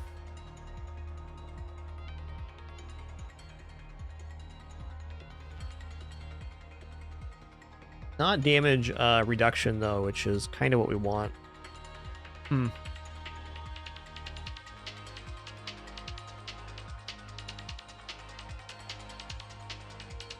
Okay, let's go power reserves, because this will half the malice of our starting weapon. And I do want to go charge shields here with Siphon, so it'd be even a further reduction in thrust and rotation. So we kind of need that mod.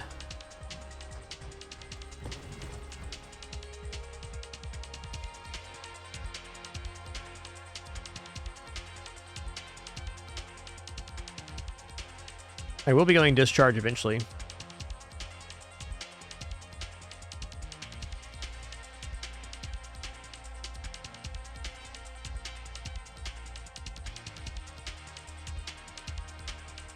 Yeah, this build's on the way to Omni Shield. Problem with this build versus the last one is Thermal Lance is much weaker in the early game than Hidden Power is. So we're going to have to play really good to get this build online.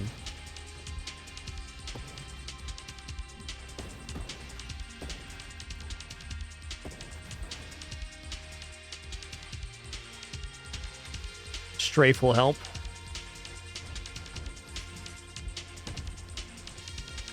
I don't have agility yet, do I?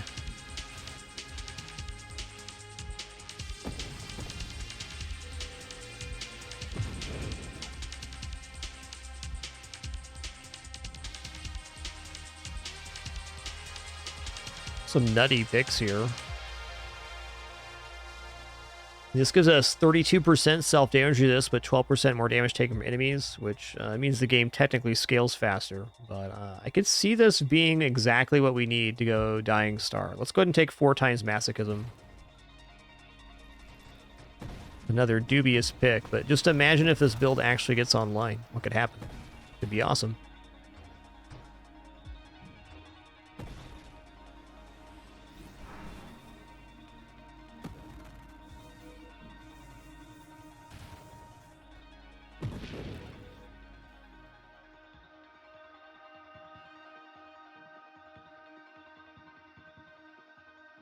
Shield cooldown's fine.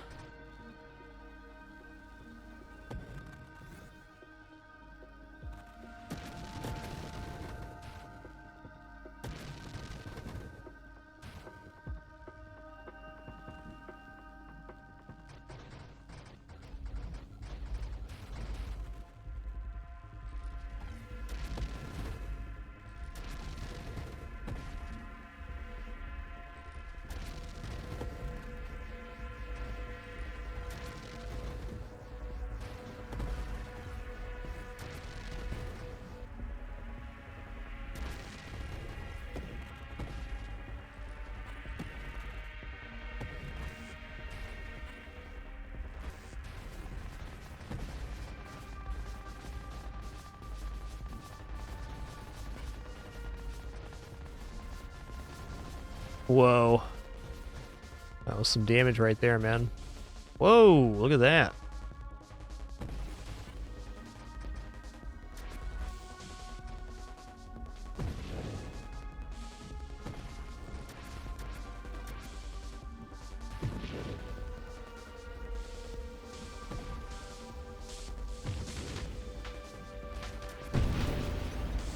Boom, get roasted. Oh man, agility's so good, but this Discord orb mod gives us currently 5 orbs.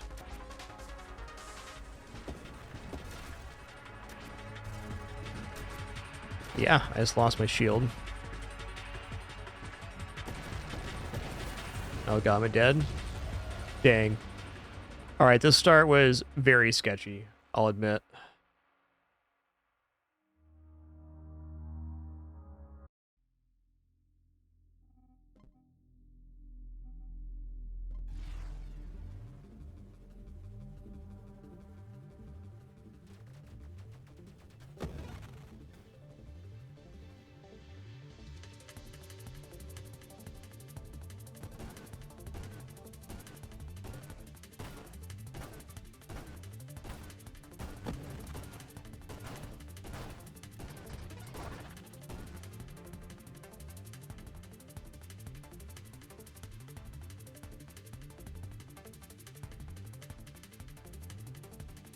What if we declined shield and just went with the base shield? Like took the level up for something else? Yeah, okay. I'm gonna decline gear swap here. And we're gonna go battery. Okay, so this ship is kind of obnoxious to aim in the early game. We can get it to the point where it's amazing, but like right now, it's difficult.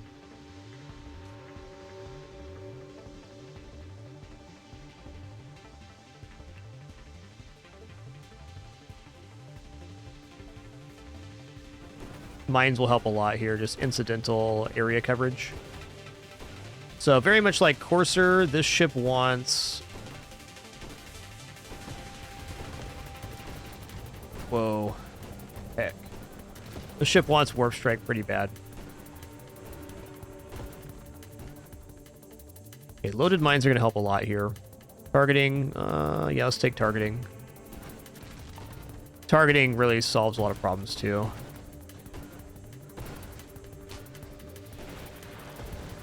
Split Shot's a pretty prime candidate for infusion builds, I think, Zatung. It's definitely not the strongest weapon for sure, but can be good.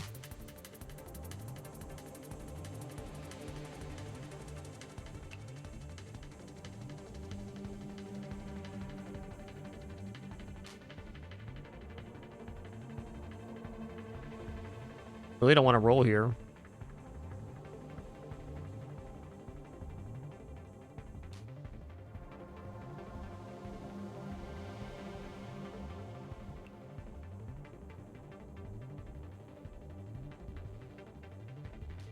I want big charge railgun here. I'm gonna roll. Okay, Mine Specialist is more like it.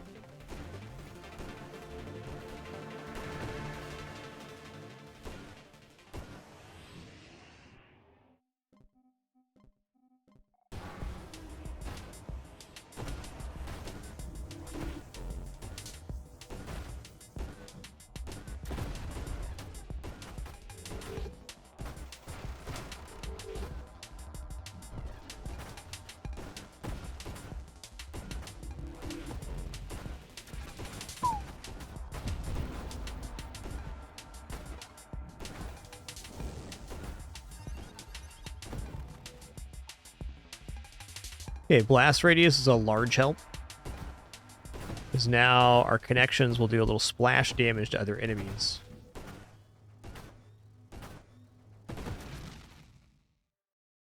Alright, faster mine construction. This ship's so slow.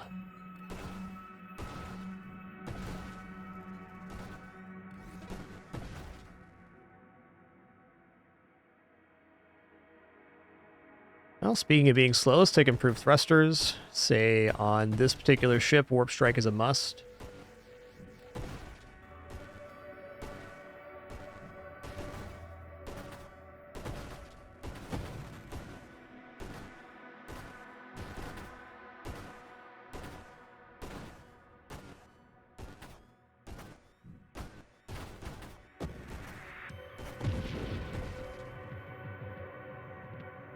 Okay, velocity is raw damage and also works towards Warp Strike. Come in. Blast damage, a very big deal on this one. Yo, Marty Khan, thank you so much for 41 months. All my jokes, if I missed you earlier, thanks for 87. My apologies as always if I ever do miss you. Very much appreciate your support and time spent in here. Just no alerts playing in my ears. Just complicate things.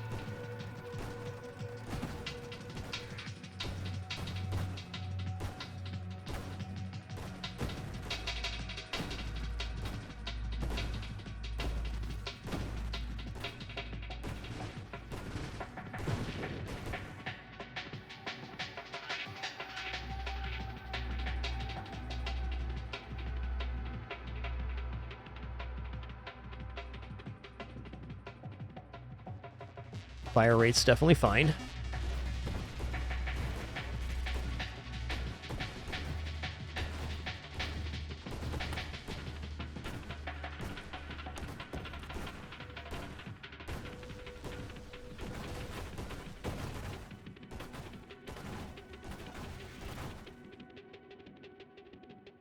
Farsight's so cool.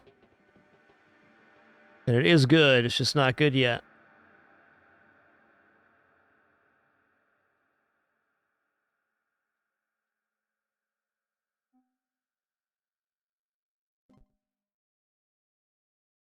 Wow, brutal.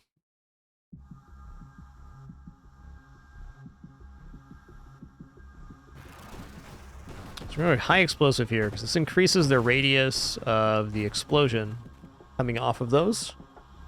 Normally I'd take volley here, but I don't think I need to on this ship.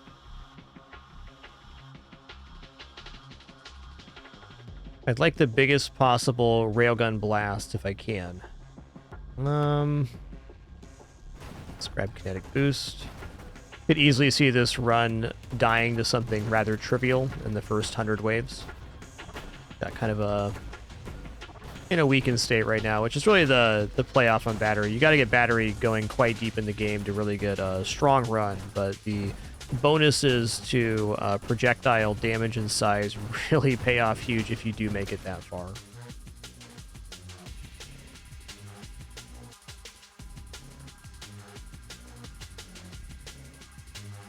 You know, Gemini Protocol Essence Sap is going to be our defense.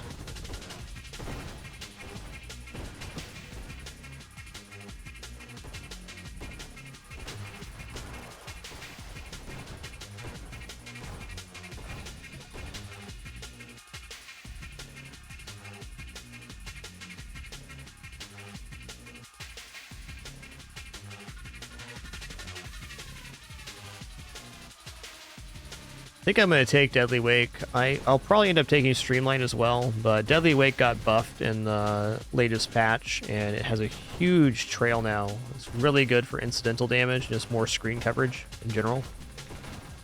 It's also exceptional if we do end up going Apotheosis later, so we can create the Deadly Wake inside of the enemies. Okay, we sniping.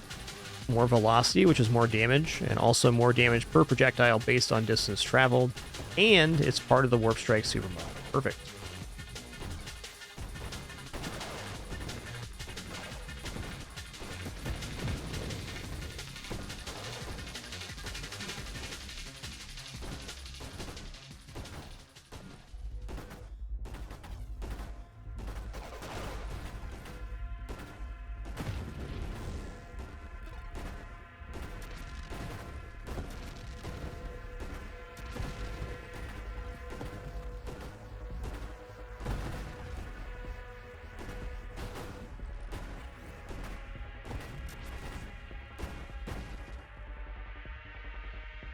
Alright, Incendiary Strike is something I definitely want on this build.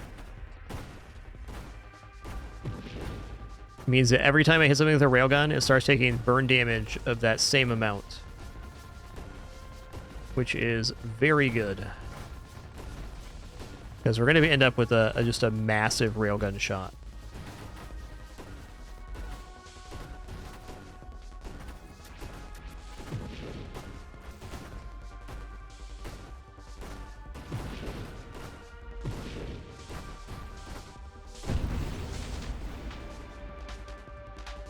Alright, Rupture is crazy good.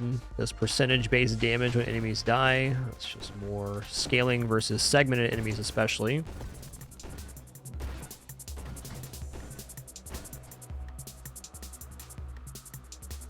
Alright, here's Gemini Protocol.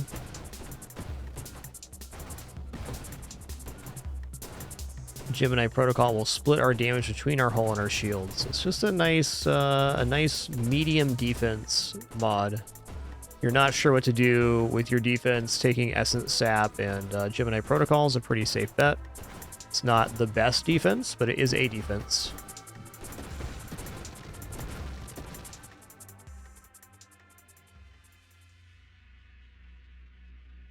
Again, this is like just kind of not stuff I really want. Okay, Blink. Now Warp Strike's in the pool. Let's go.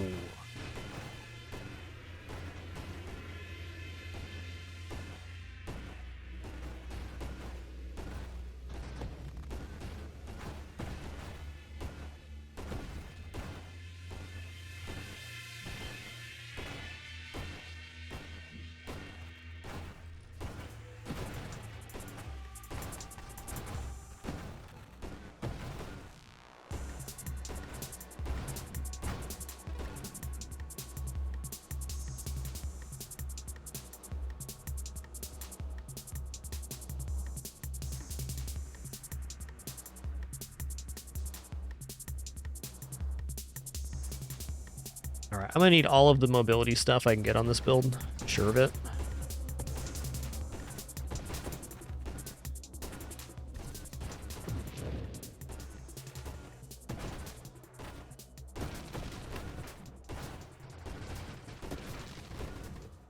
Battery's simply too slow of a vessel to not take strafe.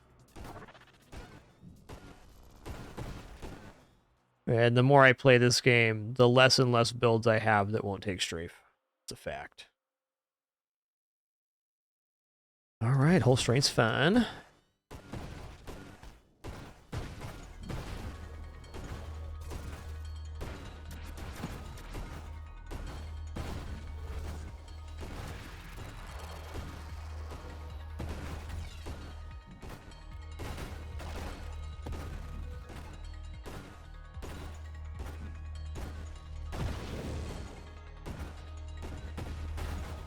Kind of like the look and feel of the base shield. Not doing anything special, but it's got good stats.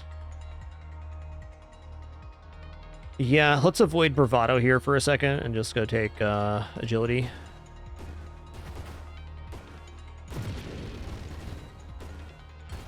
I feel like we haven't seen any weapon mods for like 5 pages now.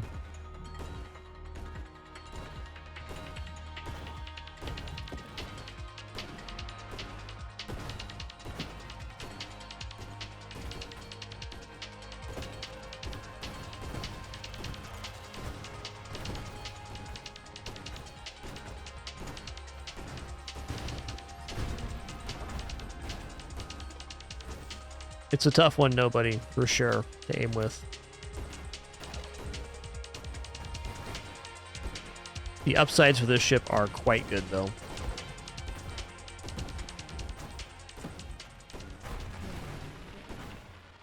For me on battery, it really feels like you either play real well and survive long enough for the build to go nuclear, or you die before wave 100. I think this build's got a chance.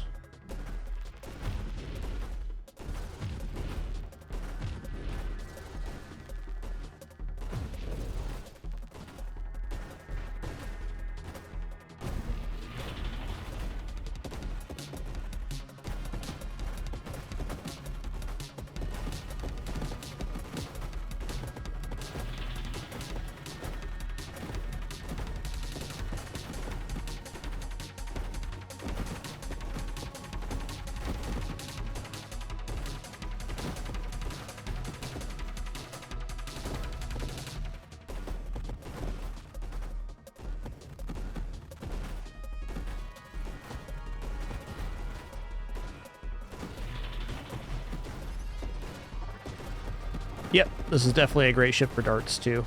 Agreed. Anything that gets bonus projectiles and projectile size. Definitely a good candidate for darts.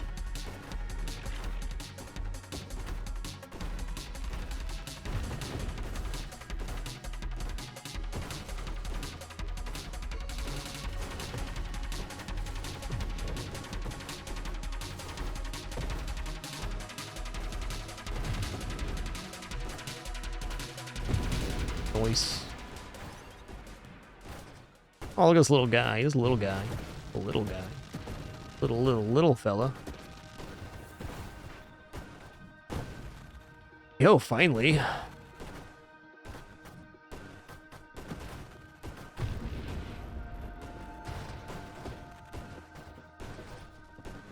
Wouldn't describe our screen coverage as good right now, but it's definitely better than it was. Now that is not a little fella right there. That's a big old boy.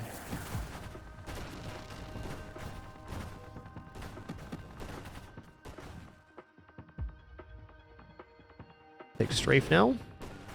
Really, the rest of this is going into offense, so good. So much HP here.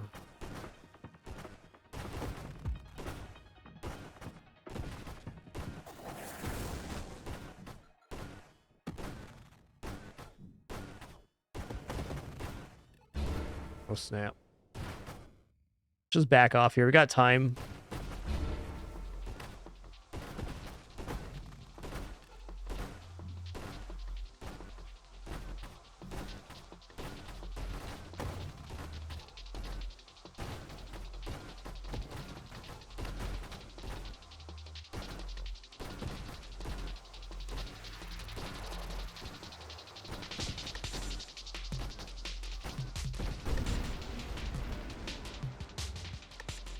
I don't believe I'm void slicing here.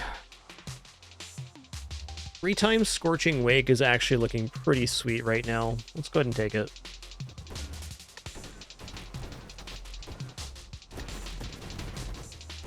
This is kind of the area coverage you're missing. A large amount of enemies in this game are chasing, so they're chasing behind you. They're dead.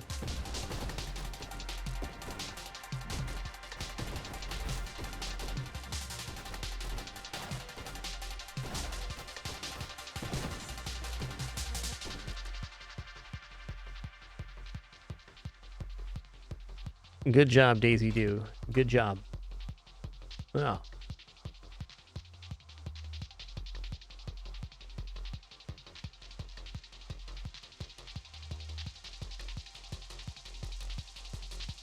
That tail's telling a story right now.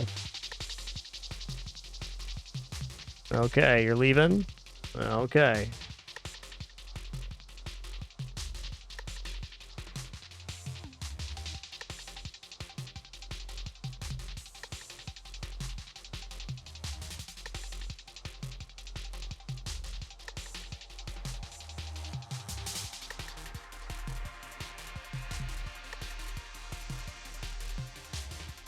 What's a good skitzer?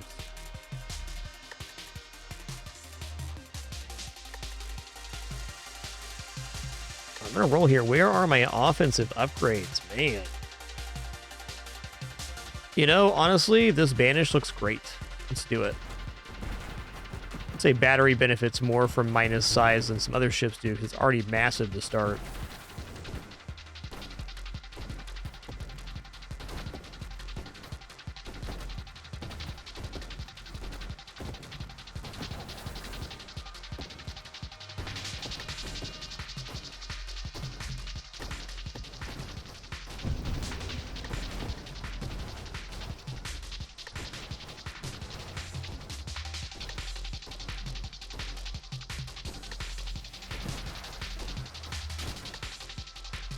Finally, some weapon damage. It's crazy. We haven't taken bravado here. We're getting like the largest enemies possible for the wave repeatedly. Isn't Bax, it's more XP, but man, this run has not held anything back from us.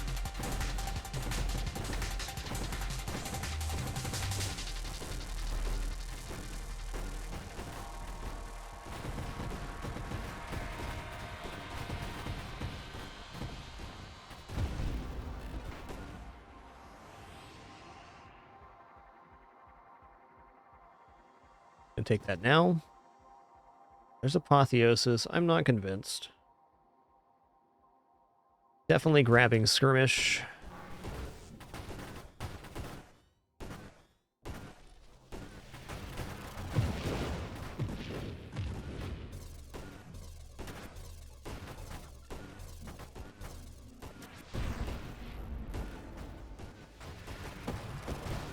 Oh, I should probably take Apotheos next time I see it, just because we can float through enemies while burning them. Pretty good effect.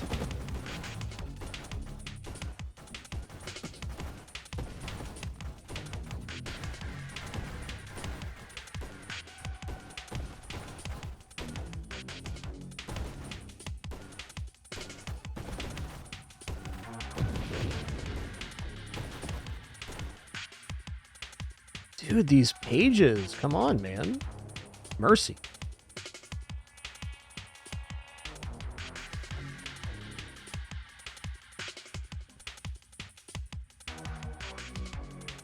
Alright, terminate's fine.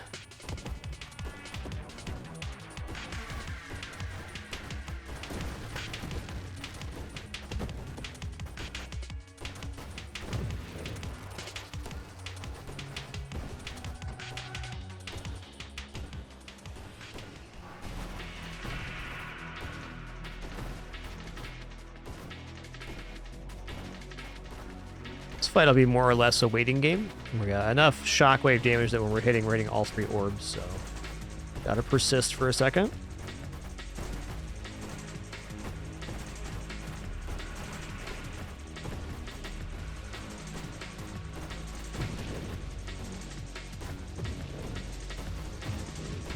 Noise.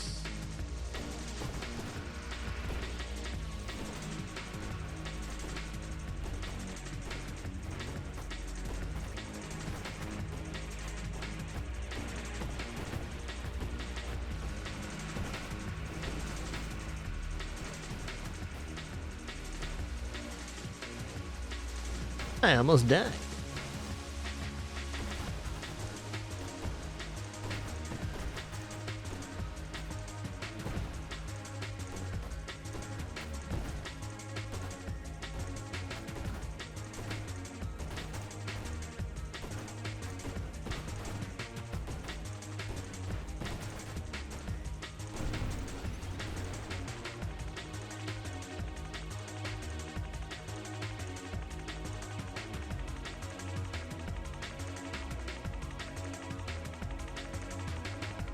These pages are killing me right now.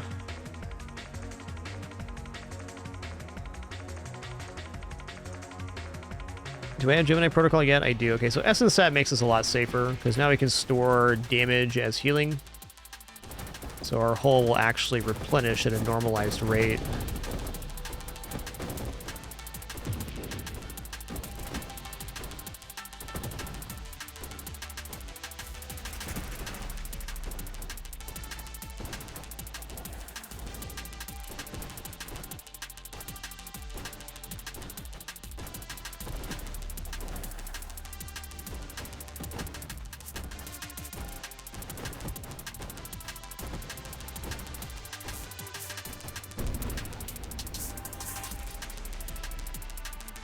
Alright, if weapon mastery is wrong, I don't want to be right. It's probably 15 or so % damage up on Railgun. Weapon mastery, that is. Railgun scales off of quite a few stats, so it's generally great.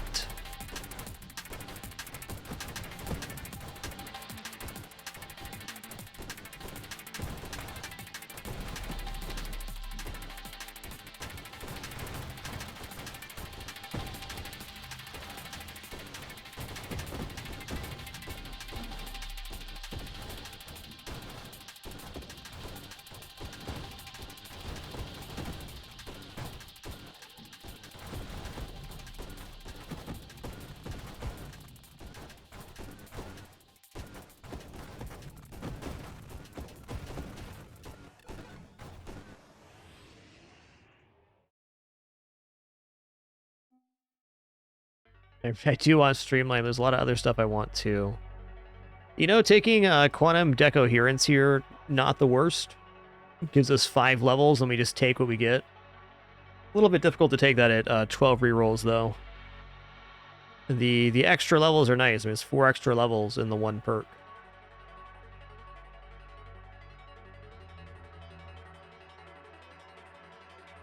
Alright, short restroom break for me and then we'll continue this run. ads are about to play too, so let those play. Thanks so much. Do appreciate it a lot. The support. If not, totally understand. Be right back.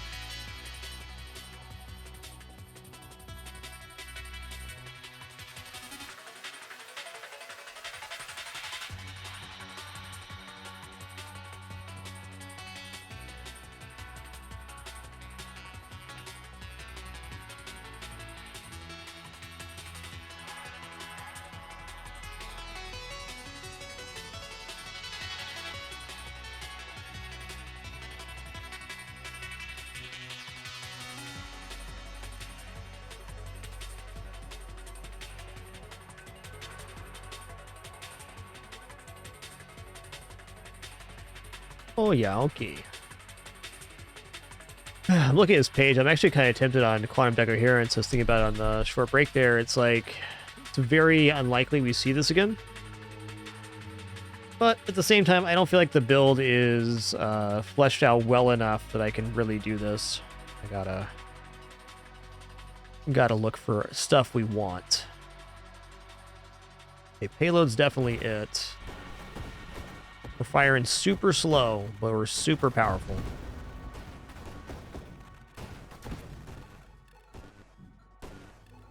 I'm gonna turn on auto fire now.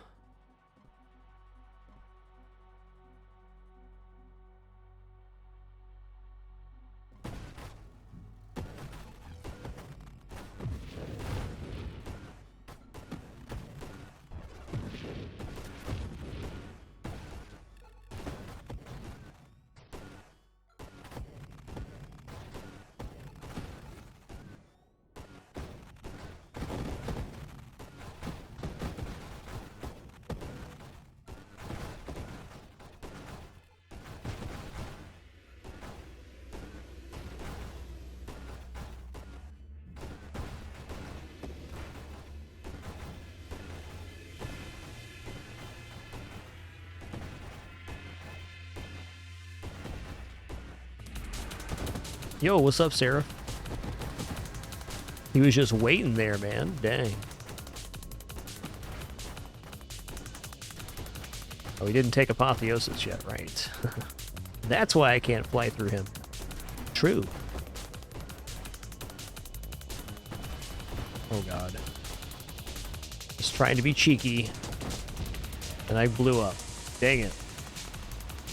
So that build, if I get to charge mines, gets pretty boppin' because the shockwave explosions on their railguns will cover the entire screen. But we did not. Anyways, I'm going to do Viper Thermal Lance. I've got an ideas. I want to do Charge Shield Thermal Lance. And normally on Viper, I'd probably go Halo Shield because we get the bonus and burn damage, but I'm going to try a different shield instead with the Thermal Lance. Maybe even like Amp Infusion or something weird. Oh my god, look at this loot snake on the screen right now. There was no chance on that one. Distracted by loot.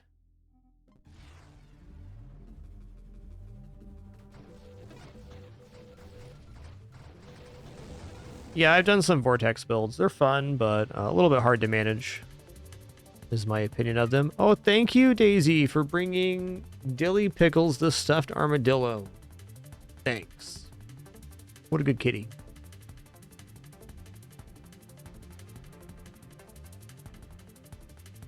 Are you coming up here, or you just gonna... You're just really trolling me today, girl. What's going on? With you.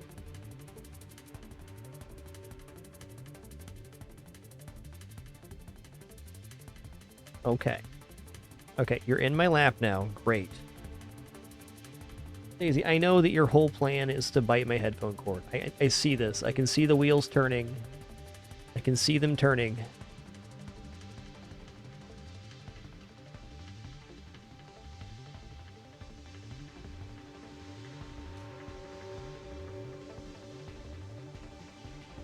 She just got out of my lap onto the cat stuff to threaten to high rope me here, to jump down from above.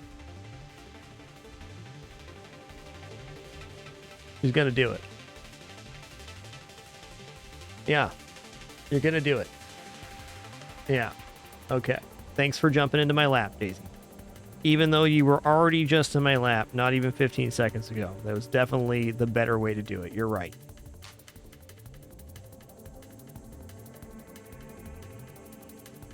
Yeah, I'm playing a game with mouse and keyboard, Daisy. Yeah. I think you knew that. All right, see if I can play this game with a cat on me. Probably. Listen here. Listen here. You're being a total critter today, right?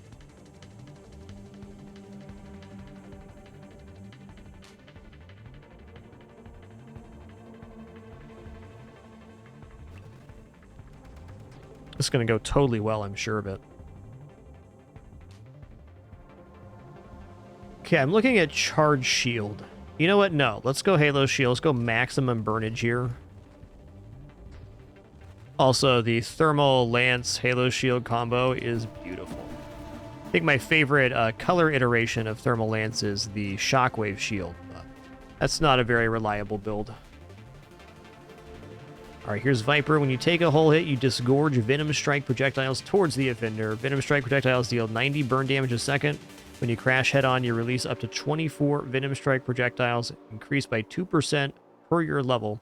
This effect has a 2-second cooldown and strengthens the longer you've not crashed head-on, up to 10 seconds. 50% head-on crash damage resistance, 50% total ignite damage.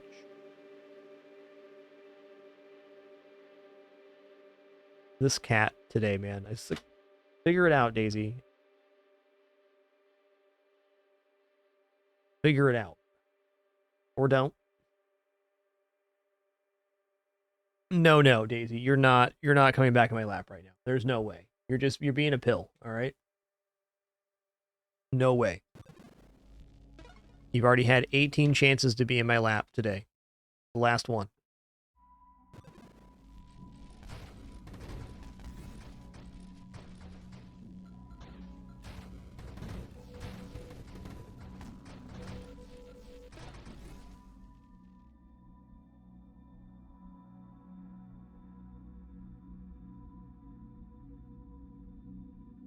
You know, I dare say I like the little fellers here.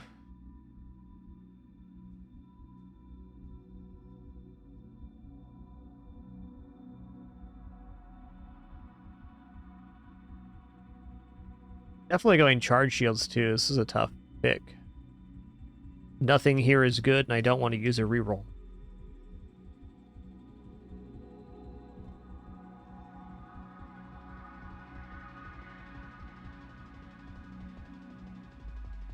Galvanic Outburst is acceptable, but I don't actually want hidden power on this run, so it is diminished slightly.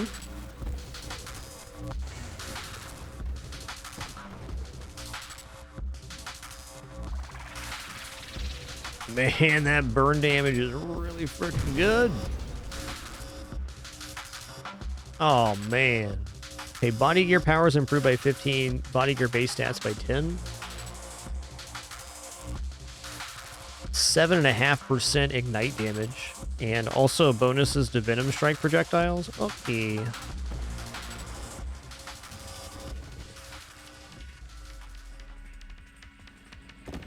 Bravado's always the mod that eventually gets you killed, but there's no time to take it, like, early.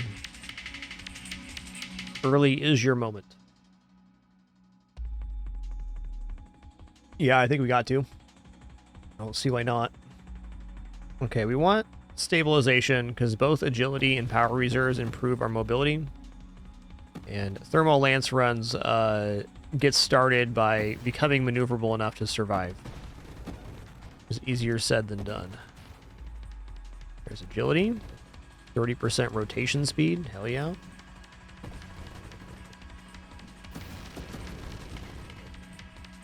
What's the negative malice here? Minus 20 thrust, minus 35 rotation speed. So this basically gets us back to normalized rotation, just slightly below average.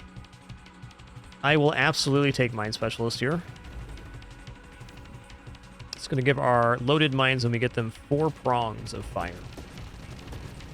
That's cool.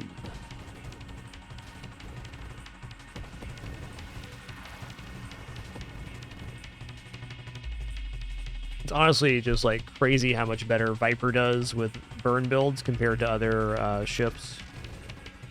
Not that you can't run Thermal Lance very successfully on another vessel, but Viper's starting ignite damage is a real benefit.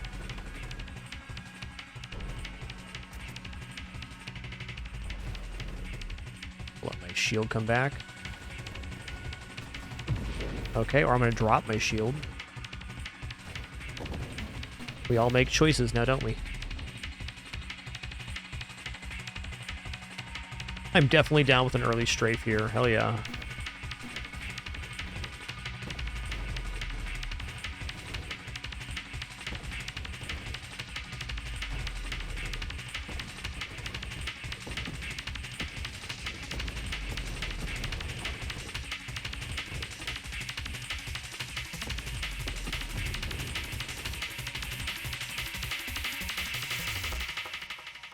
All right, I mean, 20% burn damage. That is the type of damage we are doing.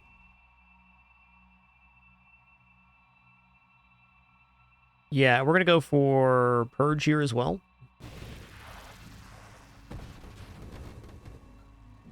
We want deflagration eventually to pop this off. Also, Purge allows us to hit an enemy and consume all ignites to explode them, more or less. Causes a really nice shockwave. Purification plus burn and ignite damage. And in addition to that burn and ignite damage, what's the other stat here? That's right, we get some recovery from burning enemies, which will be every enemy we touch with our mines, shield, or weapon. Open wide. Ah, oh, all dead.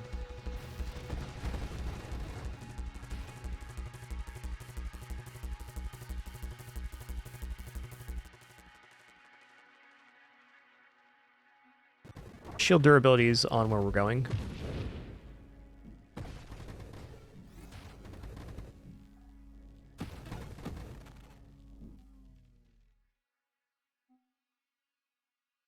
Okay, magnitude, yeah. Okay, what is the charge shield super mod here?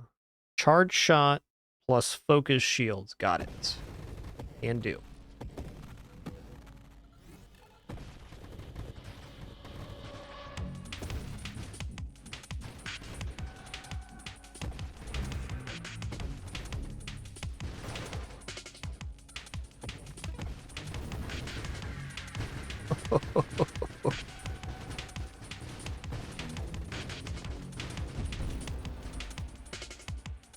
Tempest Spray could definitely work here, Laldope, yep.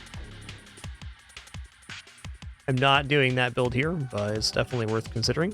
40% resistance to mobility restrictions from firing your weapons. It's going to give us an additional 8% thrust, and yeah, it's pretty good. It's enough mobility increase. I'm definitely going to take that. I'm going to go Omni Shield, Charge Shield as the hope on this one. I'm a huge fan of Tempest Break, though. In fact, I will do a Tempest Break build for you after this one if it doesn't take like an hour and a half for this run, which it could. If it goes really good. What the heck? Oh, I clipped into the ship. Got it.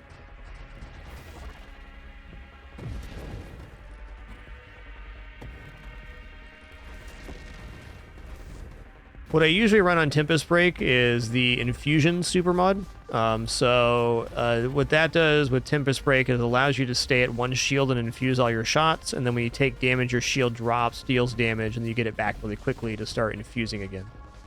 That's been my main use of Tempest Break. I find it's also really nice with the Death Blossom mod, which makes you fire your projectiles when your shield goes down, because you can guarantee your shield's going to continually be going down and up. It's a good one.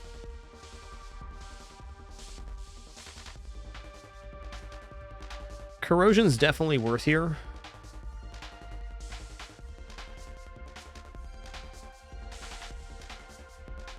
Let's take a Galvanic Outburst. We are going into a shield build.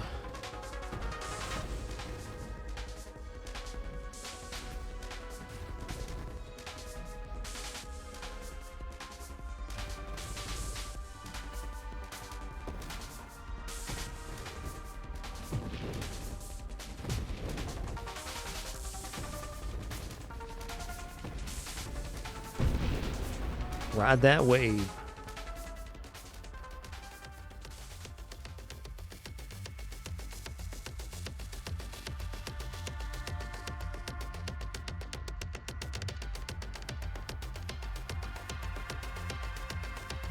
All right, I'm going to take the improved mobility.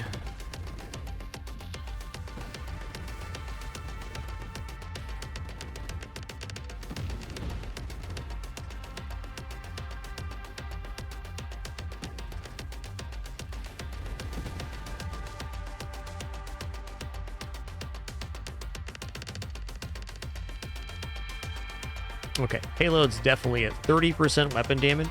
Mm-hmm.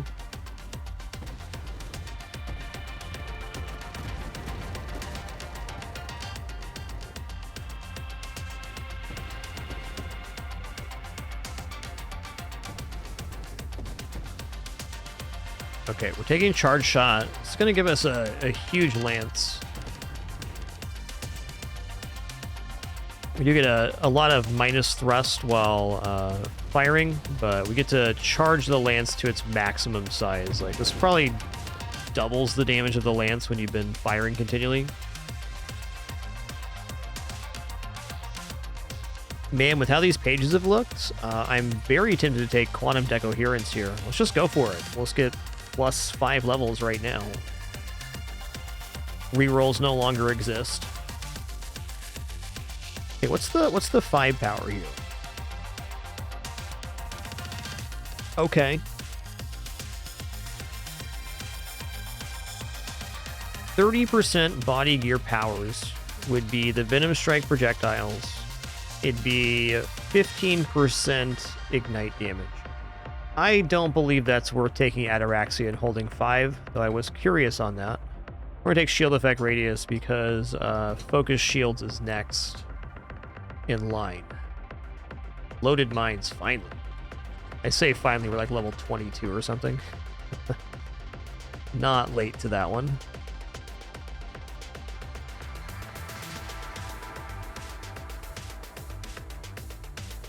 So kinetic boost.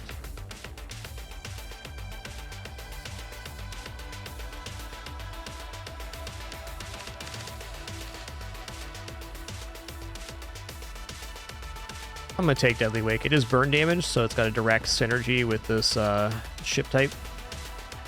Dude, this lance is popping right now. Holy guacamole. The size of that thing.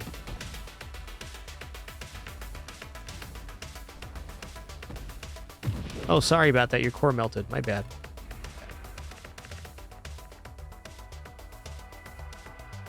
Rupture is scrumptious.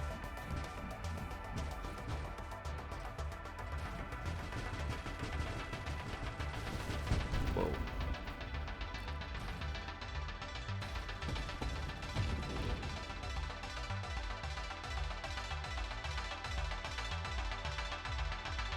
You know, targeting is actually pretty good on this weapon.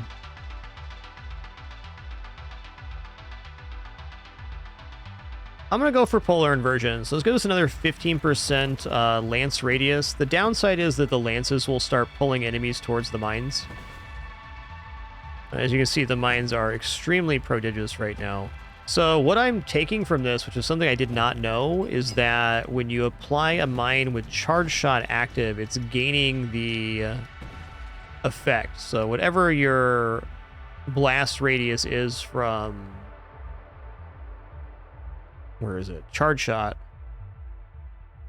We're gaining that on the thermal lances. Definitely charge shot thermal lance is a natural synergy, but I wasn't expecting it to apply over to the mines as well. Here's focus shields, love it.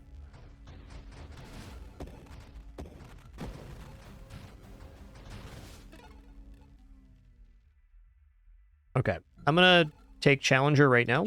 Gonna summon a big old enemy. Want to do that when there's only one small enemy on screen. I actually had this realization like 2 or 3 play sessions ago that I can just wait to take Challenger until the screen is at the ideal moment. I was kind of just picking that immediately, and I kept getting crushed by the gigantic elites. You can just hold your level for a second and take it when you want.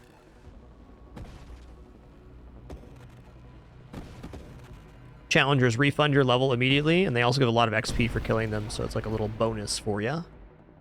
Okay, do not want charge mines.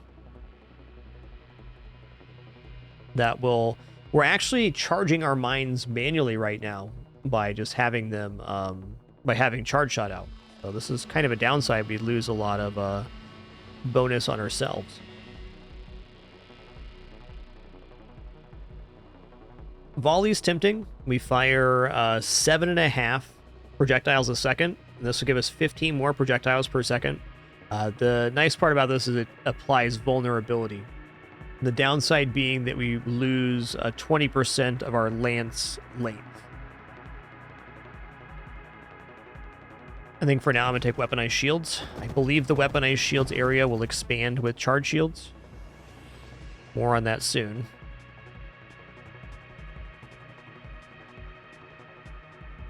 Well, let's just take whole strength.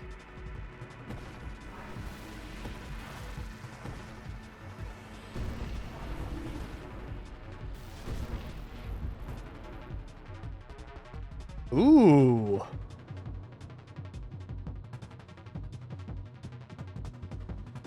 I wasn't thinking about Twin Strike here, but this is pretty awesome.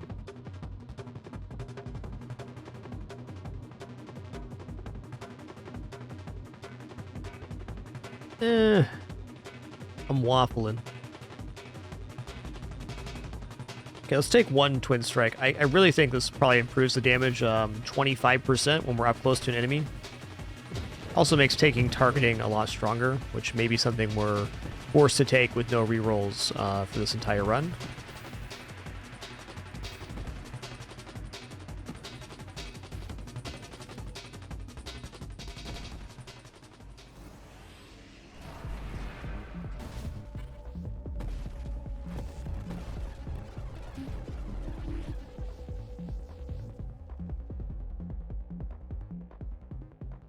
Oh, this puts another super mod in the pool I don't really want. Okay, let's go efficiency. It's not good until we stop firing, but what's after that is Gemini Protocol, which is going to be, I think, a must for this charge shields build we're getting into. Woo! Spicy boy, hecky lad.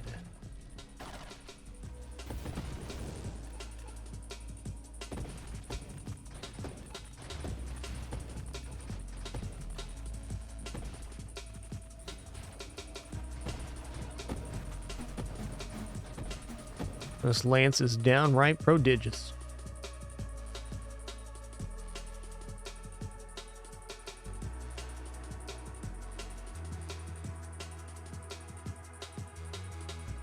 Okay, Radiant Shields is a yes here.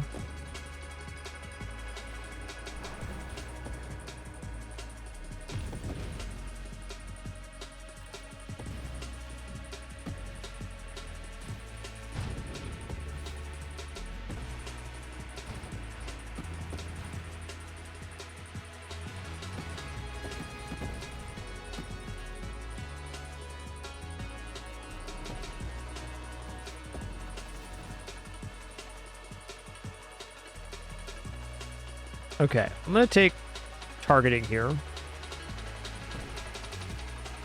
The upside of targeting is that our lance projectiles now home in, so for like a medium distance from enemy, we're getting a similar effect.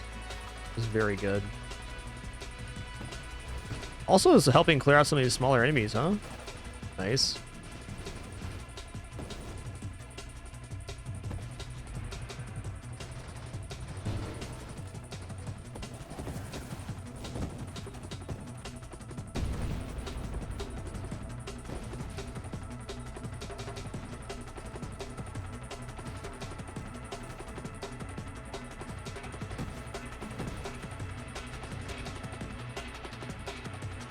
Charge shields will show up one day, I believe.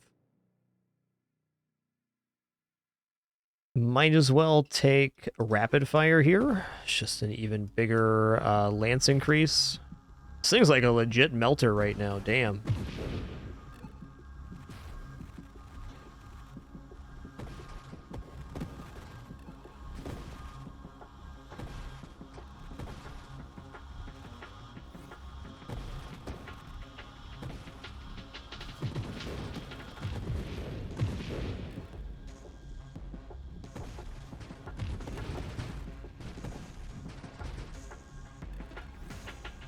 Yo, here it is. Okay, Supermod Charge Shields. While charging your weapon, 20% of your charge value applies to your shield effect radius and shield effect power up to a maximum of 80%. And the charge value applied to your shield effect radius and shield effect power begin decaying 0.75 seconds after you fire. Okay.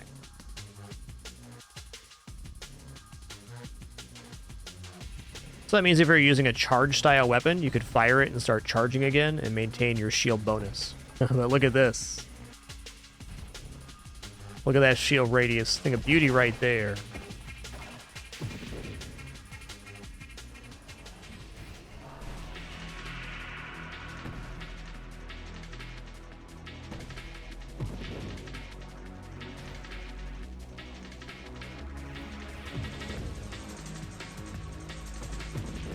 Arguably very good with Siphon Shield here too, but since we're Viper and we operate on burn damage, let's roast them.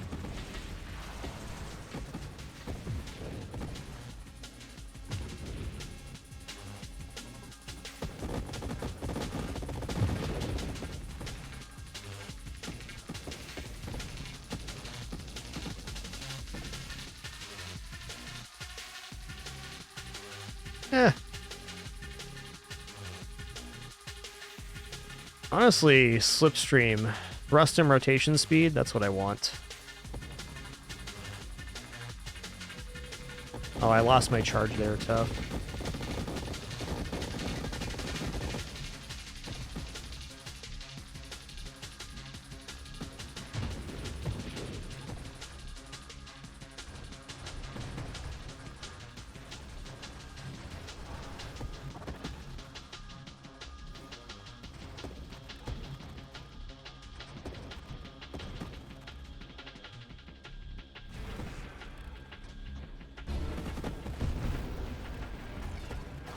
Oops, all dead. Oops.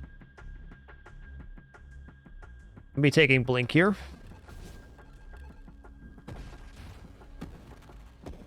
I think this build would love Void Slice. That'd be delightful.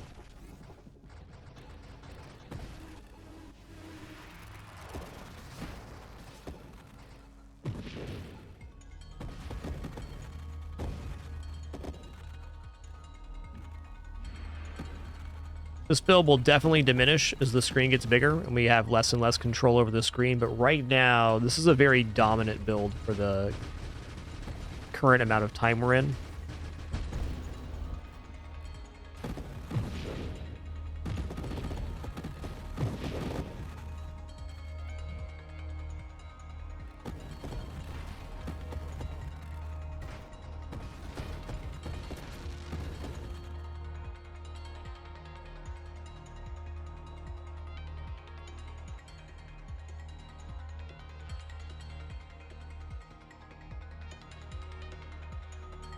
Okay, Gemini Protocol it is.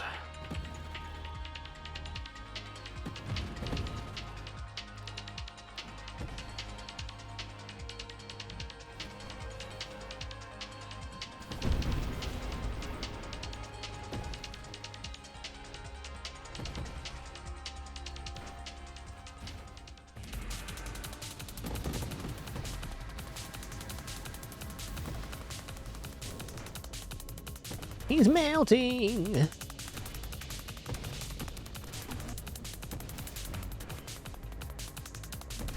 Later, Tater.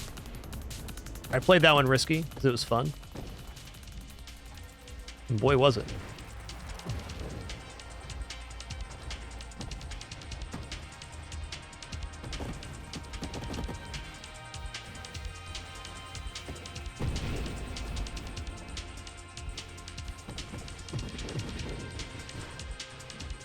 One of my favorite aspects of Halo Shield is when enemies fire missiles at you, they just disintegrate before they reach the ship if your shield's up. I think that's cool.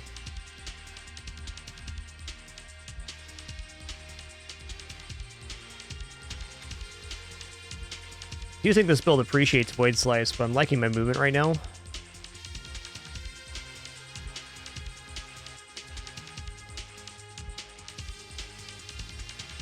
I'm going to take Streamline for mobility reasons.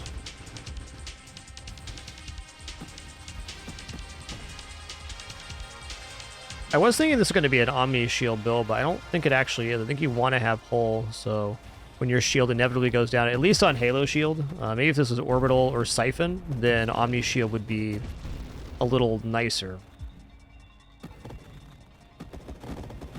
Not convinced. Fortunately for me, since I give up all my rerolls, I don't really have to worry about trying to force a certain build. I just have to choose the best mod I can on each page. It's a nice place to be.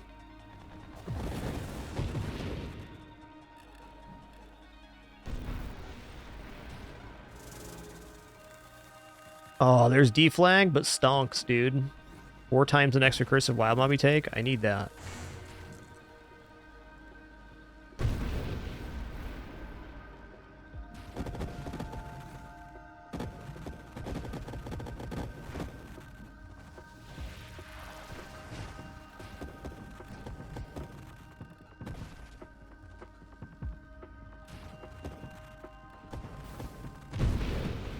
Surreal to think this game's coming to the end of its 10-year dev cycle and releasing on August 12th.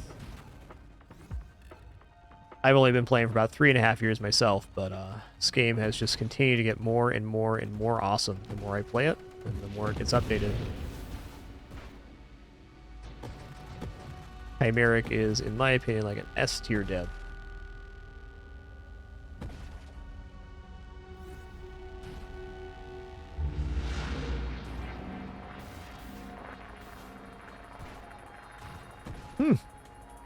I may want to turn off damage numbers. Or not.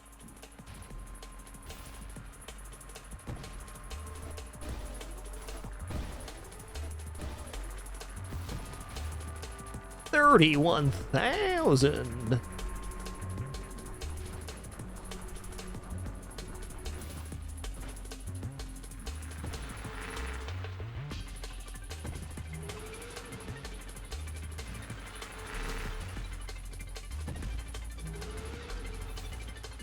Been kind of in love lately with Viper's ability to deal this ramming damage. Okay, let's get our shield and hold back real quick. Oh god. Oh, I see he's electrified during that. That's what got me with Apotheosis the other day. Alright, we need to do like a big chill in here.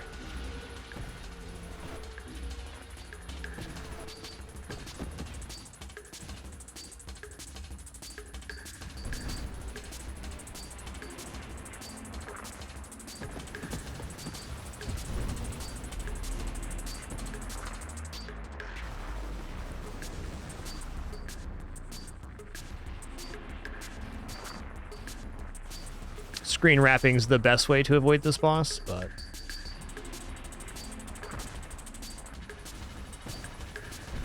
you can also use blink.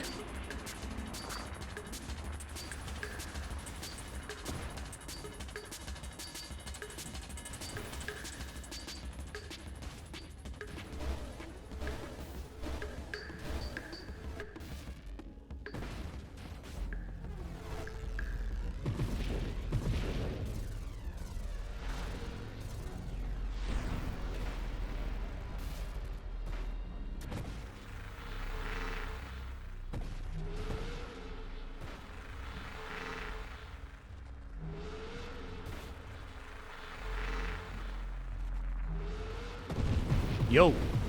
Okay, that was a tough Star Eater fight, but we lived. Oh, let's start working towards Essence Sap. I mean, Weapon Mastery is good, but this would actually give us enough regeneration to be stable-ish.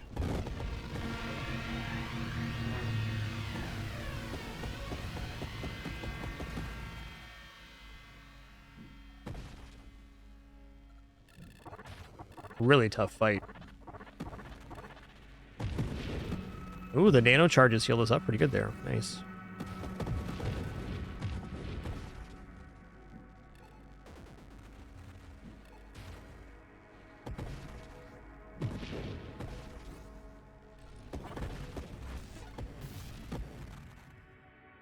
Dang.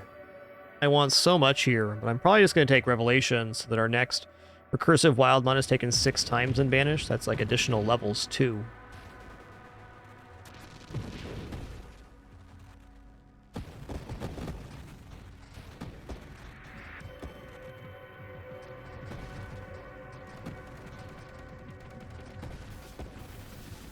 Ooh. Okay, so Galvanic Outburst takes shield effect power into consideration. Those are some huge reflections. Maybe it's actually affected by how much damage you're taking, because we took a lot of damage there.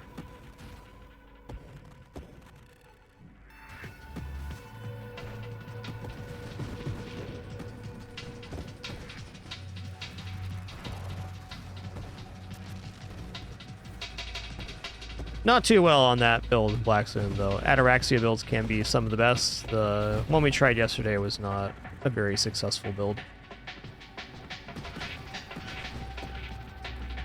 Like, it was fine, but it wasn't near as powerful as just taking the levels on Thermal Lance.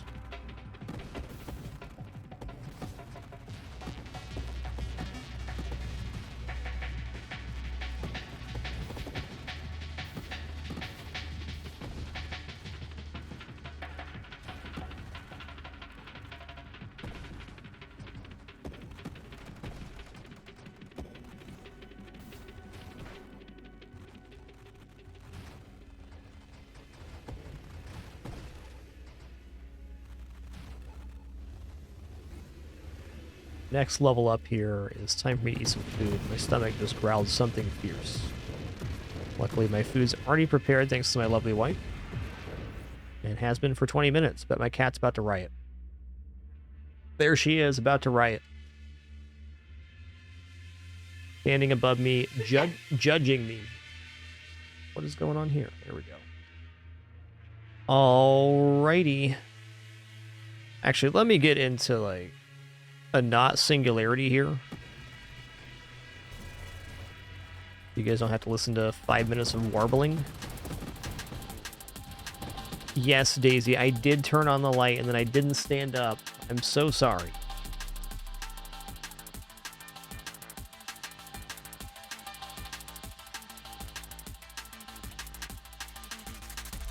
Yeah, I'm gonna do some Leviathan builds after 1.0 release because I haven't really played with that ship yet. Looks like a fun time. All right, anywho, I'll be back in just a couple minutes here. Please do enjoy the kidders on the break time too, patiently waiting for her treats. We'll be back in just a minute for some more fun.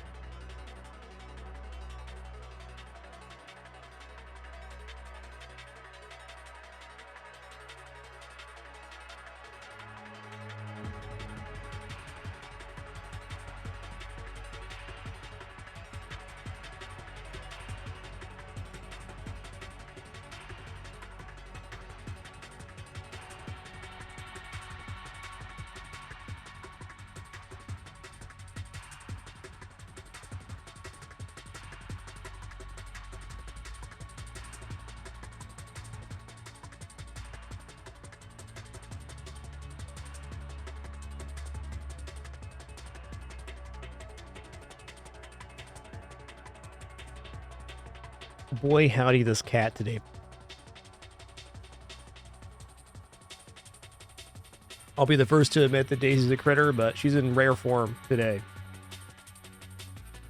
She's doing her darndest. All right, where are we at right now? We're on Viper Thermal Lance. We got a bunch of mods we got Revelation and Stonks lined up. So the next wild mod we see that we want, we're going to take it.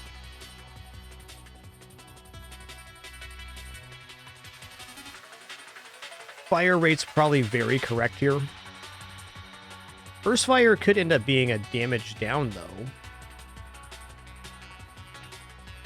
Yeah, it's going to be a damage down because vulnerability. I'm going to grab Corrosion here because it's inoffensive.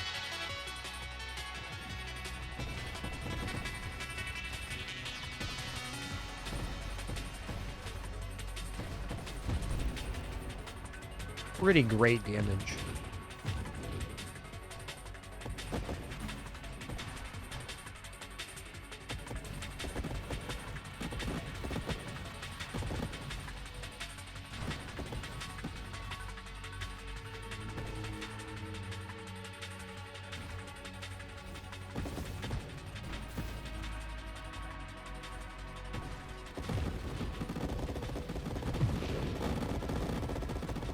Oh, yeah.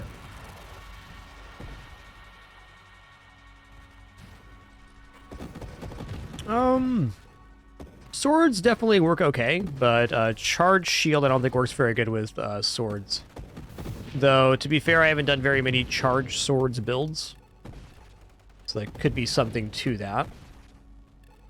Just not going to have that same amount of sustained damage, which is probably the nicest part about this build.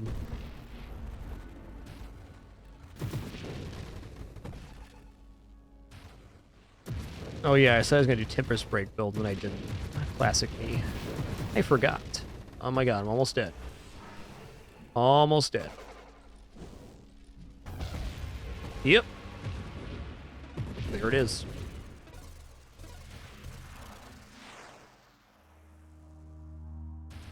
Not a bad build. Pure thermal lance builds are pretty hard to get going.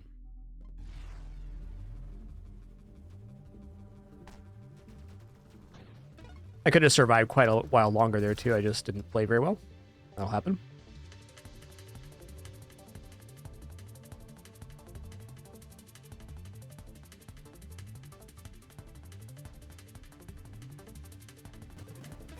I'm gonna go darts. I'm gonna go Dark Courser. Also gonna go Amp Shield here, which is not a common shield for me to use, but I'm gonna use Tempest Break here.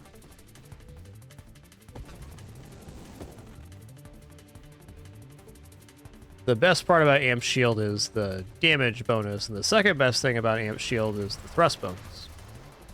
And after that, another nice thing is the very fast shield cooldown rate that you get.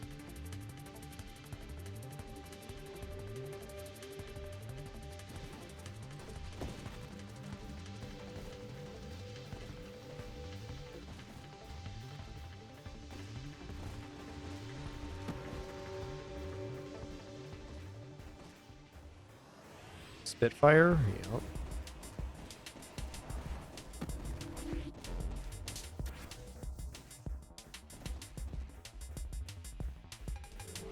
So Courser is also kind of awkward to fire, but not as awkward as Battery. Not even close. At least on this one, you can correctly use the left and right indexing. Okay, I'm gonna take Death Blossom right now. This will fire our weapon projectiles when our shield goes down, and we're planning on going Tempest Break, which will be kind of a perpetual breaking of the shield. So, a lot of damage bonuses there. No gimmies on this fight, man.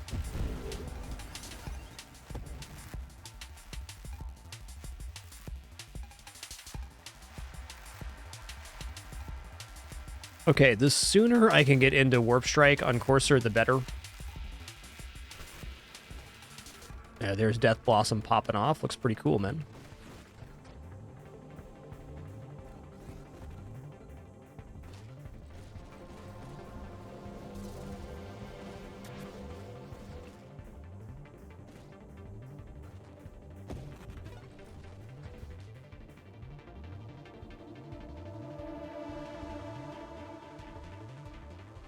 Mines are tempting. Let's go ahead and take targeting, though.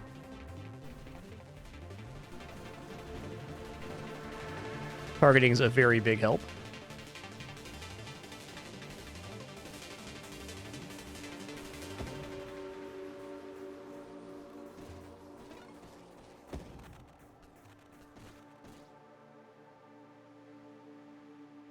All right, magnitude's big money damage.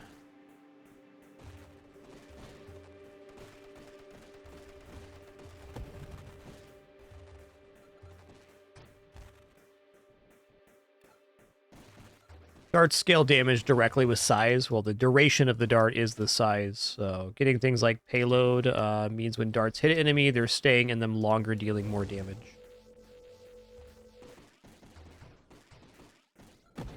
That's just science.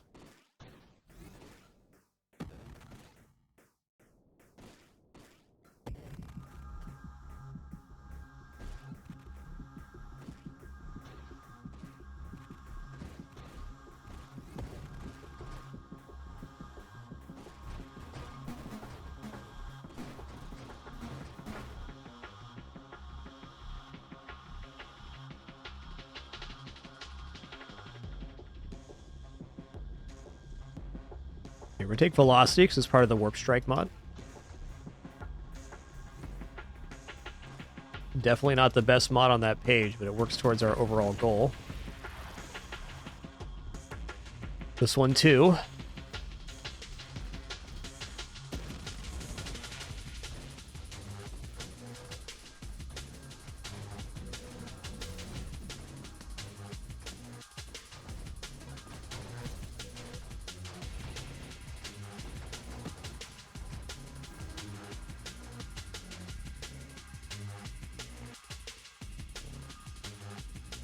Okay, here's shield cooldown. Shield cooldown's on the way to Tempest Break. We need Deadly Wake and Flash Shielding. Ooh. When your weapon projectile would be destroyed on impact, it instead rebounds an additional time towards a nearby target. It's going to take me down to 3 projectiles from 4, or nah? Yeah, it is. So we're going to take Volley now, but basically this allows us not to take Splinter, which would be a pretty major downside for fire rate. So Splinter is very good with darts. Ricochet's better.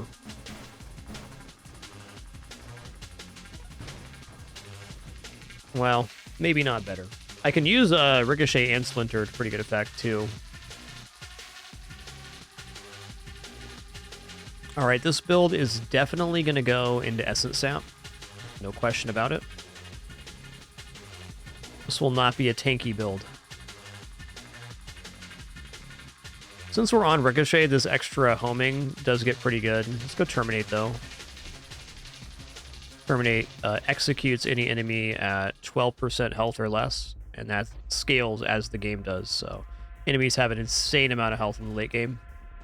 That 12% becomes an ever-increasing number, which is very good for us.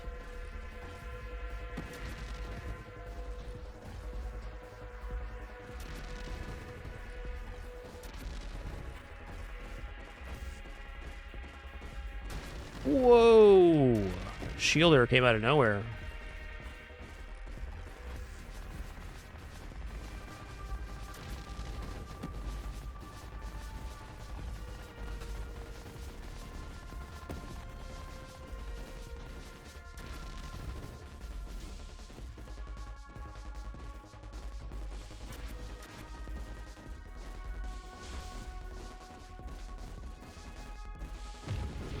Amp Shield's especially effective inside this enemy because it's like a huge amount of segments.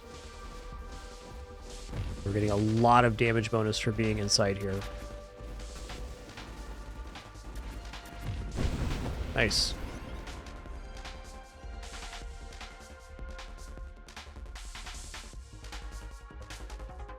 Essence Sap keeps us safe. Essence Saps and Dart is a really natural synergy.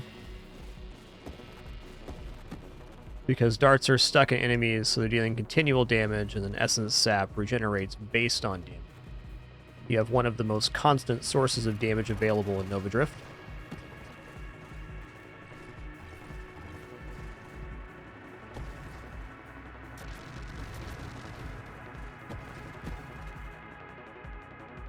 Okay, there's Deadly Wake. There's some other stuff I want there too, but I gotta take Deadly Wake when I see it to get Tempest Break. And also to get Blink in the pool.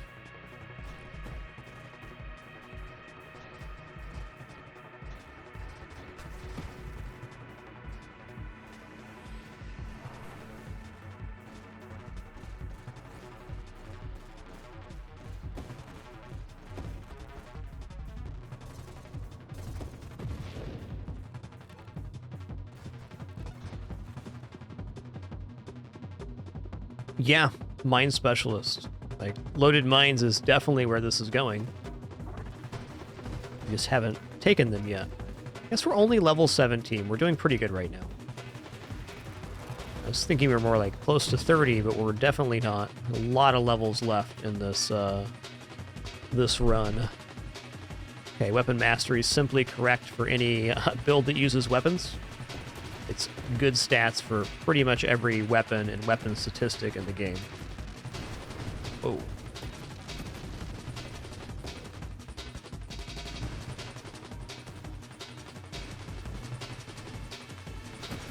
Get a little awkward here. Thanks, Death Blossom.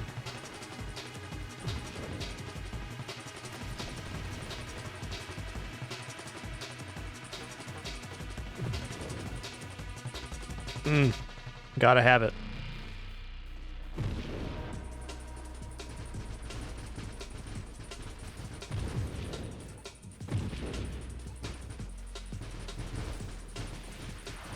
Ooh, lad. Good thing he had a shield on, man.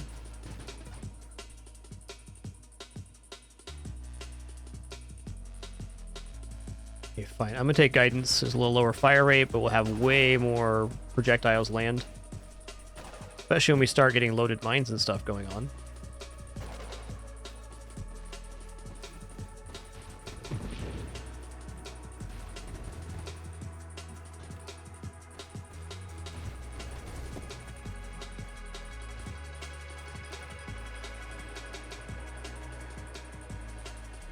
That ain't bad.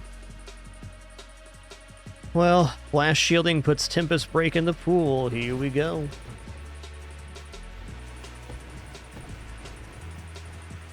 We're going to be unreasonably squishy once we get this combo going. We got time to pull it together. All I got to do is play really good for a really long time. Easy. Just do it.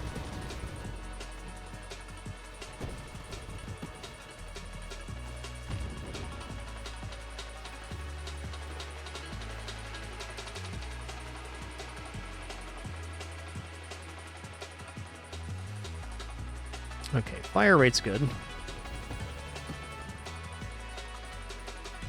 It's kind of often the issue with darts builds is they want everything. You want all of the things, but you can only have so many.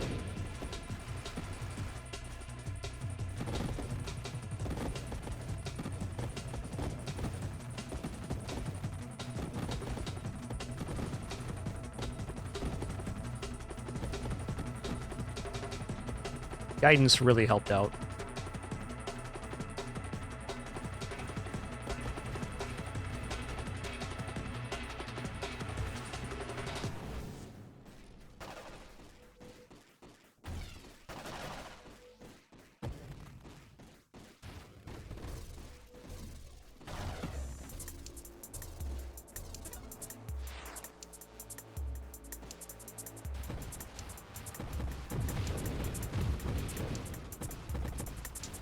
Huge enemy, man.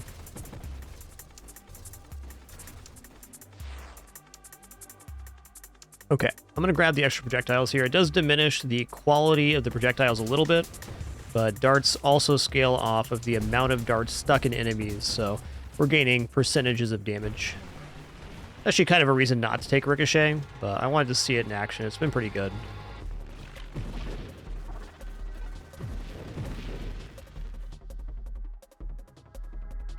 Yeah.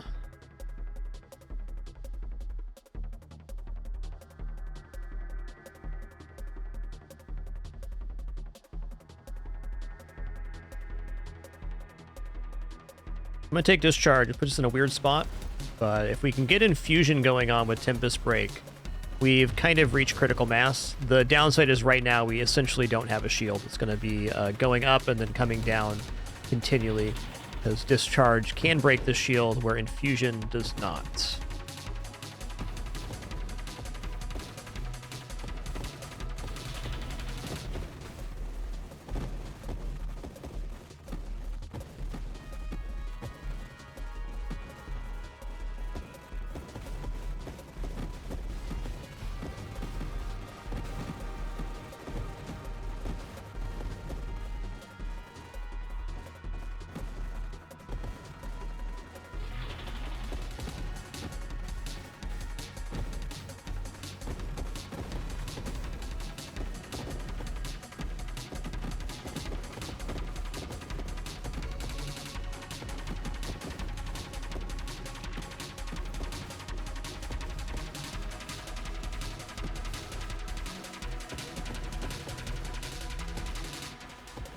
Oh no. Dude, that was a really rude thing for the crab to do. Can't believe I live there. Better lucky than good, I'll keep saying it, man. So true.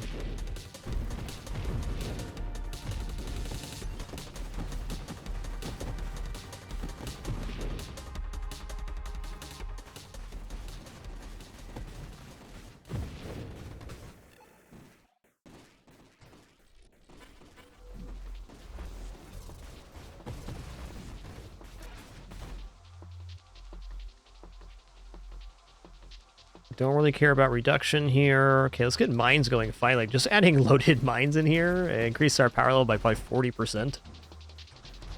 We even have mine specialists loaded up.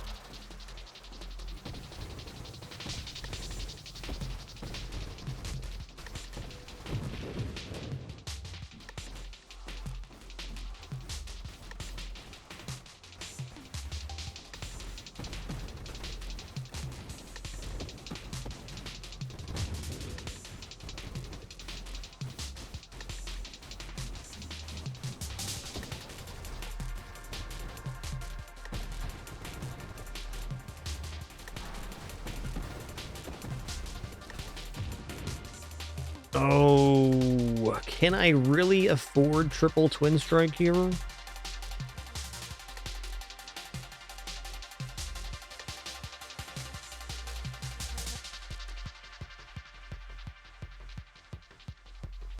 think this is a little dubious, but triple twin strike, let's go. There's no weapon that appreciates more projectiles more than dart.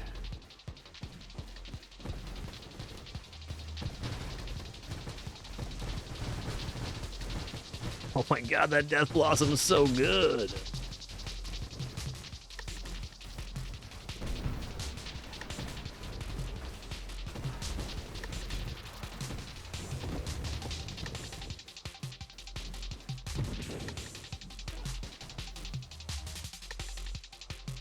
Okay, no. Also, no. Loaded mines. Okay, let's get Warp Strike now.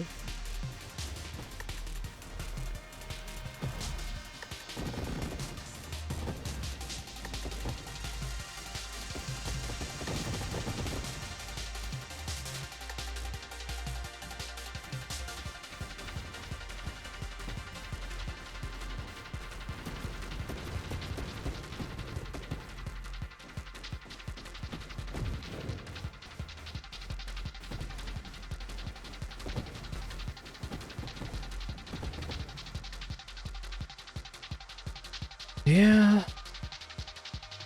One more roll then. Maybe even one more after this. Okay, here's Tempest Break. Nice. I really need Blink for Warp Strike. I think I'm going to actually take Blink so that Warp Strike's also in the pool. So Tempest Break sounds really nice right now. Yeah, okay, let's do that.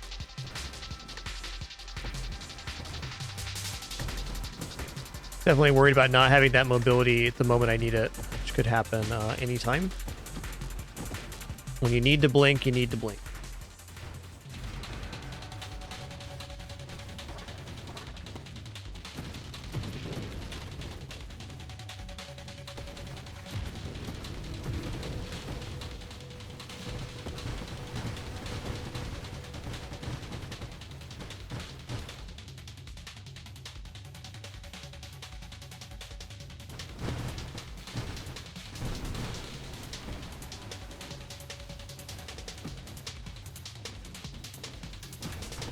Oh my god.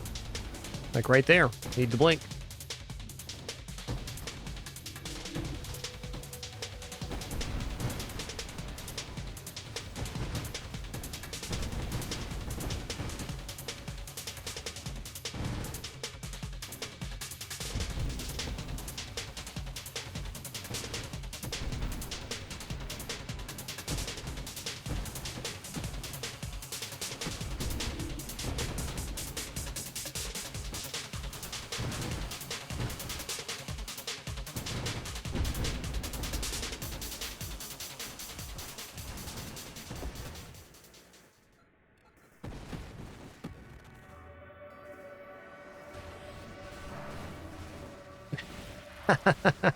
My man spawned on top of mine. That's tough.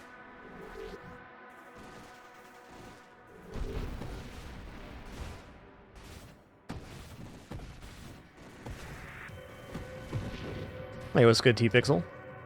Alright, Tempest Break, here we go. When your shield breaks, it discharges powerful bolts of energy that burn nearby targets. While your shield is down, its cooldown cannot be interrupted. 30% faster shield cooldown, plus 30% shield effect power, plus 10% thrust, minus 25% maximum shields. We've got super tiny shields, 25 shields only. But when they break, we shoot a bajillion projectiles. And we also do AoE damage now. The big part about this is that your shield cooldown cannot be interrupted. So we're going to get the shield back. And once we infuse the projectiles, we won't actually be self-damaging the shield down. It'll just be hovering at 1 until we take damage. Really nice. Yikes. Dude, this wave is crazy. Holy guacamole, dude. Yes, but please consider it from my perspective. You're really dangerous. Infuse. Here we go. Alright, so now when our projectiles from the ship land, they will deal electrified damage, which will spread to enemy sections. And again, our shield cooldown cannot be interrupted, so it's pretty consistent.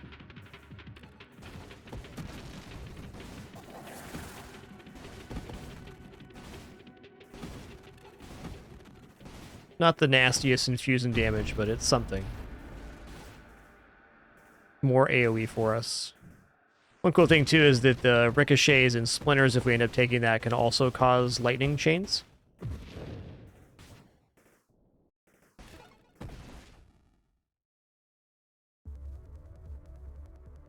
I feel like elegant construction is pretty good. So we get construct assembly speed, which is mines, so more darts.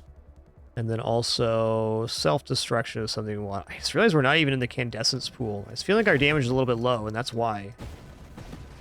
We have a lot of modifiers to our projectiles, but not modifiers to burn, which is how this kind of scales.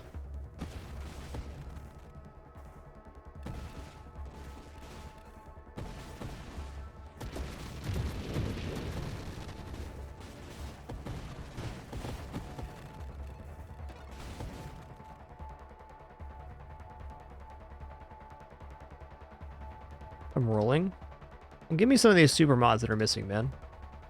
Or not. Loaded mines. Not before Charge Shot. Or Warp Strike, rather. Damn, this is tough, dude. One more, please. Okay, last one.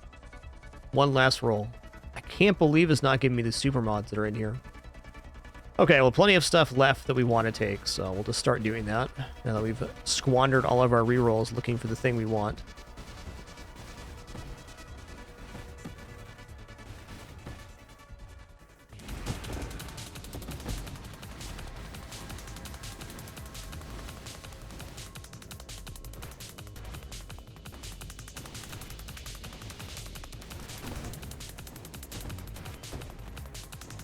Yeah, cheers, Salad.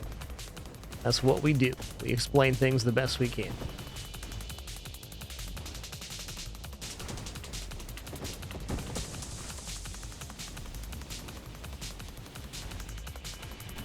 If we get Warp Strike right now, I'd say our power level increases by 40%, maybe more than that. Oh, thanks, Infusion, for just being yourself. Keep on keeping on, partner.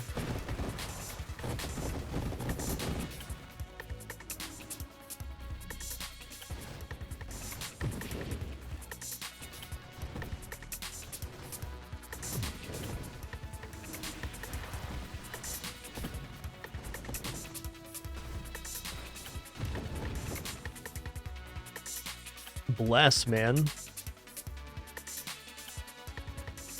All right, I'm gonna take charge shots. That puts charge mines in the pool, and charge mines is definitely something I want here. Actually, maybe it's not. Nah, it is.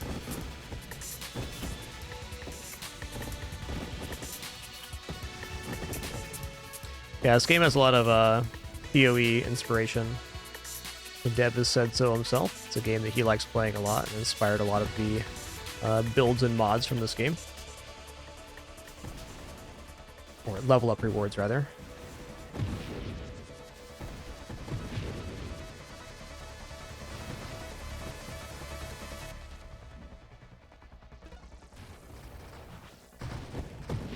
Wow, charge is pretty good. Hey, Warp Strike, finally, man.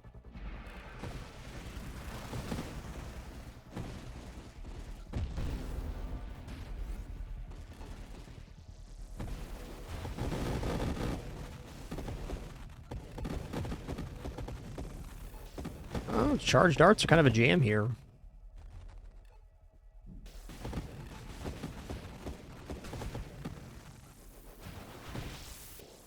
Charging quick, too.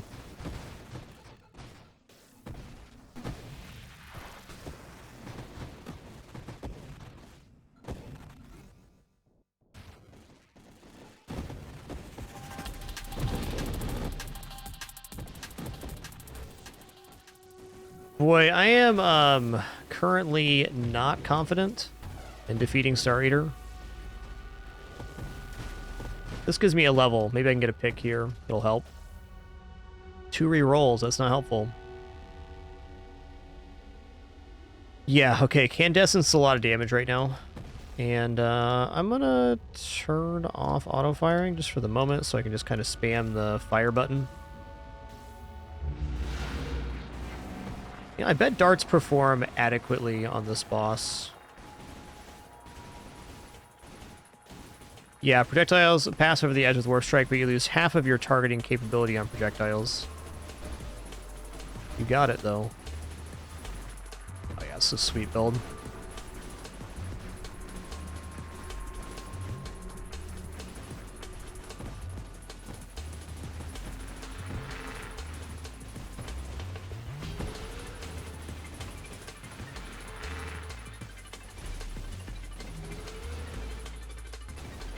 Yikes.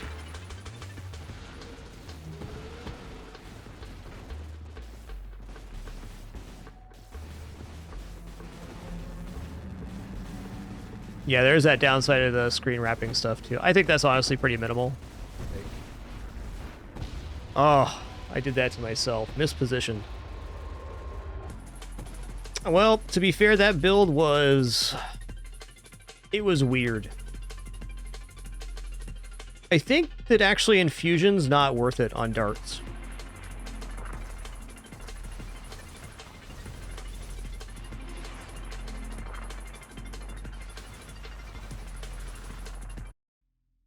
Definitely not the build's fault, though. That was my fault in positioning. Tough boss.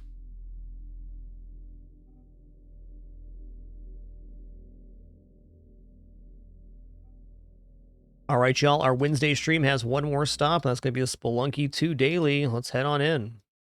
Got my butt kicked by Spelunky yesterday. Surely today will be different.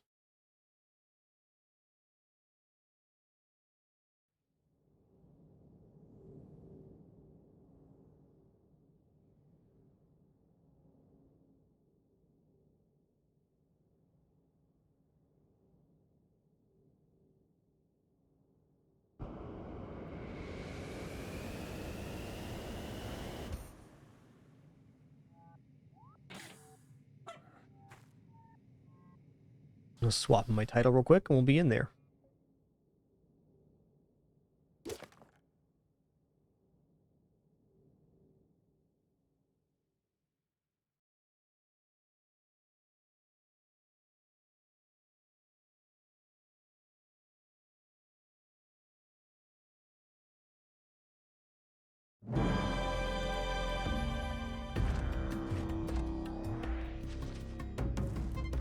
Let's get in there, get warmed up, then we're going to head into the daily run. It's going to go awesome. You can just tell. Just tell.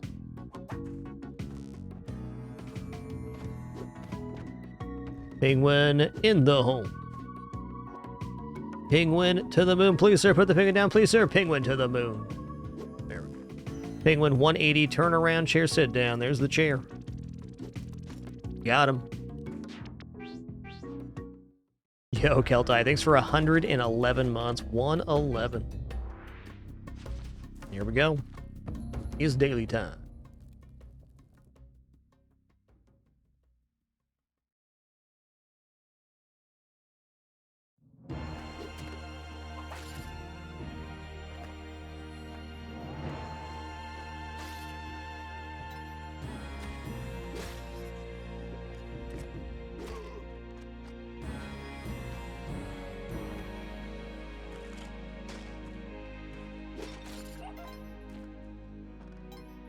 Oh.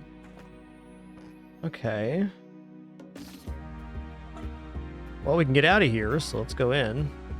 Haha, take that, you mole.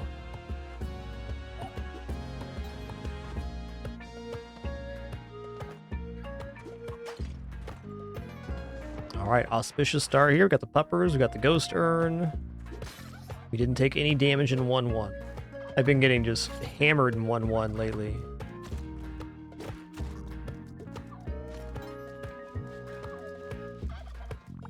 Turkey damn, turkey damn, turkey damn.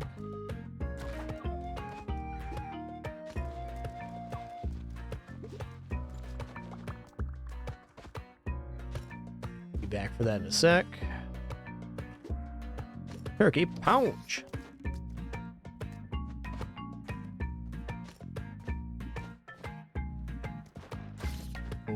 Okay. Oh.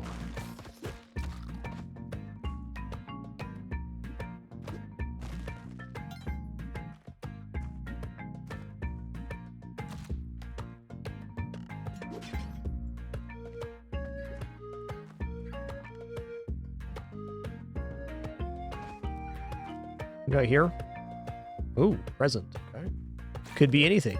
Even a jetpack, man. Could be. Could be.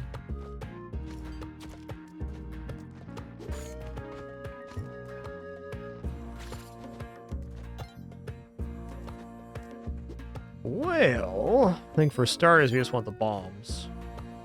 Might come back up here, might not.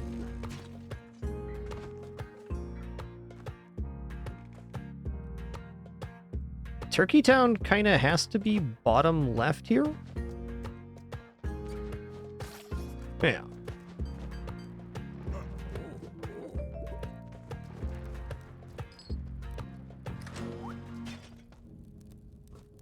That's it, Yang? Oh, man, come on, bud. You even trying over here, man?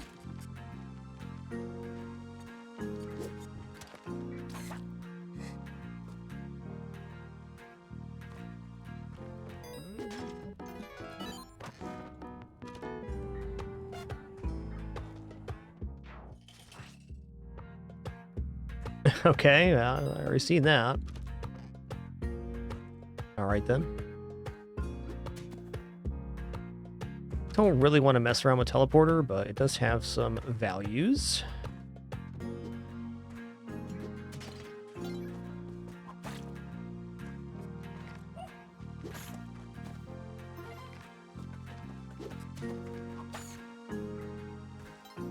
Okay, there's the key, too.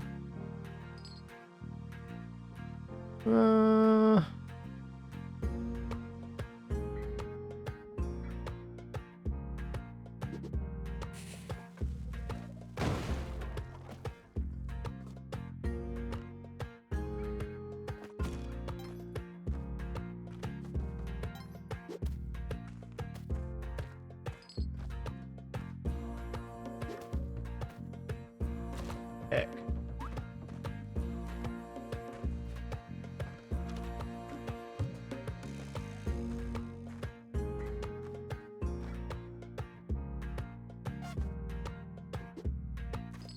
All right, and that is going to be the teleporter's final resting place. I got a use out of it.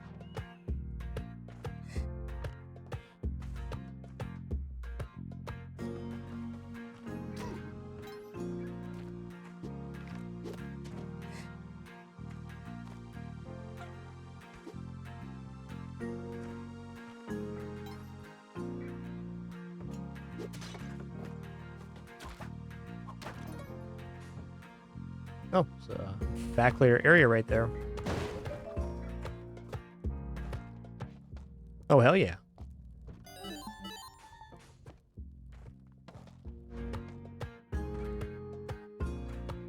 Well, with how immensely broke we are in this run, I'm probably going to go Volcano.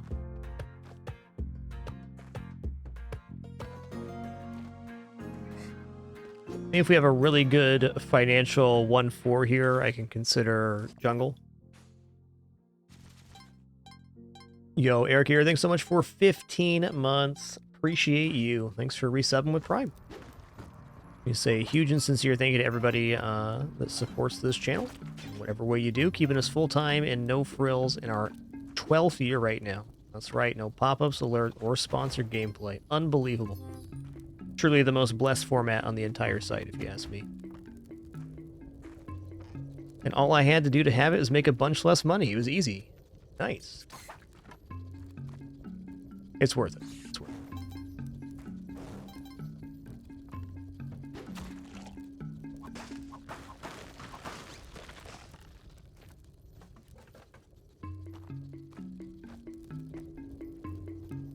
Oh god. Scared myself on that one.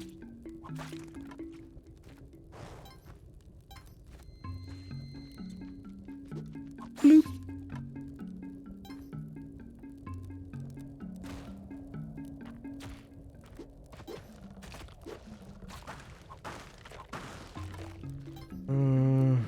Timing's weird here right now.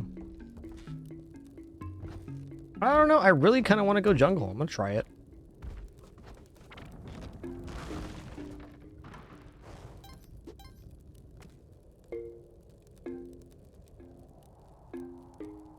Yeah, that'll happen, you. That'll happen for sure. Done that myself quite a few times.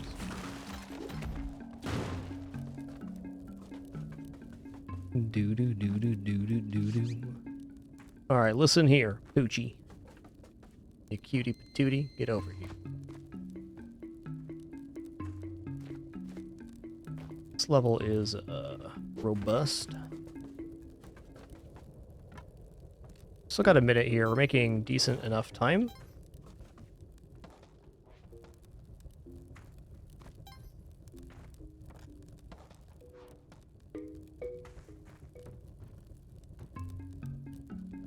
Nice. Poochie got down there. Great. Drop this as well. Too low. Better.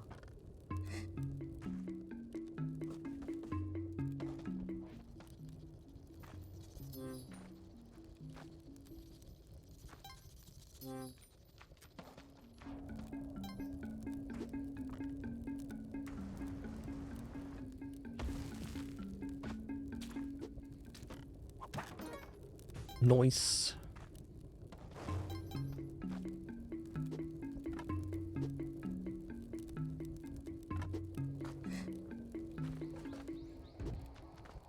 This level was the real Spelunky deal. I was playing as fast as I could, really. Getting all the objectives done. We barely made it out in time. 2 seconds to spare.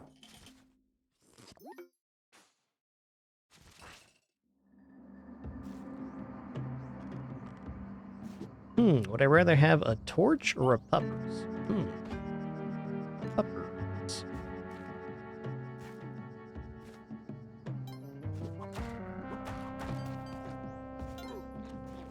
Yeah, alright. A leprechaun down there? Right on, man. Oh.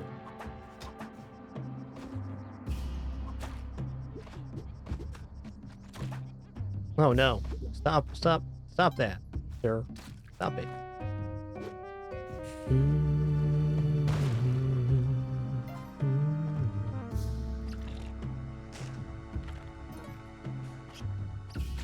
This level is downright funky. I don't know about that, dude.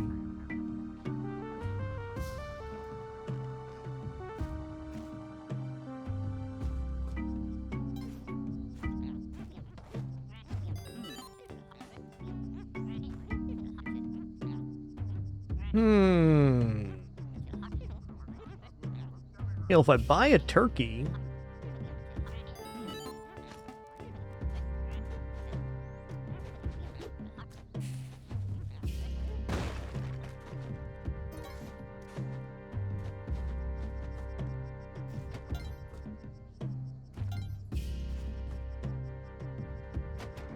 Worth noting I don't have shoes on right now. Take a quick peek around the corner for the pot of gold. Must be on the top shelf. Fair enough.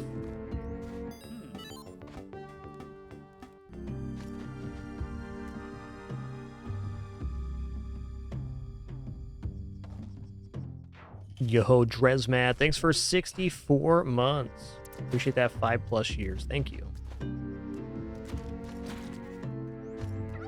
Kind of looks like it might be a shrine over there. We also heard immediate blippins, so where is the black market? Right here.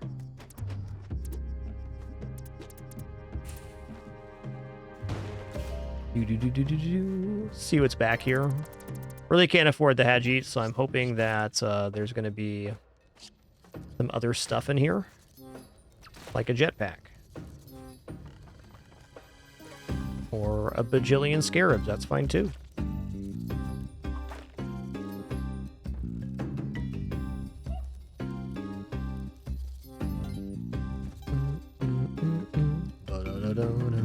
Let's check the bottom floor. Looking a little dismal so far. Okay, let's buy this and this. It's a teleporter again.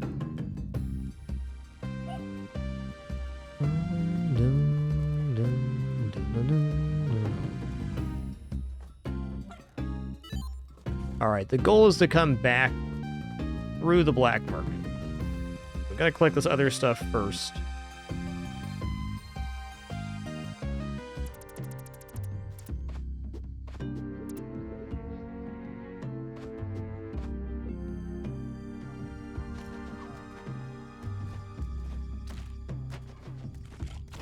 Heck. Not wearing shoes, by the way.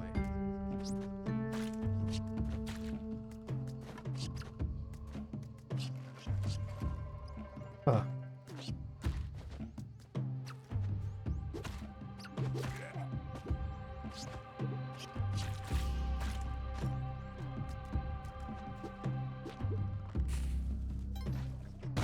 Do I need a rope to get back up there? Heck.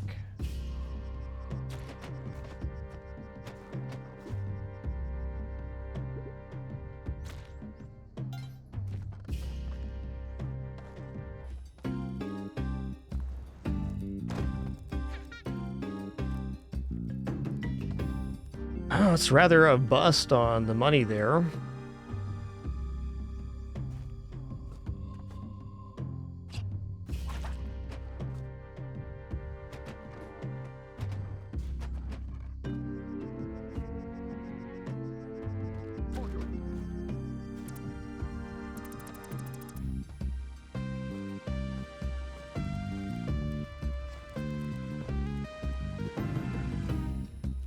Guess I'll buy shoes.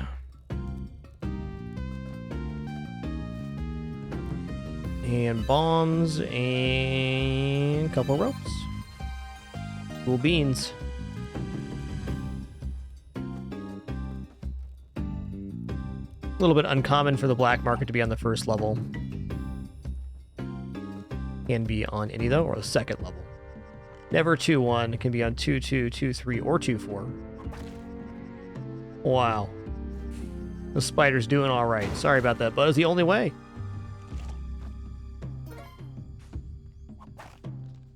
Yo, what's good, Gus Gang? All right, I need 5 grand to enter the challenge. Fair.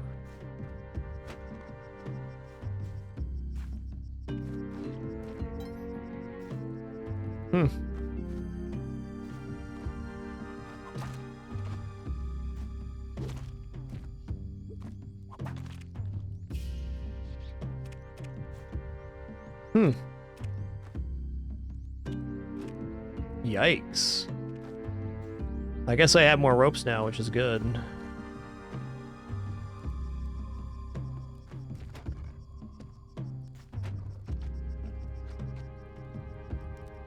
The heck?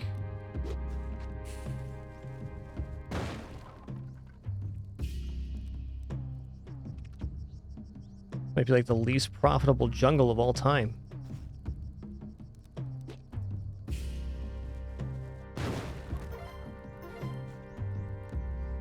Okay, I can get the rest over here.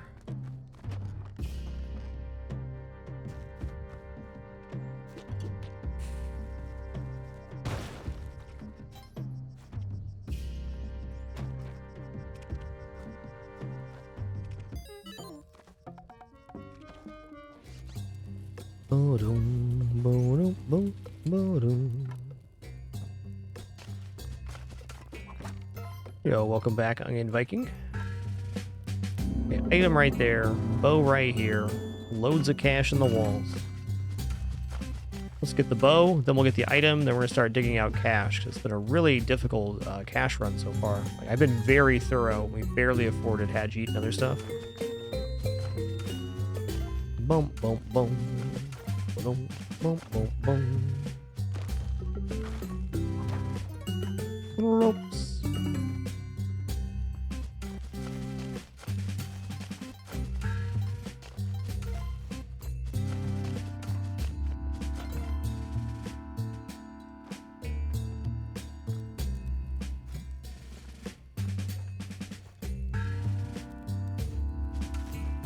I tried.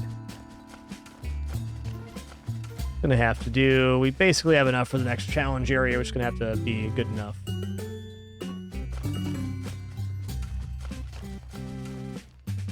Okay, sister's bottom side. Ba-da-dum-bum-bum.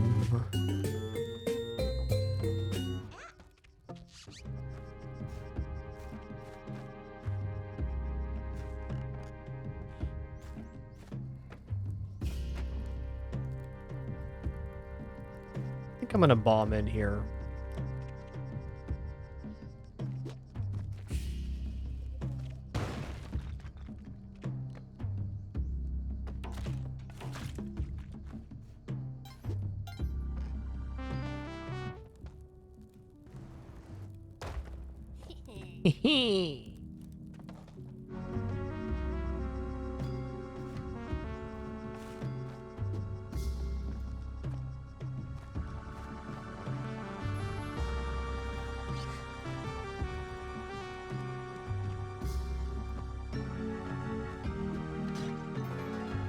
This has been a very technical daily so far.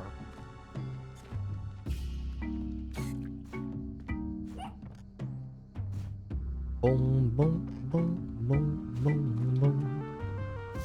Halima. All right, Puppers was there. There's more points right here too. Yeah, okay, so that's enough.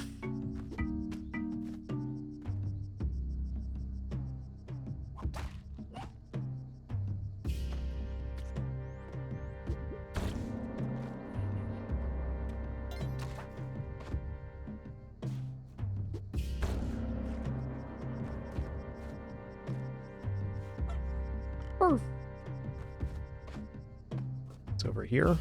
Nothing.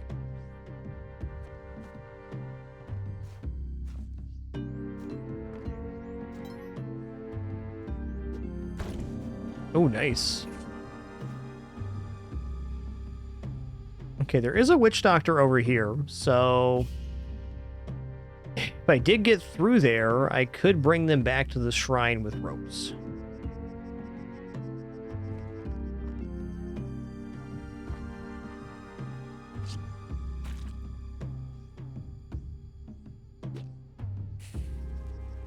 Oh, there's two witch doctors. Okay.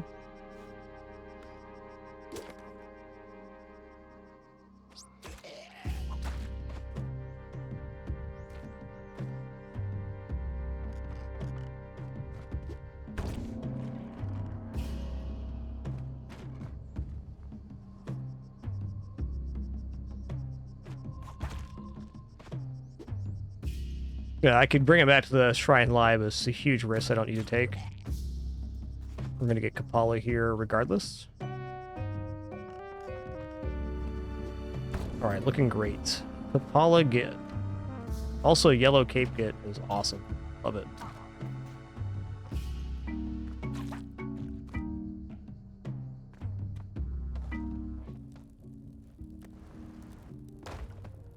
Huh?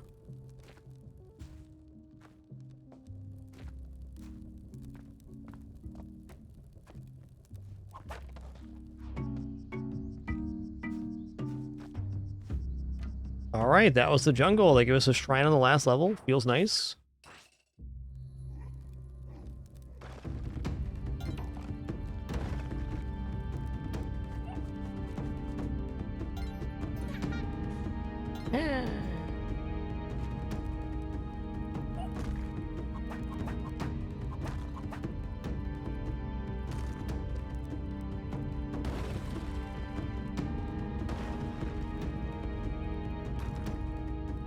Well, we're definitely going to Olmec in the hole here. I just want to check for items up top.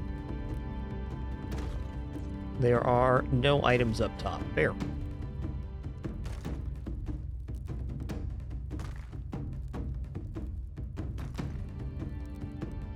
Gonna take those 12 bombs we so carefully earned. I'm gonna squander them immediately on a giant hole in the ground, as is tradition.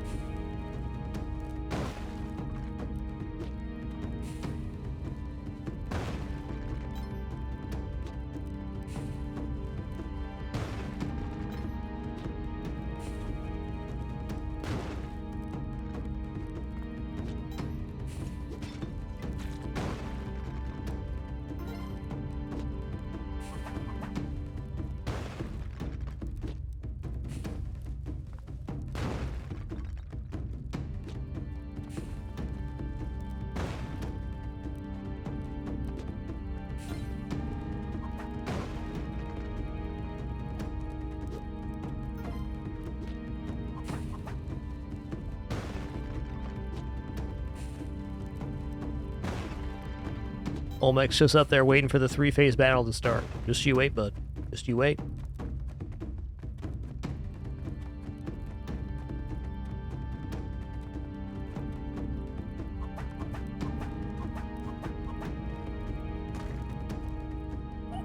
And we're off. Get dunked, you chunky.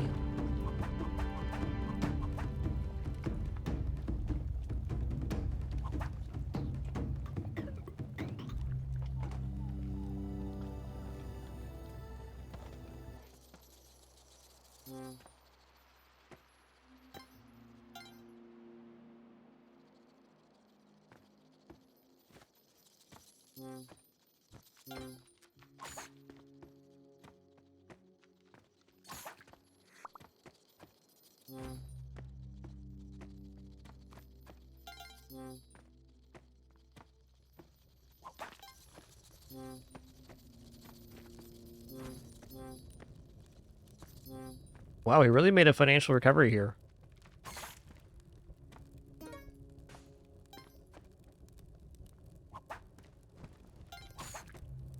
Just a parachute.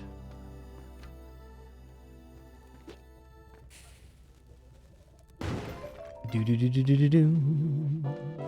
Ba-dum bum bum bum bum ba-dum bum.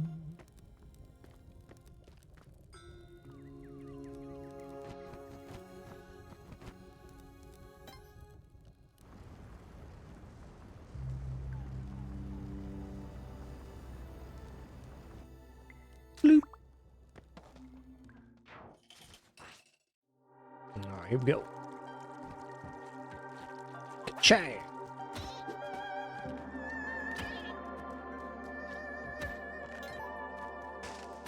Turkeys on the moon? I don't know, man. I don't know.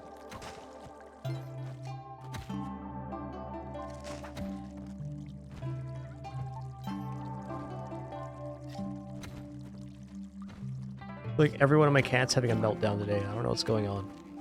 Calm down, kitties.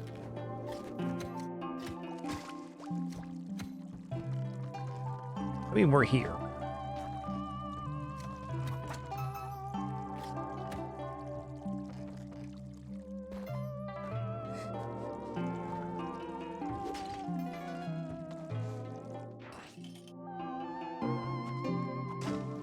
Turkey Town, Turkey Town, Turkey Town. Okay, there is not a shrine up there. Fair. Let's just do the challenge now.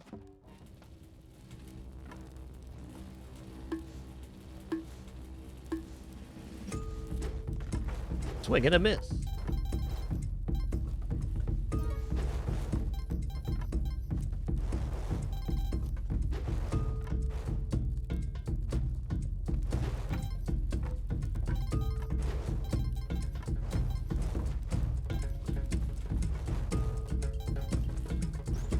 You've won.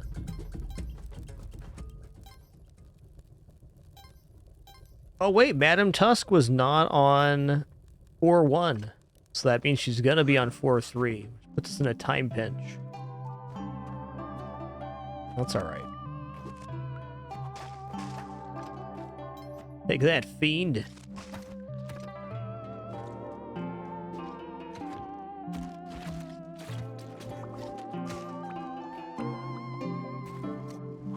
Oh! My guts!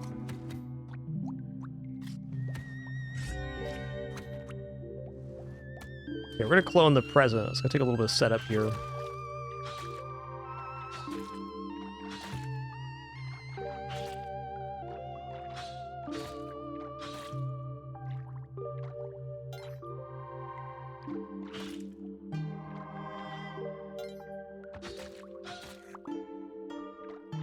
Yo, Mac Daddy 961, thanks for 5 months. Much appreciation.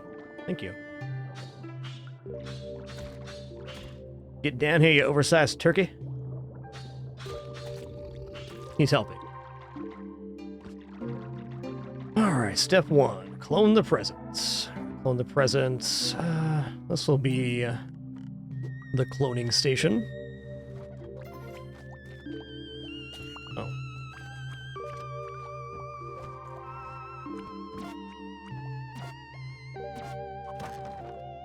Yo! Here we go. That's nice.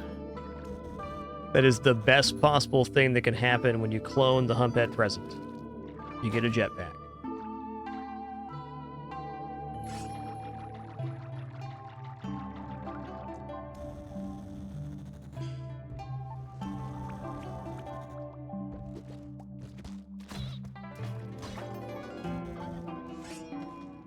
Yo, Sequoia, thanks for 67 months. Appreciate ya. Well, Madam Tusk is here. The boomerang, nonetheless. Boom, boom, boom, boom, boom. I think I might just commit to doing the skips so I don't have to mess around with that whole lava area below. It's no fun. Well, it's a little fun because it's dangerous. Teleporter returns, a third teleporter this run. Nah, man. I won't.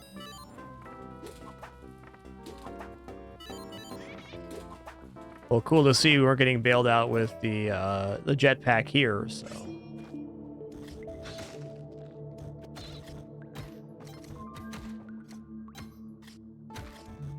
I don't know. Yeah, let's just commit to the skip here. Play with confidence.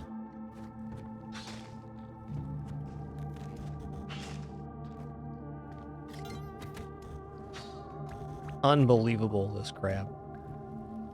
What's in here, dude? Hey, getters.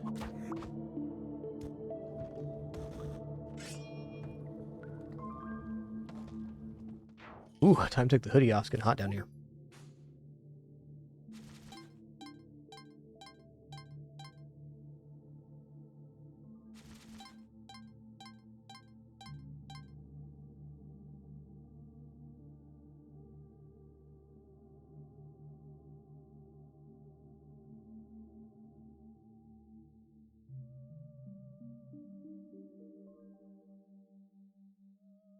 Night.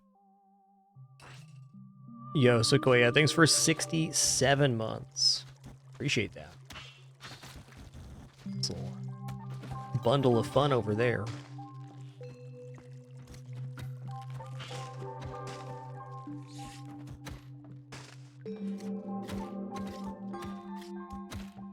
Dude, it's crazy in there. Let's go.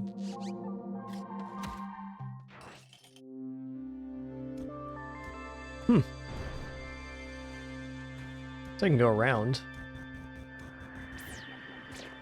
It's actually B. Parachute. All right. Ooh.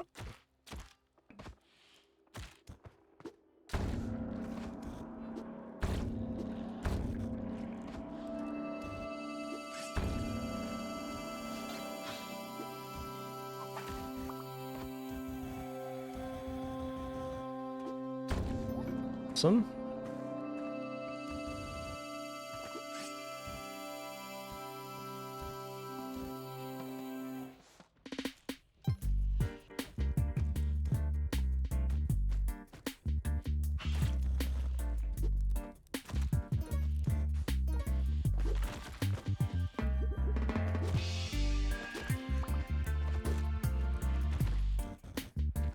Thanks, Sequoia. 67 already. Thank you all for that amazing support today. Would not have this experience without you. I never forget it.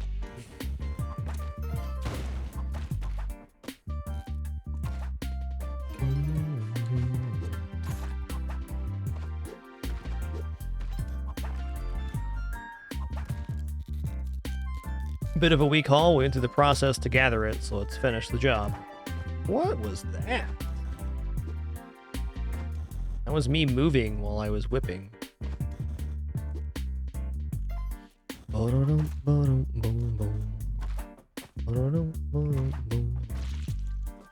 Let's go.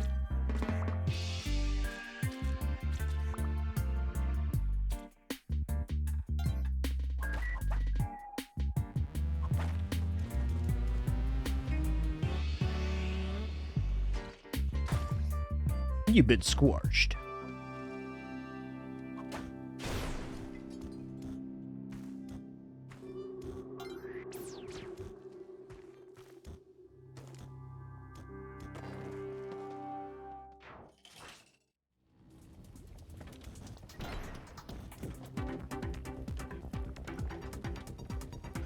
Oh, snap. That is dangerous over there. Holy guacamole. All right, how do I fix this up for myself?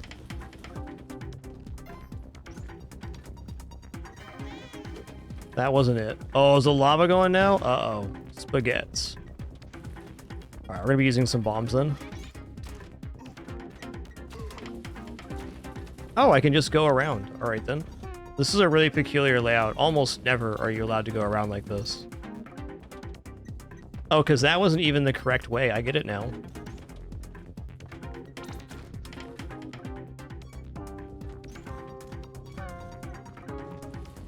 Yo, don't be bad. Thanks for 93 months. Almost to that 100 indeed. Thank you so much, man.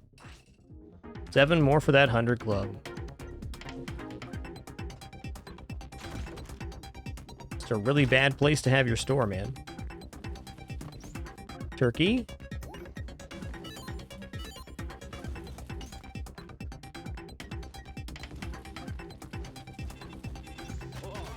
Oh, heck. That's tough.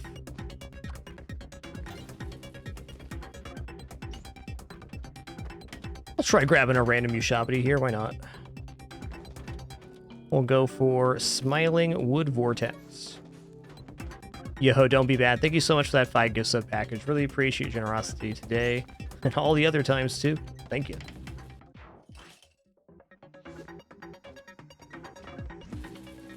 That was earlier this month, July 12th, I think. Don't be bad. Bloop.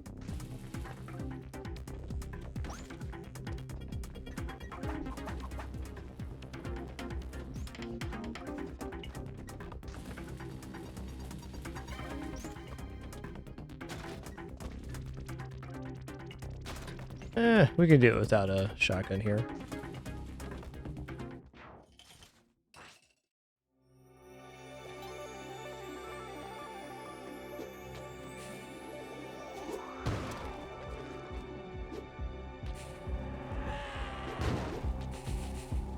Bloop. Well, hey man, that's how it goes sometimes when you go for the skip and you have the jetpack on. Sometimes Neo-Bab just assassinates you. Not much to be done there. Still a great run and victory nonetheless. Just not quite the victory condition we were hoping.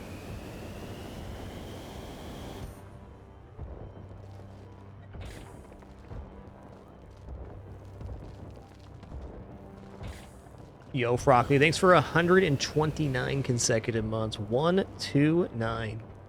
Awesome.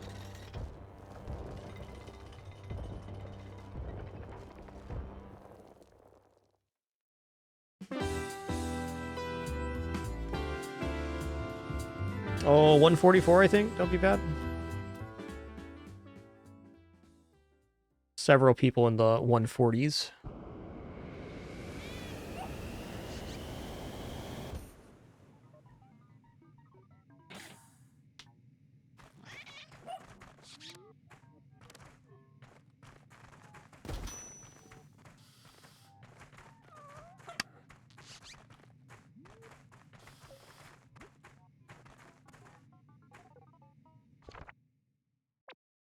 Dear Journal, I was law-abiding, I was a king, I like pets, took my first damage in level 1-3 from a caveman. Despite all odds, I defeated Tiamat and escaped to the surface. Can't wait to try again. Little J.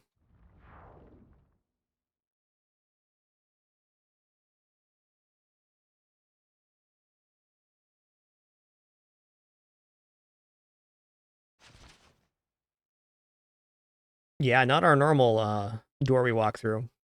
Hey, that's not bad. Let's see where we're at here. Number 80 of 1,043 runners. Take it. A lot of the usual crew up here up top. Nice.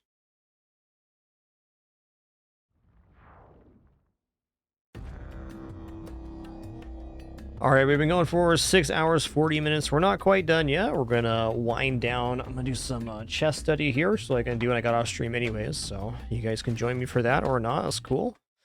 I'll be doing some repertoire practice at chessbook.com, which I'm going to get loaded up here. So my title, get some music rolling too.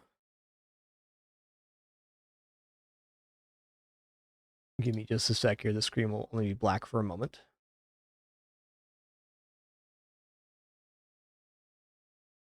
All right, yeah, it's a giant playlist. I get it. Get it, PC.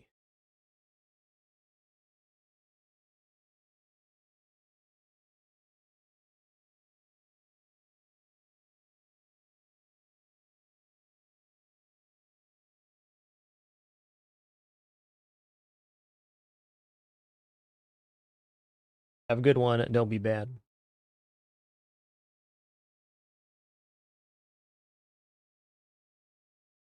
So if you play chess, you haven't seen the site, it's really awesome. It is a opening repertoire builder and studying tool. There's a space repetition, and you can build your own repertoires. Like I got 2 here that I'm currently working on, just trying to learn these openings. Okay, let me get this rolling here, and then we will get to it.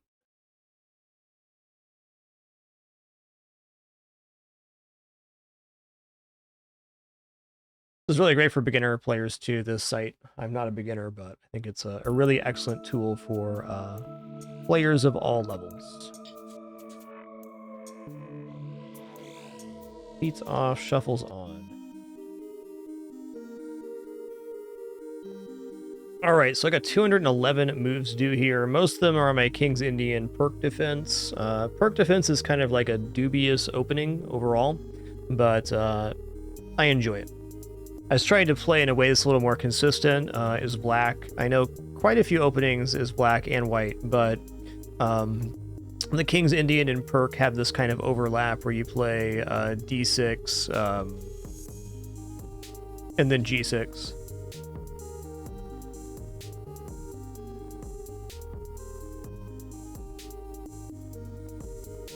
Okay, next move here is definitely pawn takes. So it's basically just a tool to memorize opening lines. You can store up like 200 moves or something for free, and then there's also paid options too. I think it's a very nice service and worth the price to me at least. Okay, bishop e7 is the last move. I want to say bishop e3, but that's not going to be it. I don't remember this position. Maybe bishop e3 is actually alright here. Yeah! Alright.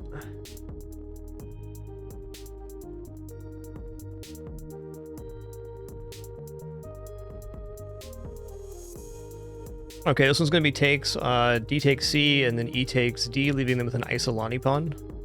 No? Pick. Push. Pick. Okay, let's view this real quick. Okay, so we're gonna add an alternative move. What would it be? So e5 transposes to the French defense. NBD2, it's a sensible move, but it's not in line with any of my other repertoire stuff. I like bishop d3 here too. Okay, EX d5. Although 74% of masters are playing this move, I'm in.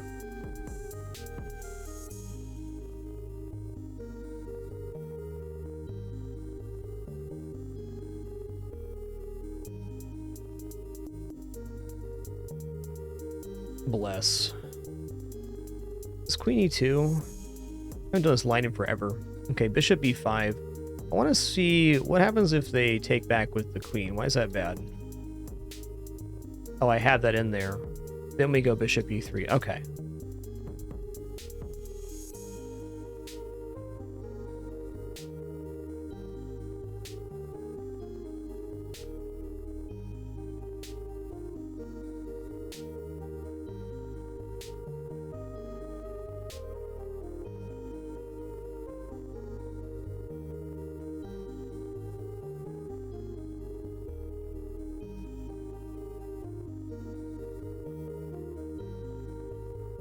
Enemy takes.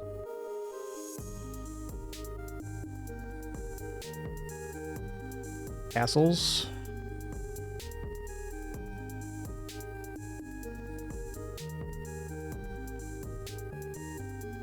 Okay, also castles.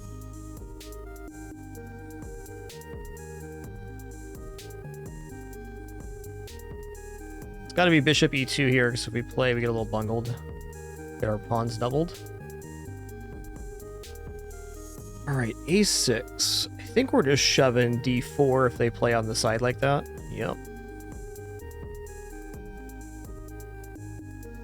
This one's push pawn, so it really disrupts that knight.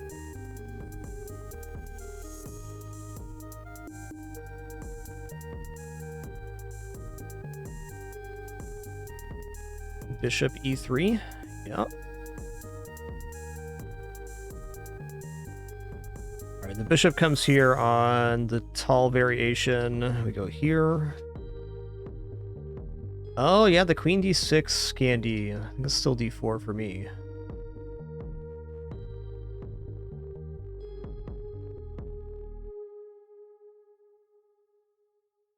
Should be able to do queen a5 here?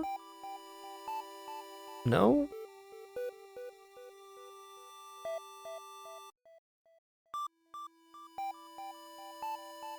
Okay, what's the defense here? Knight 8 c6, yeah. And then if we go here... Oh, it's actually kind of nasty, because then he gets in here. Okay. I get it.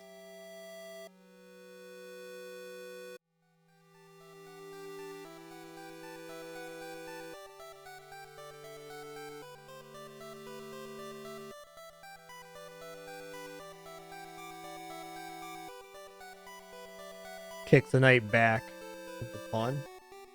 Yeah, it was Gus King. That's what I really like about this tool is that anytime you can go in the repertoire builder and you can see the list of stockfish moves. This game uses the database from Masters. It also uses the entirety of the Lichess database for all players. So like, you know, billion plus games. Pretty cool. Or hundreds of billions at least.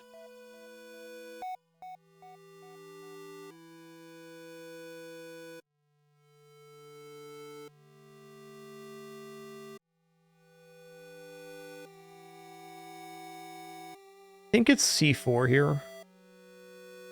No? c3? That'd be consistent with my other repertoire. Let me see what this is. It probably should be c3. Yeah, it should be c3 here. So let's make an adjustment. I'm going to add an alternative move of c3. Okay, and we're going to practice these moves.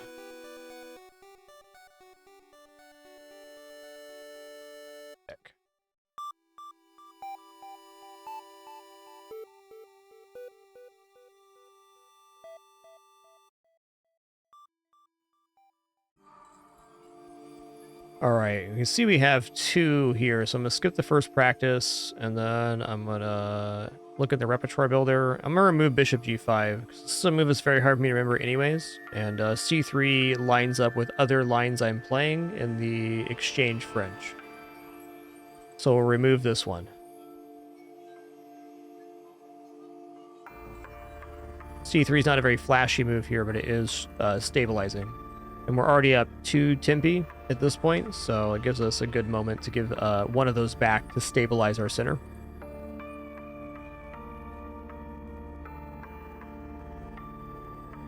Yeah, my pleasure, Gus King. I think you'll really like this site if you use it. I'm like really hooked on this right now. It's definitely leveled up my opening knowledge considerably in the couple weeks I've been using this program.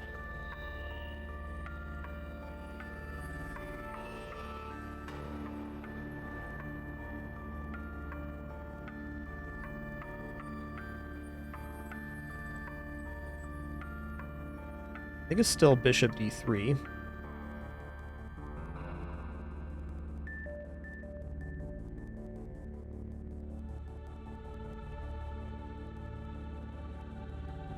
Oh yeah, let me show you something else here, I guess, King, that you'll really like.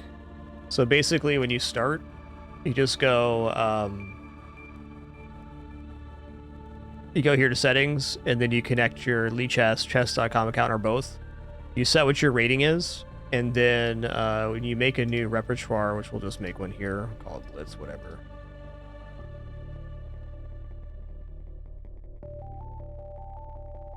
Heck. Why? Oh, it's not actually typed in there. All right, so you go here, you make a new repertoire, you can start building it, and it builds it automatically because you choose your starting moves. So let's say we do the Zuckerfort, and then these are all of the responses that black can do within your range. I'm in like 1 in every 200 moves. We'd have to make something for each of these. Let's just say we do d5 to start. And then you can choose your response, and it automatically builds your repertoire for you, and then gives it back to you in spaced repetition. So you have full control over how you want to play. And you can also see the evaluations for each move, the names for the openings, etc.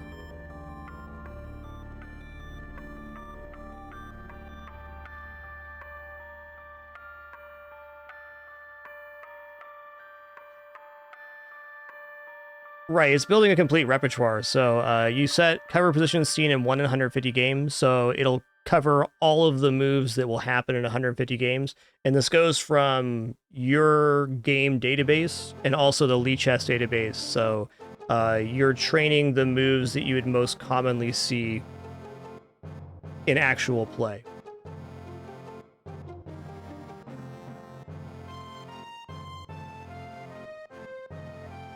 Oh, and then after that, since you connected to your account, correct play in games, like if you're playing Blitz or Rapid or whatever on Lichess or chess.com, count towards your training, so you don't end up training the things that you've already proven in games that you know how to do. This tool's sick.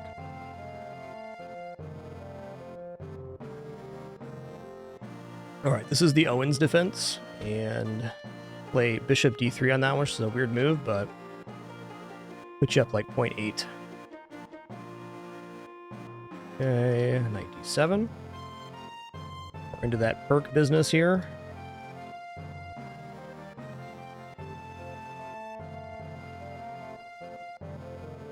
Okay, when all 4 of these are here, I have a move I play. Is it just e5 right now?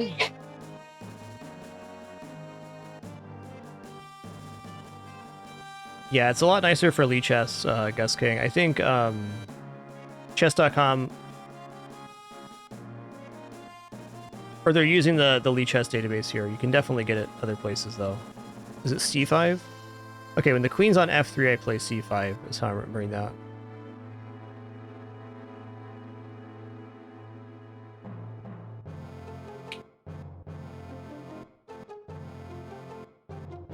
Yeah, exactly, Talkable. So you play the way you want to, and then it shows you the most likely moves, and then the refutations and all that stuff too. So you make exactly the repertoire you want to.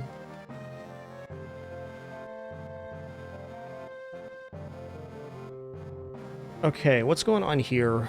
These positions I keep missing the moves on. So, like, when you play the perk or King's Indian, it's like either E5 or C5 is the goal. And I think this one's going to be E5, because I can just play it right now. Heck. Is it C5? What's going on here? Knight BD7, huh? Fair enough.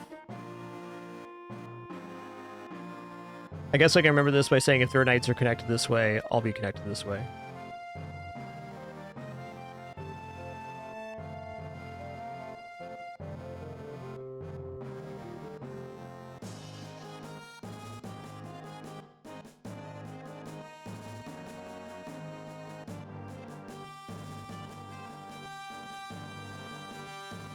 I don't want to play knight a6. Oh, okay. With the knight on e2, we play knight g4 here.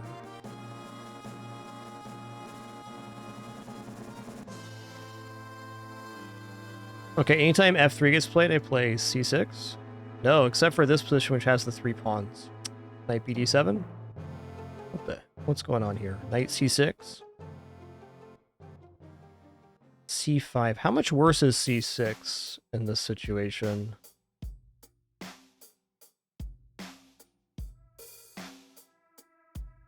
C6 is over half a pawn worse.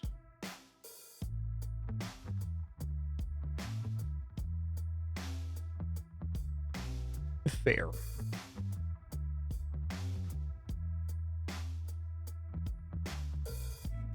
My goal for the repertoires I've made are to have my moves be as consistent in between. Of course, that's never going to happen fully. There's always going to be outliers where you need to make a particular move or another.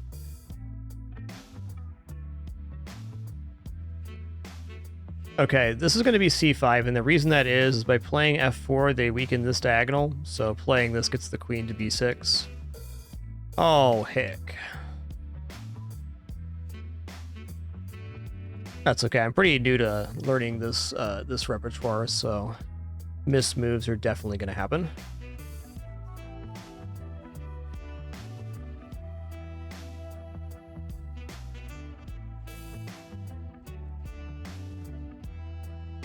This one might actually be takes. I think it's going to be knight d7, though. We normally take this pawn if I can take the queen afterwards. It's not the case here.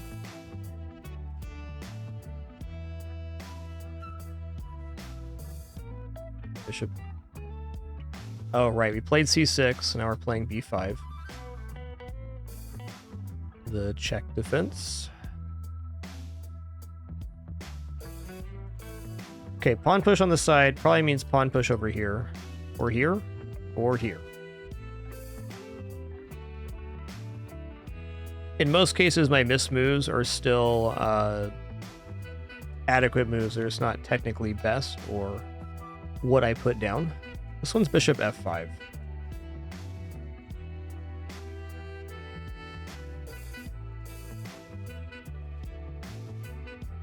We just castle here. If we don't castle, then we go knight bd7. Oh, okay. h6.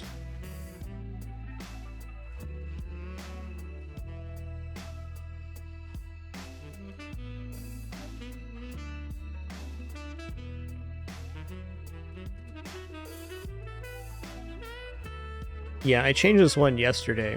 I forgot about that. Fair.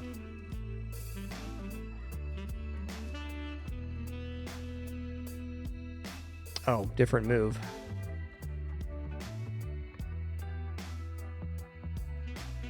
Now we castle? Fudge. Why is this knight bd7?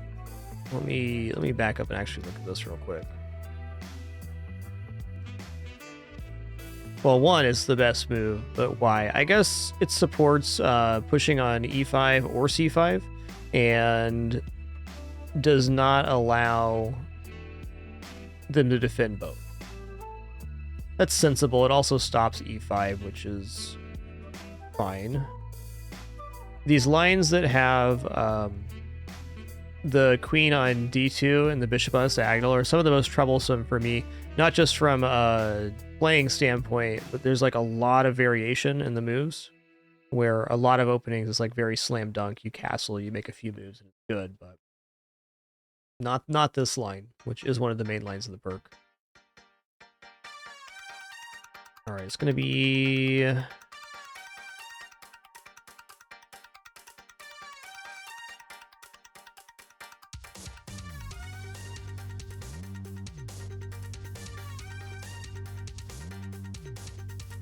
too high for me here. There we go.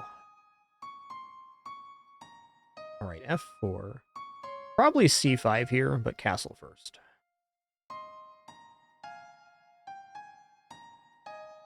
And we're castling.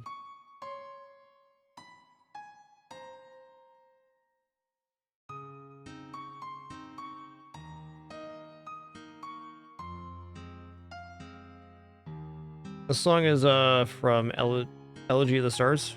I haven't played the game, but recommended the soundtrack. Should just be B5 here, but I have a feeling it might not be. Let's see. Oh, it's Queen A5. Got him. That's one of those weird moves in this line. I gotta remember when the queen's on H6, we go to A5.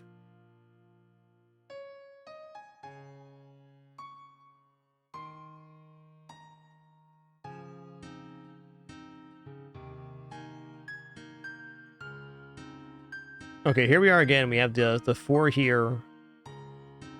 Queen on F3, we go C6. Oh, heck. This one's C5. I have to adjust this here. We're going to change this to C6 because I play C6 in the other line that looks like this. So this will remove a couple moves at least.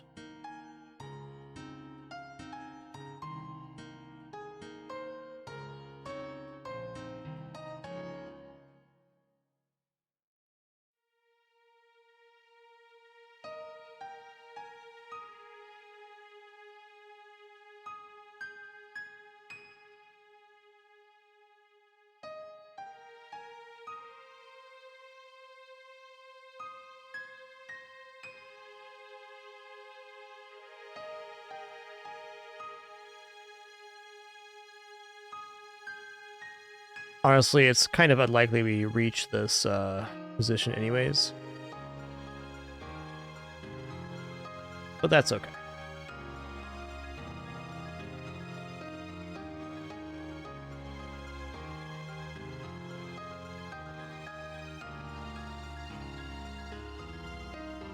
Okay, when this happens, in the perk defense, you always got to look at knight takes e4, and then following up with forking the pieces. My rule for that is I almost always do it after I'm castled, though there are a couple exceptions.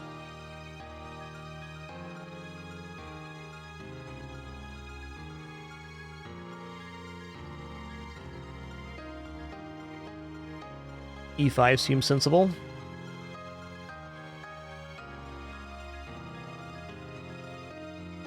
Okay, here we are back on the business. Do I just go King H7 here, or is it G5? I think it's King H7.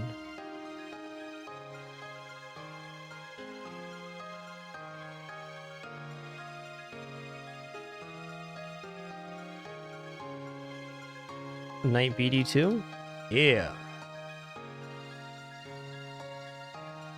Here we go again. That's right, we push the bishop away when they play that move first. Then after they castle, this is the one time we play G5. Hunt that bishop down. You could definitely set up any position you want in their Gus King, though it does have to start from the opening, so you kind of expand outwards. This is definitely an opening tool. Though, I mean, you could have a line, like I have a Rui Lopez line that goes like 18 moves or something. There's no limit to how far you can go, so you can do some of the mainline stuff quite easily.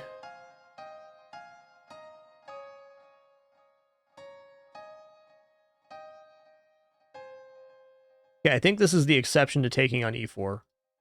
It's not. Heck.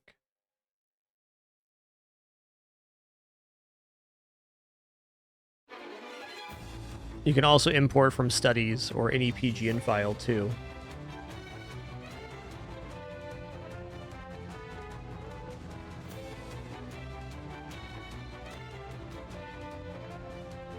Battle theme's a great great one for chess. I think this is Queen A5.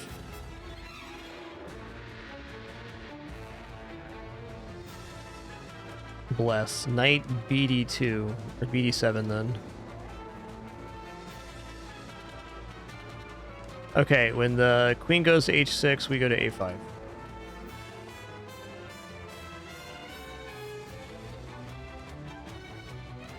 Alright, since he played H4 so early, we play H5.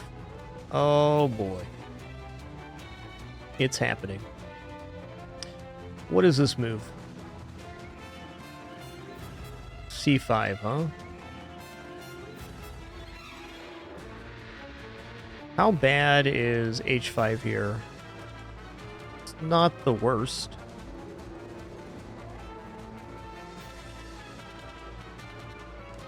Alright, so let's make a little rule for myself here.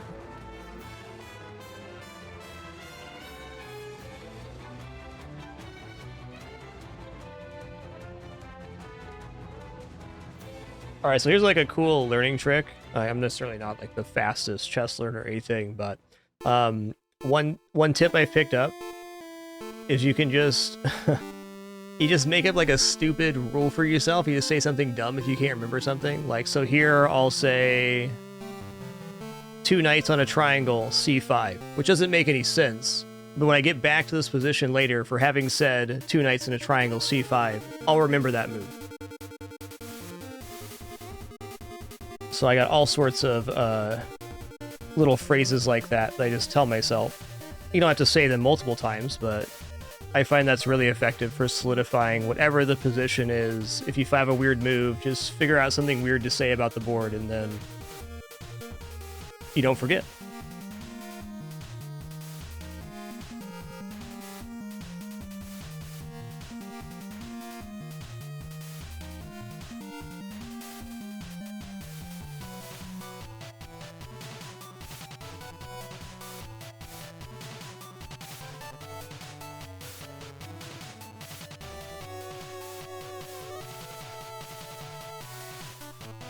Like, E5 is definitely playable here, but should we? Probably should. Knight BD7? Always Knight BD7 when I miss that one.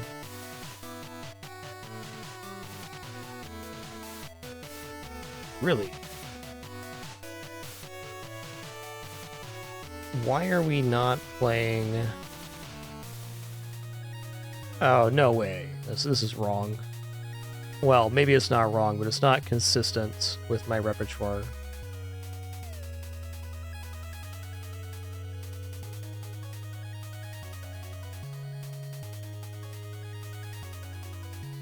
Okay, I concede. C6 it is.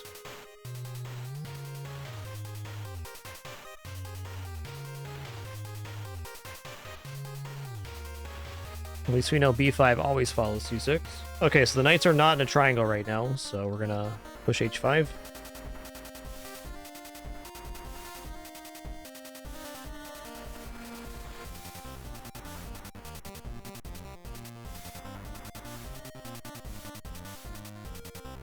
Kinda needs to be E5 here. The reason it's E5 there is to block the bishop in on G2.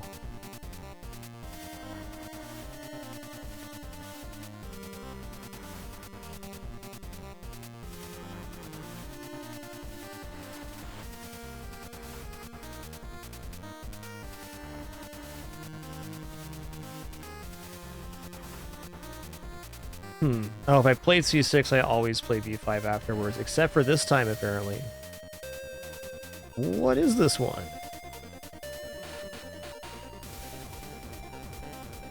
Okay. How much better is E5 compared to B5? B5 is not even on the list here. Why can't we play B5? Well, we can. It's 0.7 versus 0.4.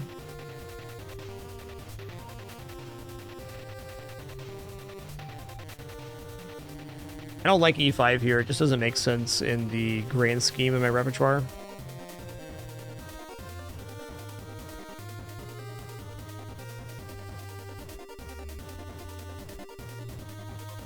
400 games at my level only on b5. So there's got to be a reason you don't play b5 here.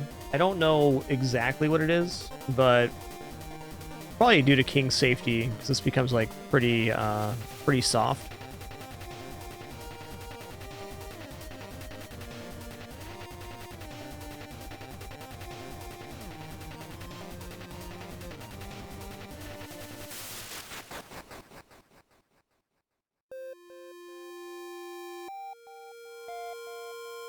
All right, I'll learn to remember e5 here.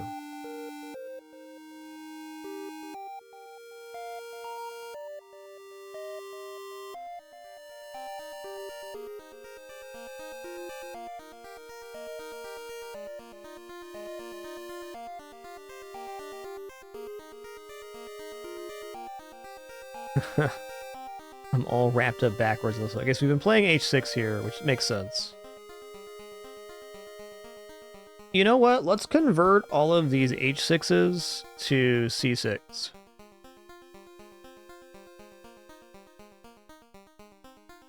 Oh wait, the reason I don't do this, it says that we're at 0.7 after playing c6, but then if they go bishop h6 after this, the evaluation gets much, much, much worse. So it's important that we play h6 here. I remember.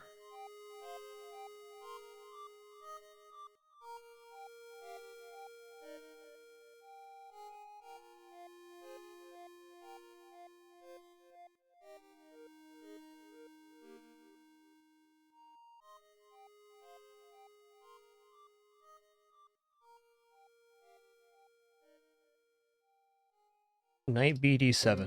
Ah, got him.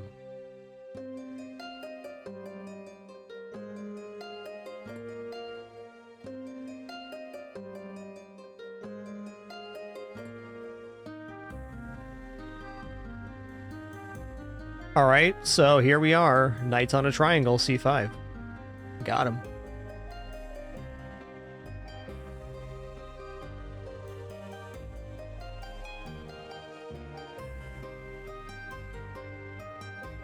Knight bd7.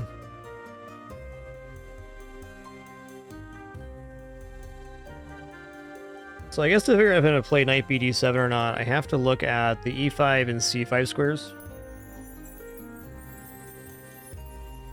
Because really that move's made to support those. Okay, bishop comes to f4 right away, we play c6.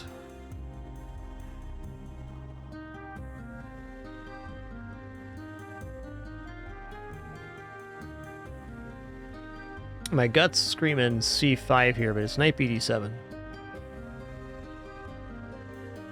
And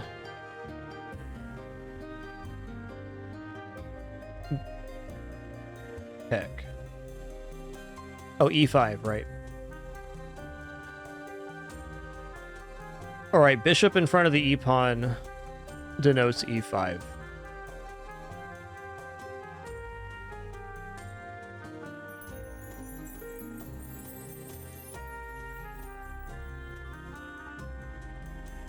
Oh, I don't remember this line at all. I'm guessing we're exchanging. And then queen d4. That's the move I'd play in a game. There we go.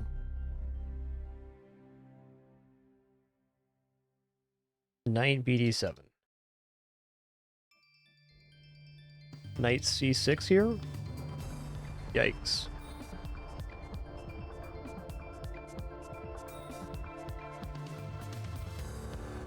I believe that I don't want to play c6 here. So let's play c6, and then we'll go back and view in the repertoire builder.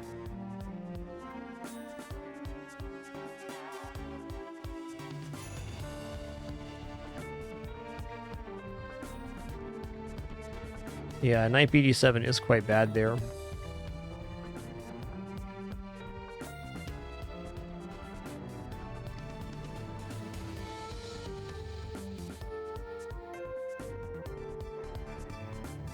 Another one of those positions I just don't see myself reaching all that often, but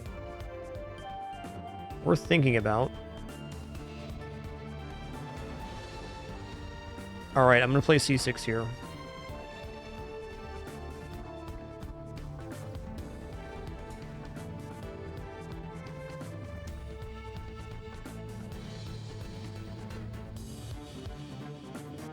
should be knight bd7. Castles.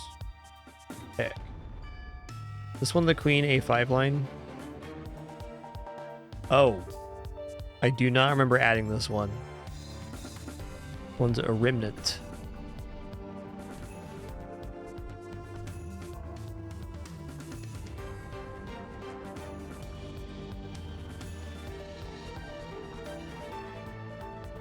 Well, I mean, equalizing is pretty nice.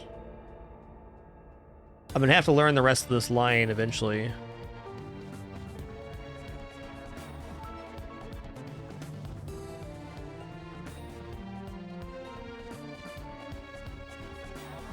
Just keep in mind that pawn structure is when we play h5. I want to say this is queen f8.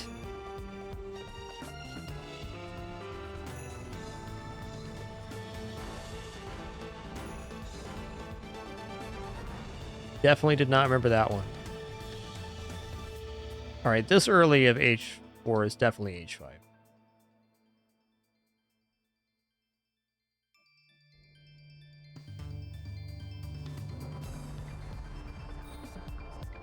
Well, 2 knights on a triangle. It should be c5.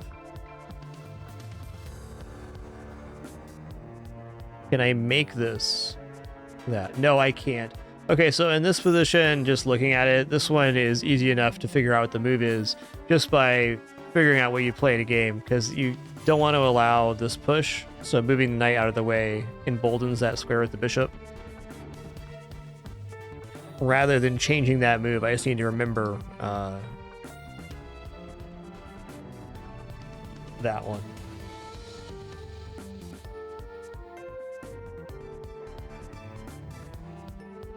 Oh, I bet Wizard of Legend 2 is going to have a great soundtrack as well. Gale North, quite the composer. All right, when there's 4 pawns in a row, I play knight c6. Okay, here's the example. I can take this pawn now because the queen is undefended behind. And then even nastier, after the king takes, now I play knight g4.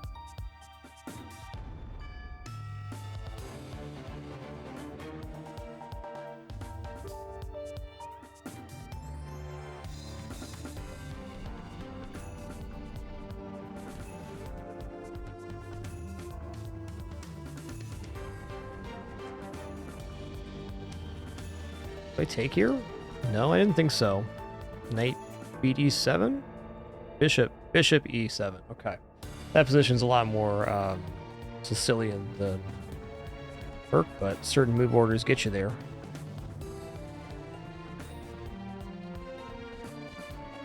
Oh, I already played c6, so I play b5. Oh, man. Okay, this is another e5. This is actually the one we had before. Bishops coming to these squares often mean e5, excuse me.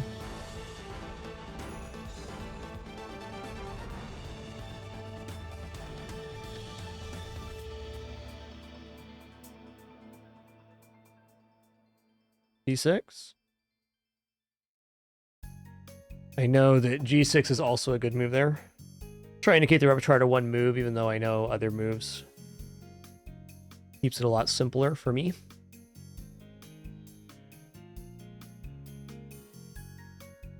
This has to be b5. And then we play a5.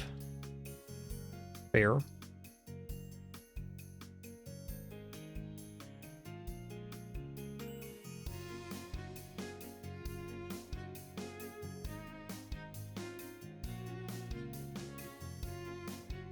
Castle.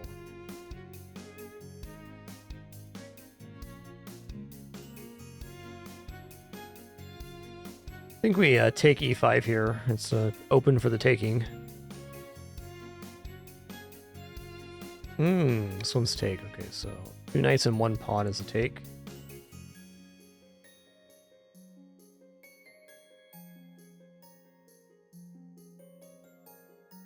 Definitely don't mind e5 or c5 here. I think it's going to be knight bd7 though.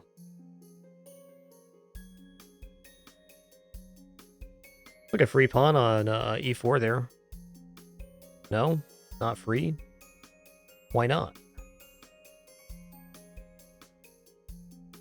Knight takes e4 plus 2.8. Let's learn our lesson here, huh? That's our lesson. We lose the knight. Classic.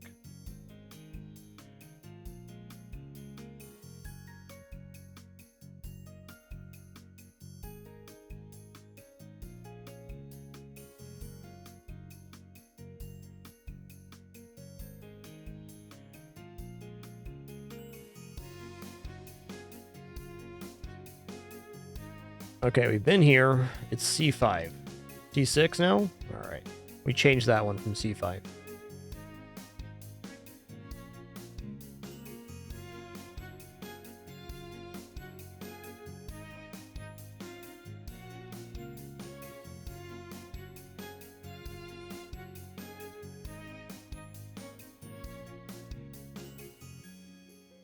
Now we're rotating back to the moves we missed earlier.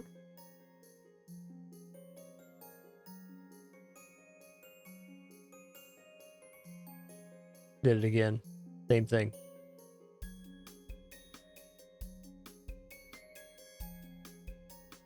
Just c6. Okay, so c6 when he brings the bishop out right away, because we plan on extending our pawn chain immediately.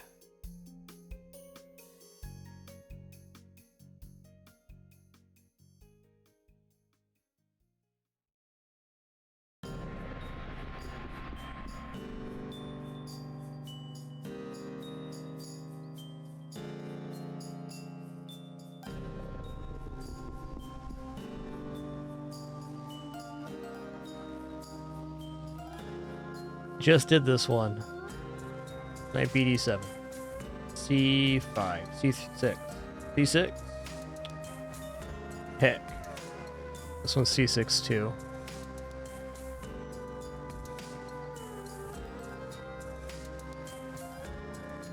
Alright, not bad.